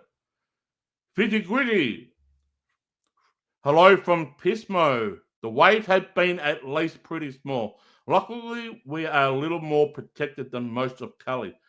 Yeah, I've been getting notifications on my phone that there has been some places along the west coast on the mainland of United States that were getting higher waves than other locations. Now, I'm just surprised. Has Vancouver Island got any reports of a tsunami watch or anything? Vancouver, not Vancouver, Vancouver Island. I've got friends in Vancouver. I'm just a little bit concerned, that's all. Not over drastic concern, just a little bit concerned. Have they got a warning or anything? I haven't heard anything. Ha, who like ads? No one. No one like that. No one. Hi, Lenny, again. Marge, I've got a joke, Marge. Are you married to Homer? No, you're not Marge Simpson. You're not Marge Simpson. I know that. You're not Marge Simpson, but thank you. Just a joke. Just a joke. Just a joke. Thank you, Nanny. Scarlet Britain, all credit to you, Vi. That's gonna all credit to you. You know, I'm just a little pebble on the beach, but it's a credit out to you. You know, it's a credit to you. Have a sunny day. Hello from Dad. Hello. I hope I'm not the sun. No, I'm only joking. I'm only joking. I'm only joking. Lily, that's gone live. Sent me. I sub it to your channel. Thank you. Thank you. Thank you. Shannon Sales, welcome. Task Place, what? Wrong direction due to where it was centered. Yes. Wrong direction. It's up there. It's Australia down here, and it's just gone that way. Yes. Geez, we've got a lot of. We do have a lot of. Okay, let's have a look at this. Where was I? Where was I? There's a lot of comments here. Geez, where am I? Yeah, I'm here. Marge. I'll quit to you. Yeah, Lily. Thank you to Lily. Sharon. Take Fleach. Thank you. Amanda Anderson. Thank you. King, please. Thank you. Thank you. Malted. Australia upside down. They'll get rain, not tsunami. Well, here's the thing. I believe Australia is upside down and down under is on top. It's a joke. It's a joke. I wasn't sure. Yeah, it's okay. It's okay. Love Angel Music Lady. Wasn't there a tsunami water after the 6.6 in Fiji? Yes, there was.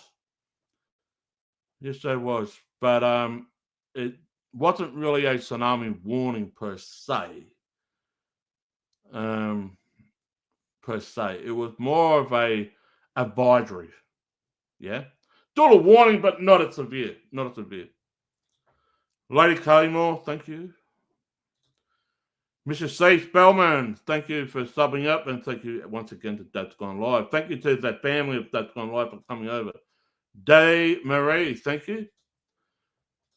Shifty Sam, thank you for coming over. Love Angel, so sad by the... Yeah, it was devastating. It was devastating. That's Gone Live sent me. Thank you, Kevin McDonald. Thank you. Laura Gomez says this. Japan had some decent waves. They did. They did. I mean, Japan has been having a lot of activity over the last, give or take, 30 years. I mean, you had the chemical plant spill. You had the nuclear site spill. They had earthquakes, volcanoes, you name it. Now they've got this. They really had, really have got it worked out for them. Hello from California. Hello. Hello. Thank you, Dee Marie. Thanks for the support. No worries. With Jenny from Dad's Gone Live. Thank you for coming over from Dad's Gone Live. Thank you. Malted. Useless government is useless answer. Yep. Thank you. Mojag, if I'm saying that rightly. Jody, thank you for coming over. Thank you. Tony Adams, hello from Seattle to Australia. Hello. She's from Victoria. I've been to Melbourne many a times. Thank you. Thank you. Thank you. You're welcome.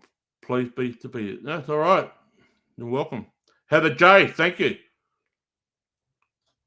Laura from Fort Wayne, Indiana. Say hello to Indiana. You're wearing what? Collingwood. AFL, Collingwood. Don't worry. You're Victorian. You're in Victoria. You should know what Collingwood. Don't worry about it. Don't worry about it. Shannon, be safe, everyone, and remember, kindness is and love is free. Exactly. It is. Thanks for your support, mate. No worries. Hello, Kevin from Michigan. That's going to like something saying it. Positive people are the best vibes. Thank you, Sharon. That is true. Be right back. No worries. Thank you. Minute 40. Please tell me you did some fishing out there.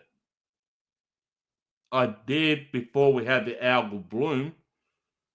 We got algae bloom here. We don't do fishing at the moment because all the marine life is washing up onto my beach, dead. The liver is sticking out. The eyeballs are popping out. Blood from the jaw. We're talking sharks, dolphins, fish, marine life in general are all getting washed up onto the shore due to the algae bloom, and they're dead. I'm sorry to say. So no, I haven't been fishing for a couple of months because of this, and it's devastating. It's very, very. This is my location. So, Laura, thank you. Let's have a look. Mark in Portland, LA boy is climbing back up from straight down 4, about 1 foot wave. Wow. Crazy. I was born in Elizabeth, South Australia, which is literally a 20-minute drive from where I am. Tony Adams, that's crazy. Yep. What channel? Yep. Thank you, Love by Angel. Yep. Thank you, Riverside Life. Thank you. Once again, Chris is still here. Just welcome here. Crying, I'm a Holden girl all the way. I rebuilt my Holden 97 model VS Commodore. You don't get them anymore. You do not get them anymore. It'll be worth a bit now. Jacob has a great channel. I want to say give a shout out to Jacob. We got one.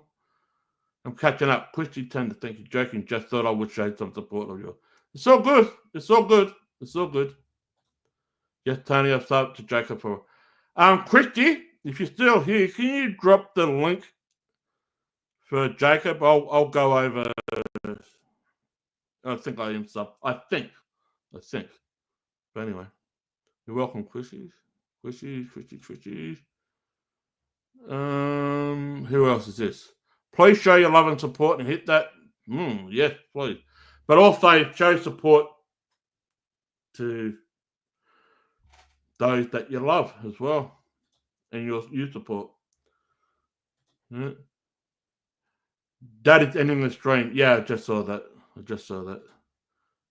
Thank you, everyone who joined the live stream from Doug Bowman. His stream is over, but please stay here and show support. Yeah, stay here. We'll be around. I'm just giving thanks to all you guys. Mayonnaise, thank you. We're back. Nanny's back. Jeez. Thank you, Tony. Thank you, everyone. Current time for me is 5:15. Is that past your bedtime or is that past your breakfast time? I don't know. I'm only joking. Kevin Dane. Okay, thank you. I met Gene Simmons as well. And Paul Stanley. And Peter Chris. And Bruce Kulick.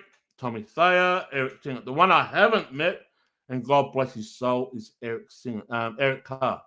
The late Eric Carr, who died on the same day as Freddie Mercury, for those people who want to know a little bit about music history.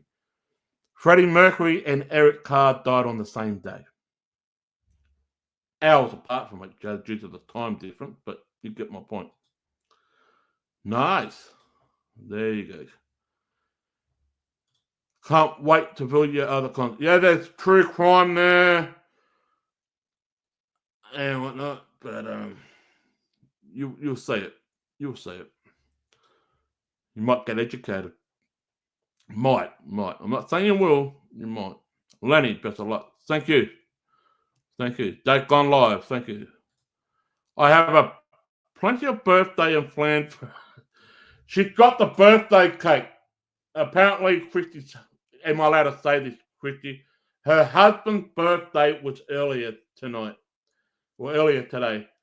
And she was a bit late coming in because of her husband's birthday. So if everybody can wish Christy's husband a happy birthday, please do that.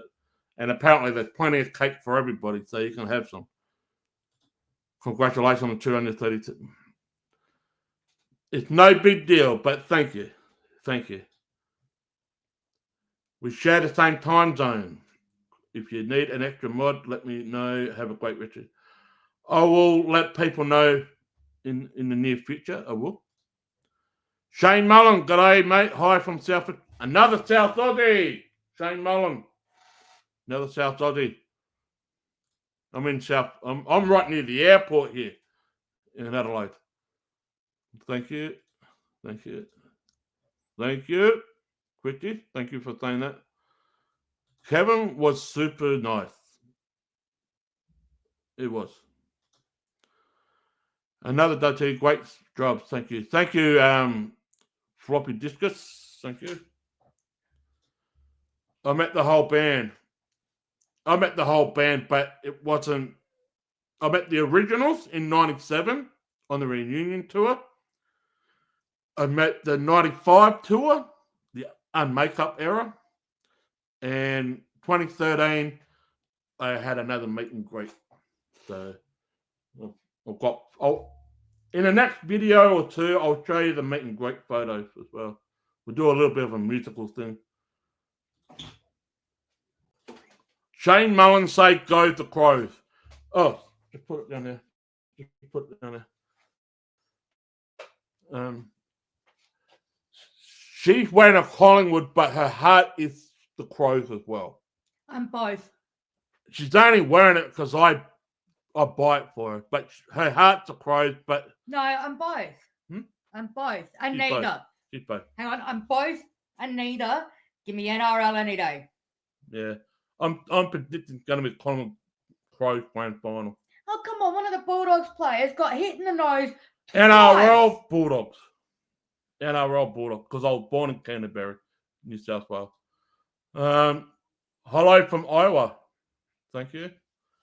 You're going out, are you? Yeah. Say hi to my producer, Shay. Thank you. Thank you for coming in. Thank you for coming in, Shay. Thank you.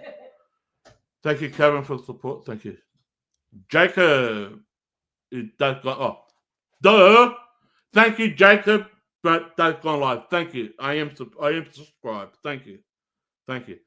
I don't know his real name, but now I do.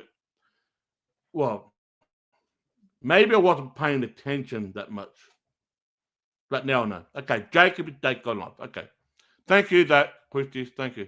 Happy birthday to Christies. Hi, wifey. All right. I'm back. I've read them all. Geez, that was a lot. So, yeah. Did we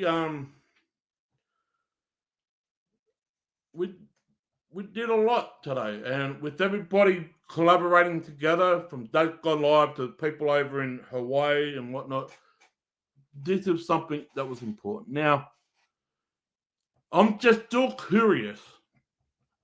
I'm still a little bit curious why they managed to get the measures and warnings out to the general public in Hawaii in no time. But when they had the fires a couple of years ago, they didn't do that. And I just find it a bit ironic that they can send it out in one form, but they can't do it in another. I know it's the government. I understand that, but it just baffles me. You know what I mean? It just baffles. It is what it is. It is what it is, but it just baffles me why they do the things they do. You know? For those people who are just joining, I want to say this. Here's a bit of a history lesson. We know that the Japanese Imperial Army, or whatever, regiment, bombed Pearl Harbor. We know that. We know the history. We know that. But do many people know, and I'm speaking to the audience here, do many people know that 10 weeks after Pearl Harbor, the Japanese Imperial Regiment also bombed Australia? As a matter of fact, they dropped more bombs on Australia than they did at Pearl Harbor. It's a town up in Northern Territory called Darwin. The Japanese bombed Darwin. Yes, we did have an air force, but we didn't have planes at that time for Australia, because most of our pilots who were in the Air Force were fighting under the British flag. They were overseas. But 10 weeks after Pearl Harbor, Australia got bombed by Japan. I'll show you this. Just give me a couple of seconds. Be right back. I'm just grabbing something. Just stay there. Just stay there. I'll just turning the cam off for a second.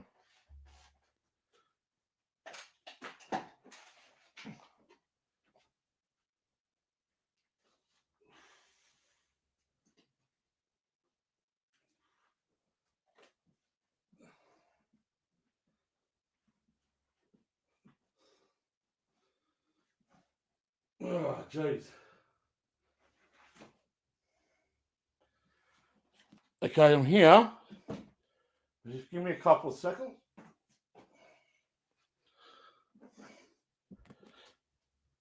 All right, I'm back. Sorry about that. Just have to grab something.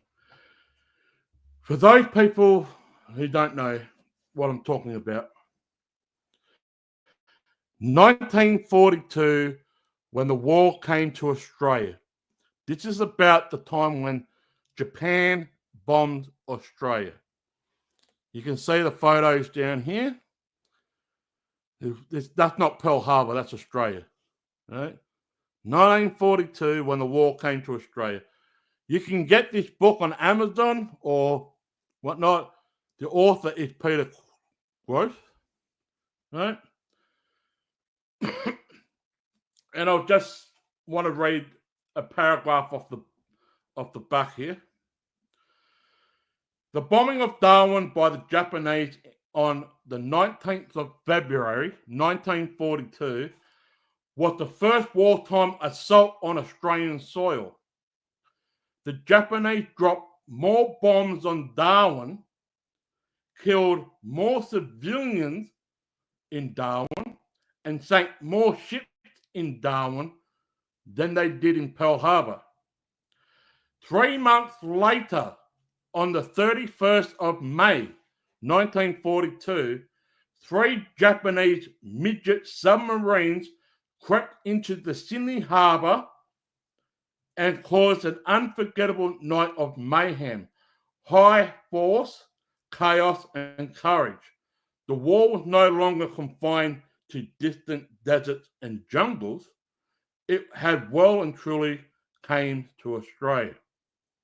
Absorbing spiritual and fast-paced 1942, the year the war came to Australia, tells the story of an underarmed and unprepared soldiers and civilians who faced their toughest tests on home soil. And right now, if there is another attack from a foreign country, Australia is still underprepared. We're not prepared for any type of attack anymore. Right? It's not. But that was Darwin was 10 weeks after Pearl Harbor. More bombs, more civilians, more ships were sank here than Pearl Harbor. I'm not beating my own drum because I'm an Aussie. I'm just bringing some history. And a lot of people overseas don't know this because, quite frankly, there's a lot of people even here in Australia don't even talk about this. For some reason, I don't know. For some reason, I don't know. Malta did not know that. No. I didn't know that, but I don't know Aussie history at all. A lot of people don't. That's because a lot of people here in Australia don't want to talk about history for some reason. I love history. Quite frankly, I love history in America, Canada, Australia. One of my favorite subjects in school when I was younger was history. History was my favorite subject. I love history. And I've got another wartime one that I'm going to share in another episode. that happened in Papua New Guinea, a neighbor. Australia was involved with this one as well. In that one. Wow, didn't know that. No. Okay, Mark from Portland. Tsunami has moved slightly over the course of hours. The wildfire moved like an hour driven like a hurricane. The fire also took out the power lines that fed the transmitters. Yes, unfortunately it did. But I do want to say this, without any criticism, without any of that. Here in Australia, might be different in Hawaii, but here in Australia, even when the transmitters go down, we still get a SOS notification, even if there's no signal. I still get a SOS signal. If there's a fire, cyclone, flood nearby, I still get a notification. I don't know if Hawaii's got that. I don't know. I'm only saying what I've got. But if I've got no signal and the power line's down and the transmitters are down, I still get a SOS signal. I still get one. That's it. Sounds like a really good book to read. It is. Look how thick it is. Look how thick it is. It's over 2,000 pages. Well, how many? 4,000? No. It's a couple pages. Yeah, it's about, roughly about 600 pages, I think. No, that's 2 books. Yeah, roughly 700.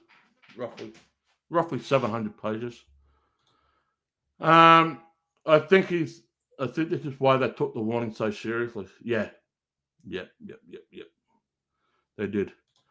First I've heard of it. We didn't learn it over here. Nah. Most people think that Australia was run by convicts and criminals and that. 90% of was it, but the state where I live, South Australia, we weren't colonised that way. It's strange to say this, but it's true. All the other states of Australia and territories were colonised by convicts. South Australia wasn't. For some reason, some way, shape, or form, South Australia is the only state that wasn't colonised that way. Yeah, we're a colonial country. Yes, we are. But South Australia isn't. South Australia was like an independent state. Yes, it was still under the British. Yes, it was. It's still under the British. But it wasn't colonised the same way as the other states of Australia. Strange, but it's true. No, we don't. You are correct. No. My grandpa was in the Navy at Pearl Harbor. Thank you for his service. I have a signed Japanese flag that he got signed by. Jeez. What a moment. I hope that is still in its frame. I mean, you got it hanged. What you got it signed. Have a signed Japanese flag. He got signed. Hope you treasure that for the rest of your life, and I hope you can pass that down in the generations to come. I mean, that is something. Here we go. This is a joke. I thought it was run by Olivia Newton-John. Olivia Newton-Bomb, she's no longer alive either. But did you know this about Olivia Newton-John? It's a musical history. You know that she entered Eurovision. Check this out. She entered Eurovision not representing Australia. She represented the United Kingdom. Check that one out. And now, decades later, Australia is now representing themselves in the Eurovision. And we're not a European country. We were colonized by a European country, but we're not part of the European continents per se. But Olivia Newton-John didn't represent for Australia in Eurovision. She represented the United Kingdom. Also, the Bee Gees. They might say they are Australian, but originally they were born in the United Kingdom. Same as AC/DC, one of the biggest rock bands in Australia. But the members, except for one, are born either in Scotland or the United Kingdom or New Zealand, but one person is born in Australia. But we claim it. We claim it. We claim it. It has been well taken care of, yep. Wow, you're so full of knowledge. I love you. I love music, as you can see. There's Ace Frehley from Kiss, Judas Priest down beside me. What else have I got? I'm going to show you something before we wrap up. Before we wrap up.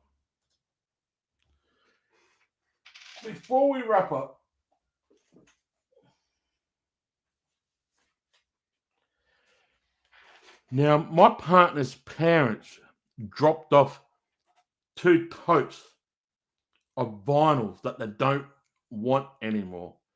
We got them. Right? Vinyls. We're talking big ones like this one. We're talking vinyls like this. This is ABBA. Right? My partner loves ABBA. Right? But we also got the old 45s. These ones. Now, I'm going to surprise people this one. I just randomly just pulled this one out of the tote beside me. Right? And lo and behold, this is Nutbush City Limits from Icky and Tina Turner. The original single. The original single on vinyl is sitting in this tote. I just randomly pulled it out. Didn't even really think this was going to be it. This is the original single of Nutbush City Limits. I don't know how much this is worth, but it's now in our possession. That is the original single. That's the A side. The B side is Help Him.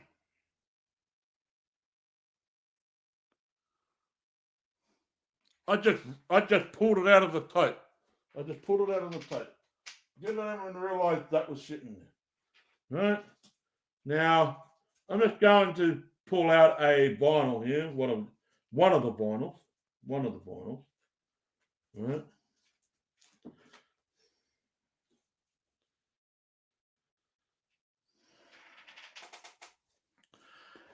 Everybody loved the Beatles, yeah? Everybody knows the movie that they made, A Hard Day's Night. There's the vinyl from the song from the movie, The Hard Day's Night, on vinyl. Hard Day's Night. Songs from the Hard Day's Night film. There it is. There it is. I've got Abbey Road. Oh, what have we got here? Oh, jeez.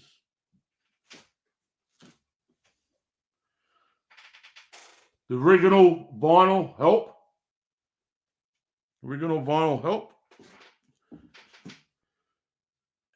Now, I haven't gone through this tote. If I find the original version of the Beatles, the White Album, I'm living on a freaking gold mine. But I haven't gone through the tote yet. Right? We've got letter B. Huh. We've got the Monkeys. Jeez. No, it's the Beatles. It's the Beatles. Rubber Soul from the Beatles. Original. Original. We've got the Hollies. We've got everything. It's all fitting there. If you find any Elvis in there, you better think of me. I haven't even looked in it properly. There's vinyl there. Shay and I, my partner and I, we are going to do a video. It's not a live stream. It's going to be a video, right, of unveiling the two totes, the vinyls and the single vinyls. We're going to unveil it and see what we've got. Now, if I find anything like the White Album of the Beatles or the original vinyl for Dark Side of the Moon from Pink Floyd, if I have the original Dark Side of the Moon, that is a gold field too, because you can't get it anymore. It's all on a 180 gram vinyl. I want the original Dark Side of the Moon. You can't fucking find it. So yeah. I'll do one more. Let's just see if we can pull one more out, right? Let's just see. I'm just randomly going to pick one out. Oh shit. Let's have a look. Let's have a look what this one is.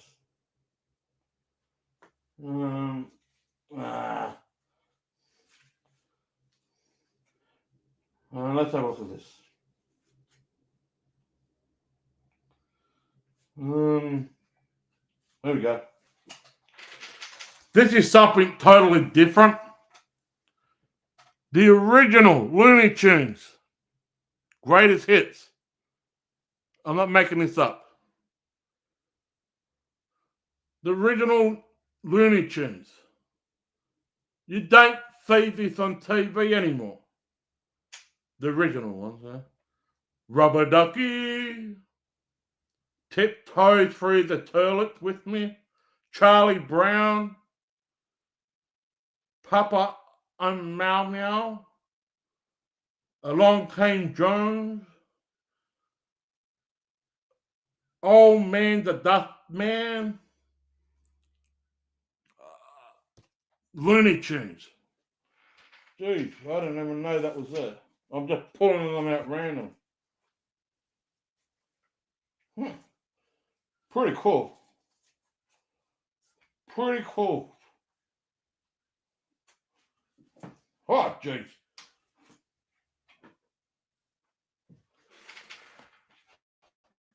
Simon and Garfunkel, Bridge Over Trouble, The Sound of Silence. Original. Simon and Garfunkel, Sound of Silence. Jeez. Does anyone like the Disturbed version that they brought out a couple of years ago? I do. But anyway, we'll go through that properly. Now everything is AI generated. Yep, exactly. Now Kevin said, my brother has a demo record of Hank Williams, SR. You can't play it on a regular record player. You never record that song. I think I just saw a Hank Williams album, but not the same one that you're talking of. I think I found a Hank Williams album in here when I was going through it. When I picked that last album up, I think I just saw Hank Williams. We will unveil it in another video. It'll be a video, not a live stream. It'll be a video, not a live stream. But man, I just saw Bob Dylan down there. Of all things. All right, it's 8:24 p.m. here, William. I want to say once again, thank you to Dad's Gone Live. Thank you for everyone that rated this place. I might have to start closing the doors. No. You're all right. You guys are fine. You guys are fine. You know, hope there's not much devastation in Hawaii and other places that may have impacted from a tsunami. I hope everyone's there. Current time in Cali is 3:55. Is that when all the scariness comes out to play at 3 o'clock in the morning? The devil's hour, they call it. 6:55 a.m. See? You guys are almost having breakfast. I'm here having, I'm about to have supper very, very shortly. Very, very shortly. So, yeah, we've got a lot to go through in these two totes. A lot to go through. A hell of a lot. You know, I've got CDs on both sides and that. Now we've got vinyls to go through. And got vinyl. That black thing there, where is it? This thing here, that is the Washburn Starfire electric guitar that Paul Stanley used to play in Kiss.